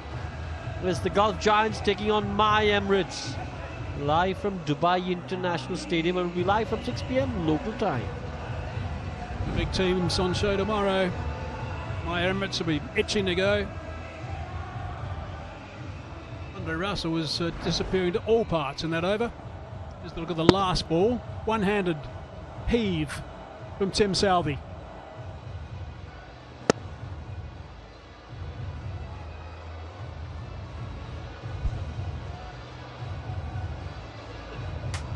So the second last over of the first innings went for 15 runs. The last over went for 33. So that was 48 in 2. They just need 45 from 6 balls now.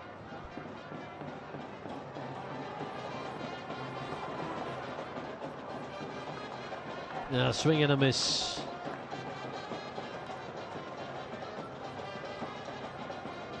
Georgia Garten into the attack. Got a bit of tap in the first over. Got brought onto the middle of the onslaught a little bit earlier. They're doing the right thing. They're still looking at boundaries and trying to get as close as they possibly can, so the net run rate is not too badly affected. Yeah, try and get to 200 if you can. Set yourself a smaller goal. Say you were chasing 200. How would you go about it? Because obviously this game's done and dusted, but still try and make a contest of the last 4 deliveries remaining. They get 201.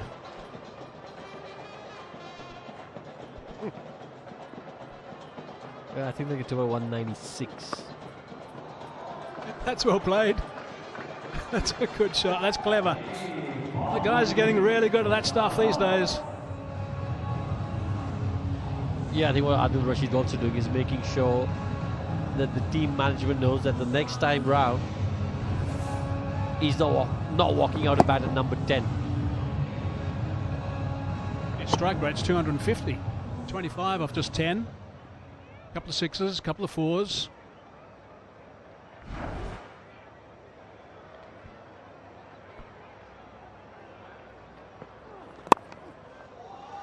Slicing that away. Straight to the man. So now his innings finishes. Garten picks up another stick. Yeah, good sharp catch by Ajay Kumar. That was again timed really well by Adil Rashid, but unfortunately for him, straight to Ajay.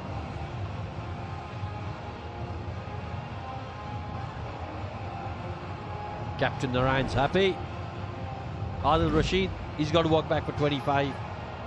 193 for 9.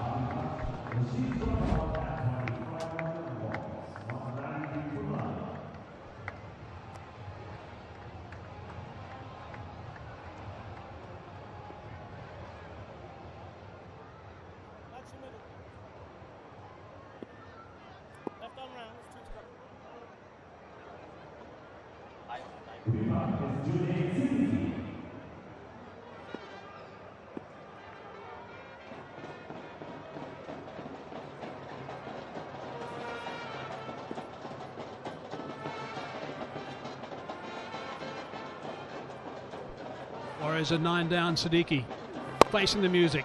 Can't get that away.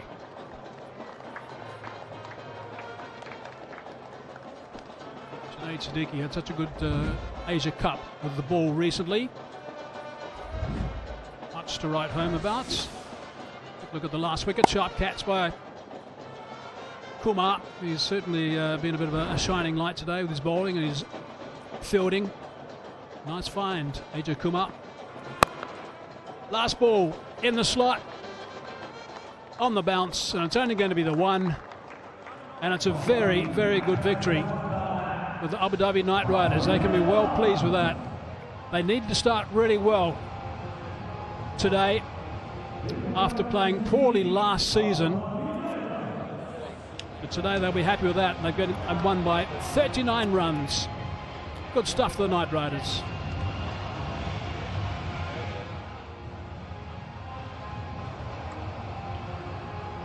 Certainly saw some good batting in this game. The surface was good as well. I thought the pitch has far improved from what we have seen in years gone by here at Sharjah. So now they've got this track sorted out nicely. It's got some bounce and a bit of pace to it. Allows the players to play those sort of shots where we saw some outstanding cricket, particularly from Livingston. He was just remarkable. Oh, he really was. Such a value add to this Knight Riders side. Again, I think when they look back at this game, they'll think, okay, we've done well in the batting department. We can maybe improve a tad bit in the bowling department. The Warriors, though, will be thinking, we've got to improve in all departments.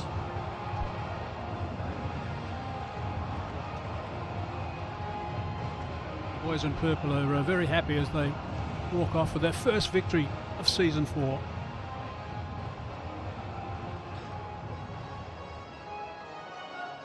Tim Southee, I'd imagine, will be a little bit disappointed with what happened today. He himself didn't quite get it right in that first over, and 3 boundaries off his first over himself. Actually just set a little bit of a tone as we look back at what happened with the Sharjah Warriors. Tim David 60 off 24, played pretty well. And Pretorius 39 off 20, but that's basically it. When you're facing that huge score, when you need to get 234 to win, you've got to make sure there's got to be 2 guys going really big or 3 guys going pretty big to ensure that they're going to be able to have a nice little nudge towards the end. In the end, 39 runs was the deciding factor of the victory. It wasn't that much, but certainly enough in this sort of game. Yeah, when you have a look at the bowlers, Ajay was really impressive. 1 for 22, economy of 5.5. Russell, his economy was murdered in the last over. Went for 12 eventually. I think you can see a 25 in that last over. I thought he bowled pretty well in the first 3. Sunil Narayan, 1 for 22. Piyush Chawla, 1 for 36. And Garton, 2 for 24 in his 2 overs. Good to AJ and Stone, the number of dot balls as well. 16 from AJ and 12 from Stone. That's really good work from the 2 boys who have to do the hard work at the top, the quick boys. Look at the match summary of match number 2. The Knight Riders being asked about first. 233 for 4 it was. Livingston 82 not out of 38 deliveries. Rutherford 45 off 27. There was a magnificent partnership between those two of 95 of just 50 balls, including 6 sixes. And then in reply, the Warriors 60 off 24 for David. Pretorius 39 off 20. Gardi 2 for 24. Stone also 2. Russell 2. And AJ bowled beautifully at the top as well. And the Knight Riders from Abu Dhabi win by 39 runs. Okay, time for a break. When we come back, we'll have the presentation.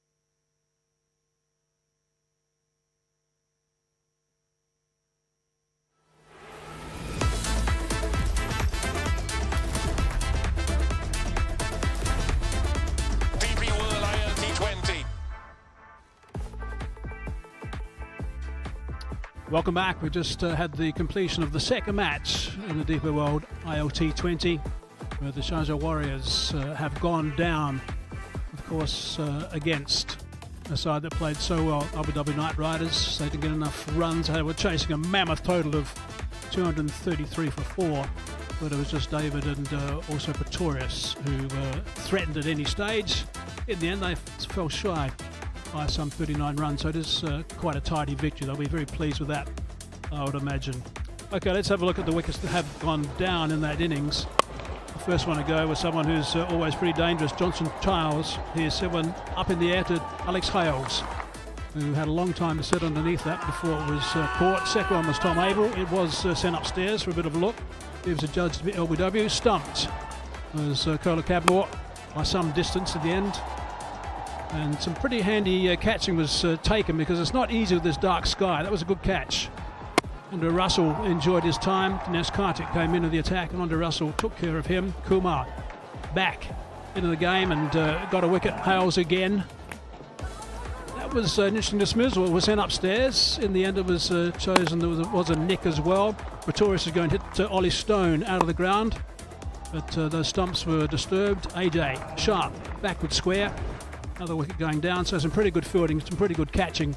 As we look at the Abu Dhabi Night Riders and their bowling, AJ was outstanding, I thought. His 4 overs, 1 for 22, 16 dot balls. Left arm, he's got plenty of skill. He showed a lot of skill, but to go at 5.5 and a game like this against some of these power hitters is quite extraordinary. So he was quite exceptional, I thought. AJ Kumar. Stone did a good job, 2 for 37. Narayan always does an outstanding job. He's got a career economy rate of some 6.2, I think it is. 1 for 22 this time. Charla 1 for 36. Garton 2 for 24.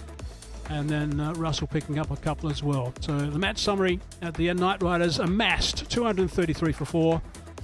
82 off 38. Rutherford 45 as well. A couple of wickets to Rashid. And the Warriors in reply, David and Pretorius. David and Pretorius, of course it was. And Garton, Stone and Russell with the wickets. Match presentation with Alan Wilkins. Well, first of all, we would like to thank all the sponsors of the DP World International League T20 for Season 4, DP World 1X Bat, Big Cricket, TCL and the Cycle Hub. DP World ILT20 would also like to thank all the organizations and the government organizations, the stadium authorities and everyone involved in the smooth conduct of this match in Sharjah tonight. First award for the presentation, the DP World Dispatch of the Day. The winner gets a trophy and a check for $1,500 US. The award goes to Liam Livingston. And this was a blitz in the final over. 5 sixes from Liam Livingston. Unfortunately, the bowler was Dwayne Pretorius, but wonderfully crisp hitting from Liam Livingston, who finished 82 not out. And Mr. Mazhar Khan, General Manager of the Sharjah Cricket Stadium, will present the cheque and the award. So Liam Livingston batting beautifully here tonight. Now then, let's speak to the captain whose team came second tonight. That's Tim Southee. So Tim. Right, so Tim, that was some contest, a lot of runs. I mean, you won the toss, you put them in. They did get off to a good start, but you didn't quite get enough balls in the right area to stop them scoring. What happened? No, I think we're obviously a dangerous batting lineup, and the only way to sort of slow that sort of hitting down is to take wickets, and we weren't able to do that towards well, through the middle, and then obviously through towards the back end. So yeah, I think we're a little bit off with the ball, and probably in the field as well. But credit to the Night Riders, they played well. We get quite a few questions from younger viewers who ask about the different types of delivery, the slower delivery, and one is the Yorker. How difficult is it to produce the Yorker at will and often? Yeah, it is tough. I think players nowadays are getting a lot better at hitting the Yorker, so the margin for error is so small now. You've got guys hitting low full tosses and balls that are just missing for 6. So I think yeah, I think we were probably a bit off with the ball today, which led to a few too many runs. But in the end, we went too far away with some hitting towards the end. Yeah, I mean, all right, you finished 39 runs short. The final over went for 33. it might have been slightly different as well. Yeah, again, it goes back to we had to take wickets. It's the easiest way to slow the scoring down, and we weren't able to do that. And someone like, we know how dangerous Liam Livingstone can be, Rutherford as well, and obviously Dre Russell coming out and doing his thing. So we knew this was a very dangerous batting lineup, and we needed to take wickets to slow that down. We weren't able to do that. Early days, it's only match 2, long way to go. Thanks, Walker. Thanks, Tim. Thanks very much indeed. So Tim Southee, skipper of the Sharjah Warriors. Let's speak to the winning captain, Sunil Narain, tonight, captain of the Abu Dhabi Knight Riders. Well done, skipper. Many times last season we were saying bad luck, but tonight I want to say well done. What's it like to be on a winning side? Yeah, I think it's good. It's pretty good. I think the way we started off with the bat, I think Hales was good, and then the continuation with Livingstone and Rutherford, I think that partnership really set it for us. And a personal milestone for you tonight, Sunil, your 600th wicket. Did you know that? Yeah, I was trying to get it in CPL. I forgot it only after the game. Someone reminded me, so it's good to reach there.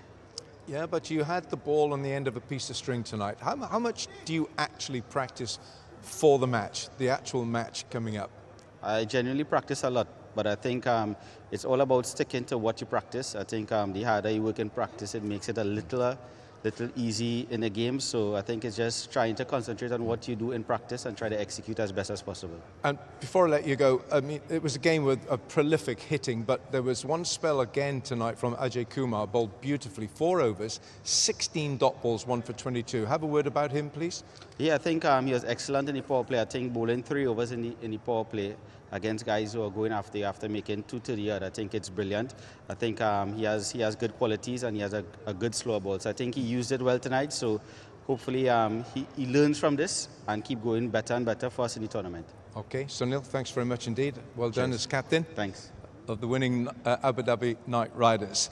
Right, our final award tonight, the Player of the Match award. As you've just heard, Ajay Kumar with 4 overs, 16 dots, 1 for 22, but for his outstanding hitting in a check for $1,500 and a trophy, Mrs. Dristi Sharma, the Sharjah Warriors representative. Dristi Sharma will present the award to Liam Livingstone for his blistering innings of 82 not out from 38 balls, which included 8 sixes.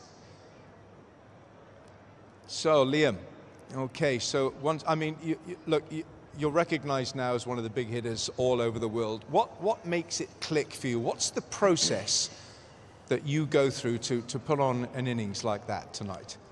Yeah, I think I've said it a few times. I think the more opportunity I get to sort of read conditions and try and give myself a chance, the easier I find it. So, yeah, just being able to have a couple of balls to see what the pitch was playing like and sort of build an innings from there. So, yeah, I was a bit scratchy early on, but towards the end I started to find my rhythm. Are there areas that you say, right, I'm going to target? That is the area of the ground, that's the area or not? Yeah, I think so. Obviously at this ground there's one short side and it was downwind as well, so you've got to try and pick your bowlers, pick your ends as well. So yeah, certainly this was the sort of end to get me going, and then as you get towards the back end you've got to try and take on both boundaries. So yeah, I was pretty happy with the way I sort of built an innings and then managed to finish it off at the end.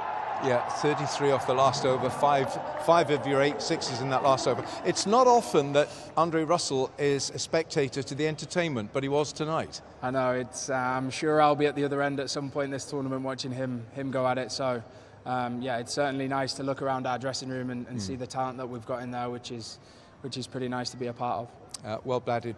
It was beautiful to watch. Well done. Thank you, man. Thanks, Liam. Thanks very much indeed. Liam Livingstone, our player of the match, and that concludes the post-match presentation.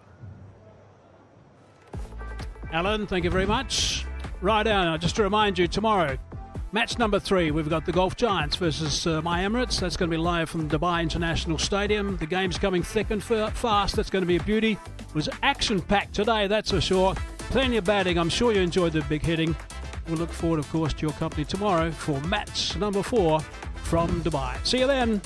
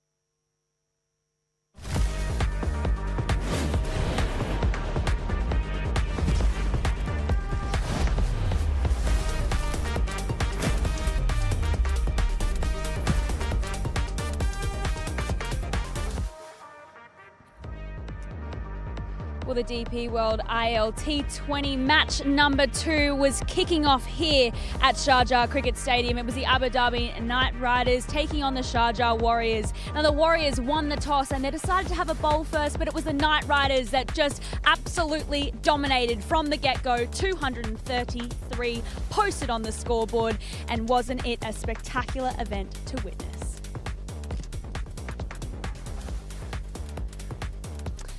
Hello everyone, welcome. My name's Grace Hayden and joining me is a array of special guests. Waqar Yunus, we've got Owe Shah and DJ Bravo, who's obviously head coach of the Knight Riders. Boys, what a game. I want to start with you, DJ, because you're the special guest. Welcome. Welcome, my friend.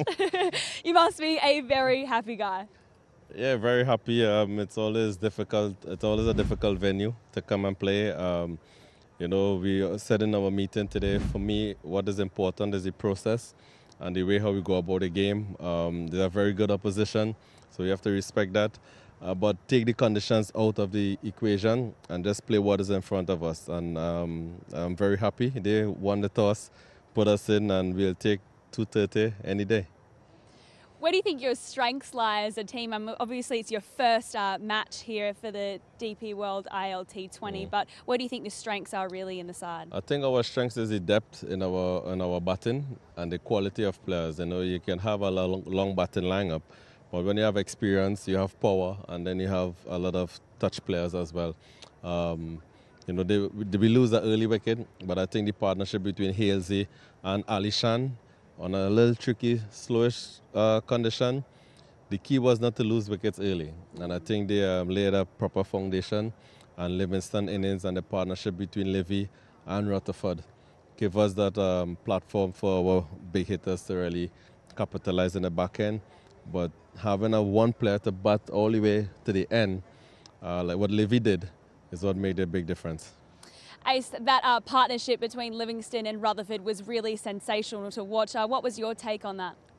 Well, Livingston, I thought, was outstanding. I mean, the way he finished the innings, of course, having a man like Dre Russ applauding it from the other end. I mean, he didn't really get a go, and I'm sure Coach here must be thinking, what is going on? I want my man Russell on strike. However, Livingston really lit up Sharjah Stadium today. I mean, what an innings. And again, what DJ said, they have that depth and the timing and the experience to be able to go at the right time.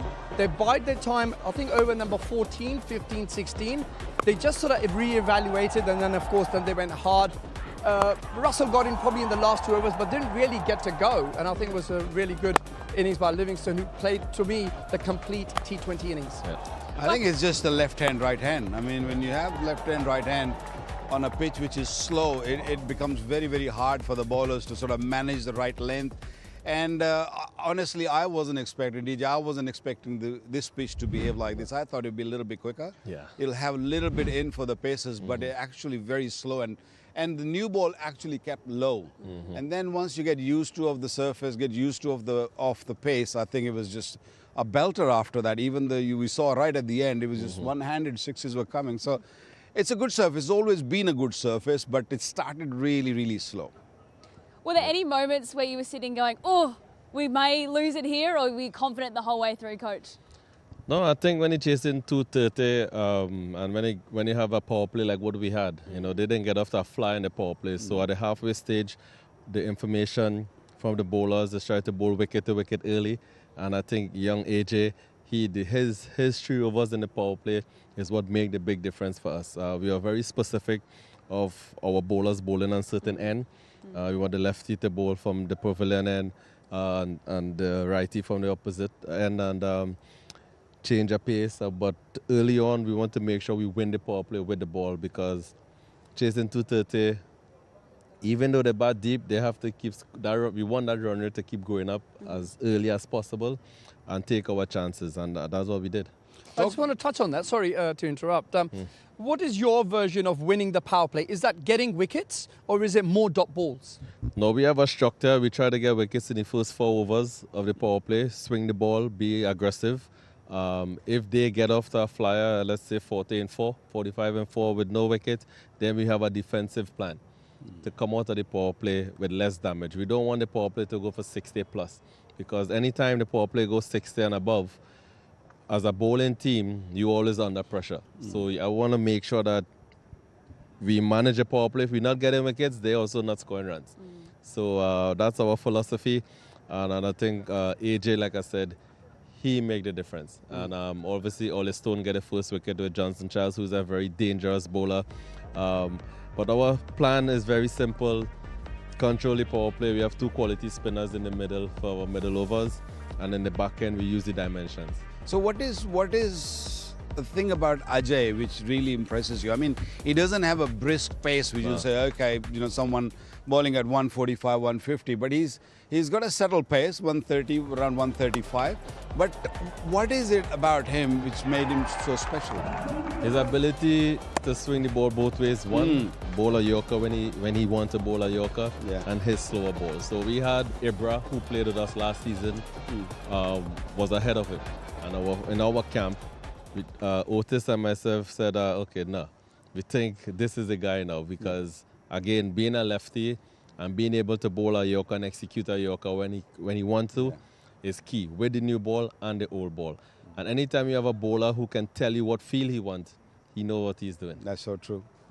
Sunil Naran is also a star in your side, DJ, and he also got his 600th wicket today. You must be so happy for your mate too. Yeah, very happy for him. Congratulations to the king. You know, welcome to Club 600.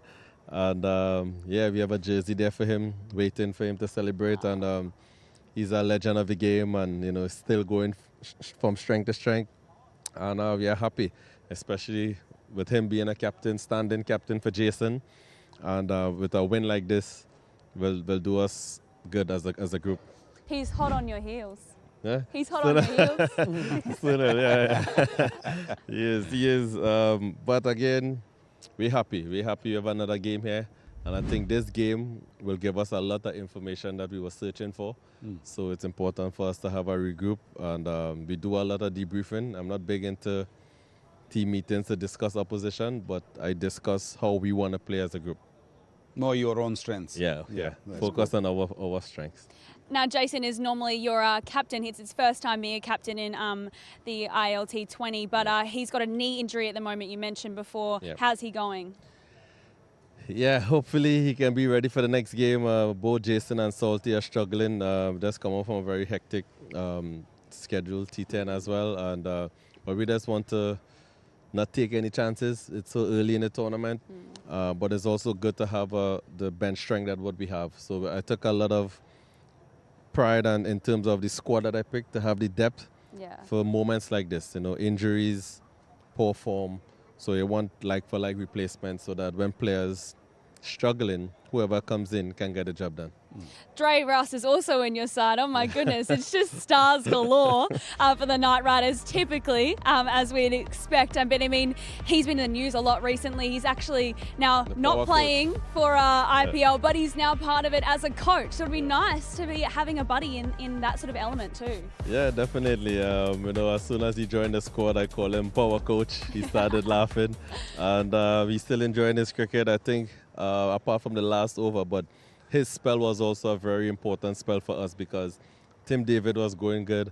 You know, Pretorius is also a good hitter at the ball. So Russell, first 12 balls was very crucial, and very happy to have someone like him in the squad. But tell me something, did you pick all these guys from the draft, or did they give you the option of sort of picking your 18 or 16 first and then let the others do the drafting? It's a combination. For me, what is important is to get the core. Yeah. You know, the rules allow you to pick direct sign players. Okay. So and retain X amount. So once you can retain and direct sign, it's easier to build a team like that. So you just go after the players that you want. So you retain the best ones, huh? Yeah, I think everyone retain the best ones, and then direct sign the best ones, and then go to the draft and pick the best ones. No, you are a good side, I tell you. Yeah. You've just had success as well in the CPL, so you're kind of trying to carry that momentum, I guess, into this tournament as well. Yeah, my first few tournaments as a coach didn't start the way I wanted. Both times finishing obviously at the bottom of the table. But it was two teams that I inherited, you know. So for me, it's important that if I'm to coach a team, I have to be involved in the squad that I have, so I can, they can unlearn my philosophy and have a belief and a style of play and play a brand of cricket. And the CPL is where, again, obviously in the Caribbean, I will be very hands-on. And I think the owners now trust me and give me the opportunity to do the same thing here. Okay, we need to know, because there's been a little bit of a joke in the commentary box. So we're going to see Salt and Pepper up front, top of the order. No. It'd be great for us, wouldn't it? It'd be a nice little story. It will be great, but no, you're not going to see that. If Salty is back, you're going to see Salt and Hales. Damn it. Tell me, why is it that you love to coach? I mean, you're obviously such a successful player in your own right, but what is it that you really enjoy about being in coaching roles, not just in this tournament, but multiple different tournaments around the world? I think so. Someone like AJ, what he did today, Alisha, when I see young players develop and go out and perform, is what give us, I mean, they're all coaches as well, they can vouch for that, is seeing guys go out there and perform. I had my moment, I had my time.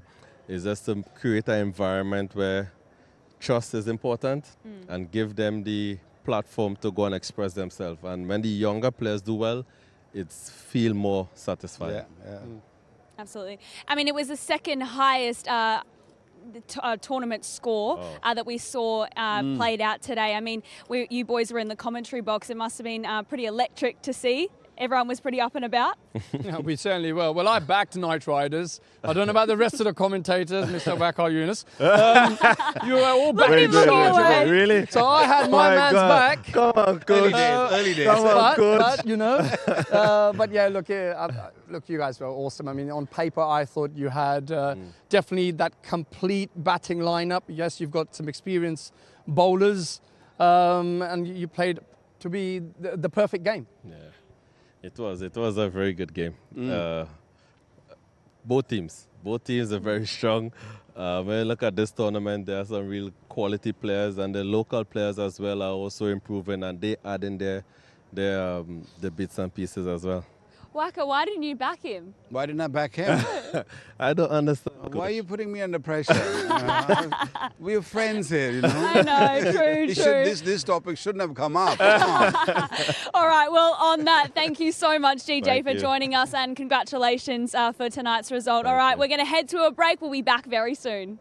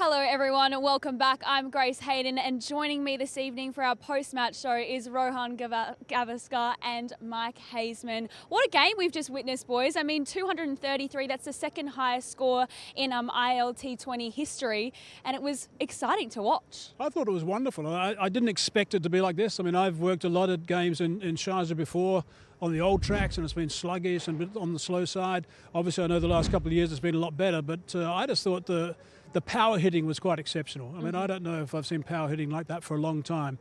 And it's not one of those tracks where you can, it's really quick and coming onto the bat. The batsmen had to do quite a bit of work about it.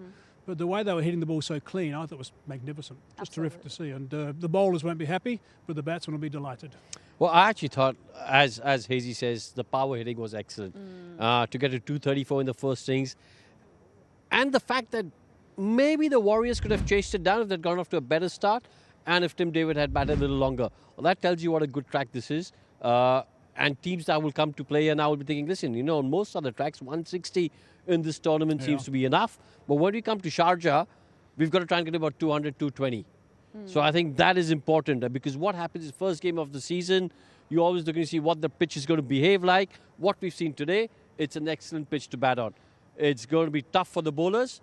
But teams coming here will be looking to get to 200 plus. And I think also had there been a little switch in that batting order, you were talking about it in comms. I mean, that might have made a bit of difference if Rashid came in a little bit earlier. Yeah, I was really surprised that Rais came in ahead of Rashid. Rashid's got about 9 or 10 first-class hundreds, if memory serves me right. He's someone who can hold the bat, and he's someone very capable with the bat.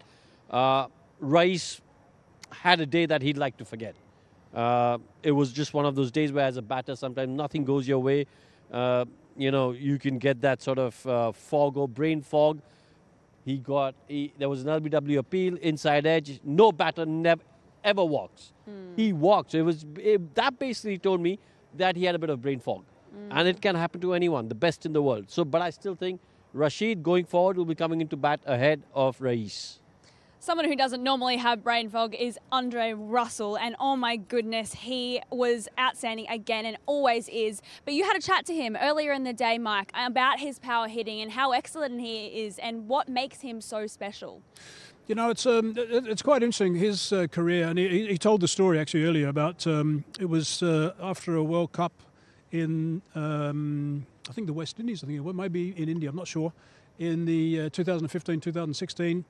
And Chris Gale took him aside, and he told the story. Chris Gale took him aside and he said, your cricket's going to go nowhere if you're using light bats. And Andre was saying that he used a bat that was £2.9 in those days. And he said, you're a big lad, but you're not hitting the ball far enough. You're just sort of basically making the boundary at best. Yeah. He said, if you get in the gym and do some really hard work in the gym and get strong with the upper body and start using heavier bats, and Chris gave him a couple of his bats, and they're obviously big logs. Yeah.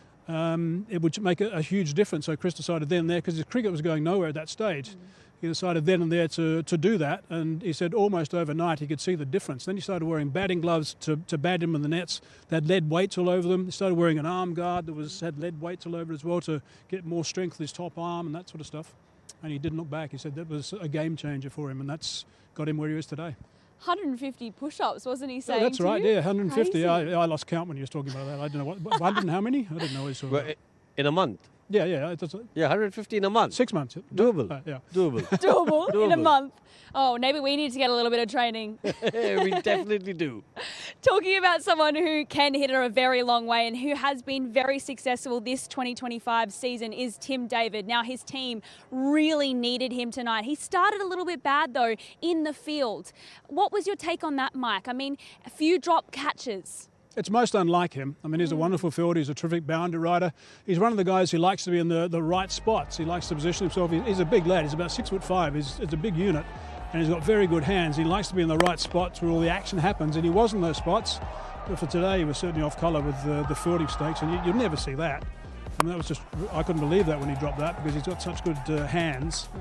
But today it wasn't a very good one, and knowing he's only been playing some 3 games in this tournament is not terrific for the side when he's playing like that in the field, not doing the job he should be doing, I suppose, for starters, because you've got to do everything 100% correct, if not more, if that's possible.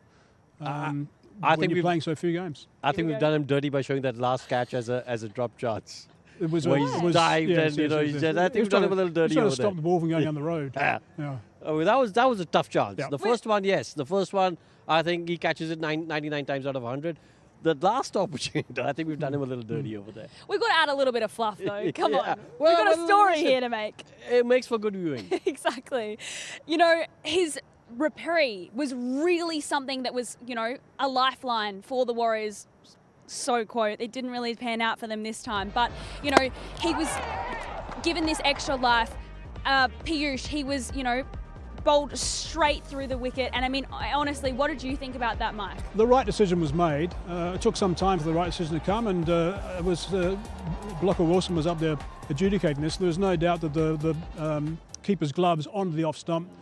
Yes, the ball hit the stumps, but also the gloves onto the stump as well was the right decision that was made. I felt sorry for Chawla because he was trying so hard.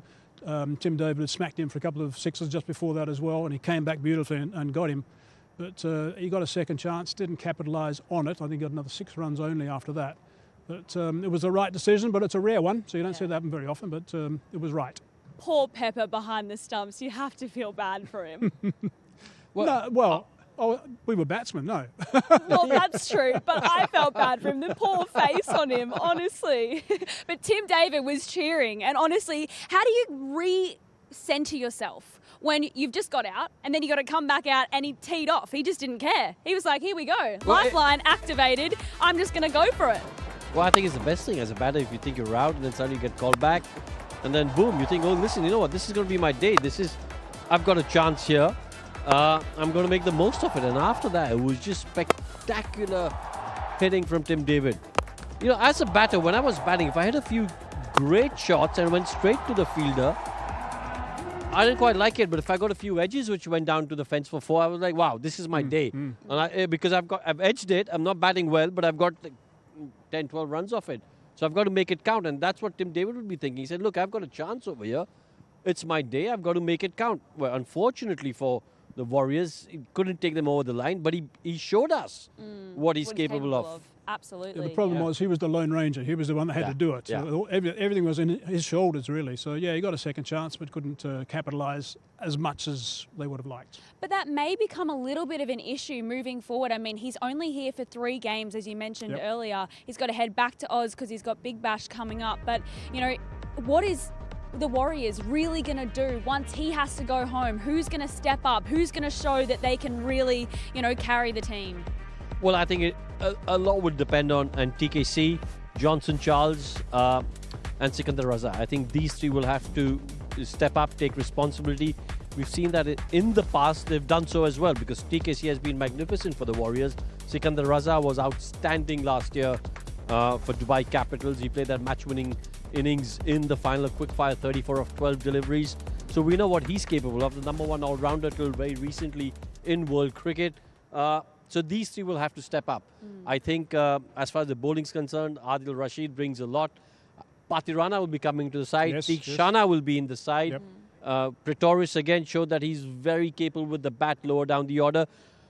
So honestly, I mean, it's a day that they'd like to forget, but there are lots of little positives from this performance that they'll be taking into the coming matches. I mean, it is a massive loss. I mean, Tim David not being here for the whole season is a massive loss. But it now becomes an opportunity for someone to take an opportunity and really stamp a claim to a spot, a permanent spot on the side as a finisher to do the job that Tim was expected to do. So that's always, in those sort of situations, a lot of the times you see guys step up and actually make a real play. Now, even though it wasn't the result that the Warriors wanted tonight, it is the result for some of the lucky winners at home that have won the Jawal Dikau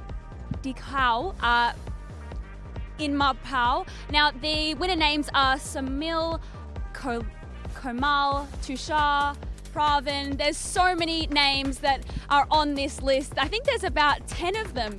So congratulations to the winners that have won this amazing prizes. You'll be able to receive them very soon, but exciting stuff for all the viewers that have won this from Match 1. But there will be more winners that will be announced tomorrow. So looking forward to that for sure. Now, moving forward, we've got so many other games that are going to be played, but we we're so excited to have everyone here. I mean, thank you so much, boys, for joining us. This is the DP World ILT20. We've had such a great match here tonight, but we cannot wait to welcome you back again tomorrow.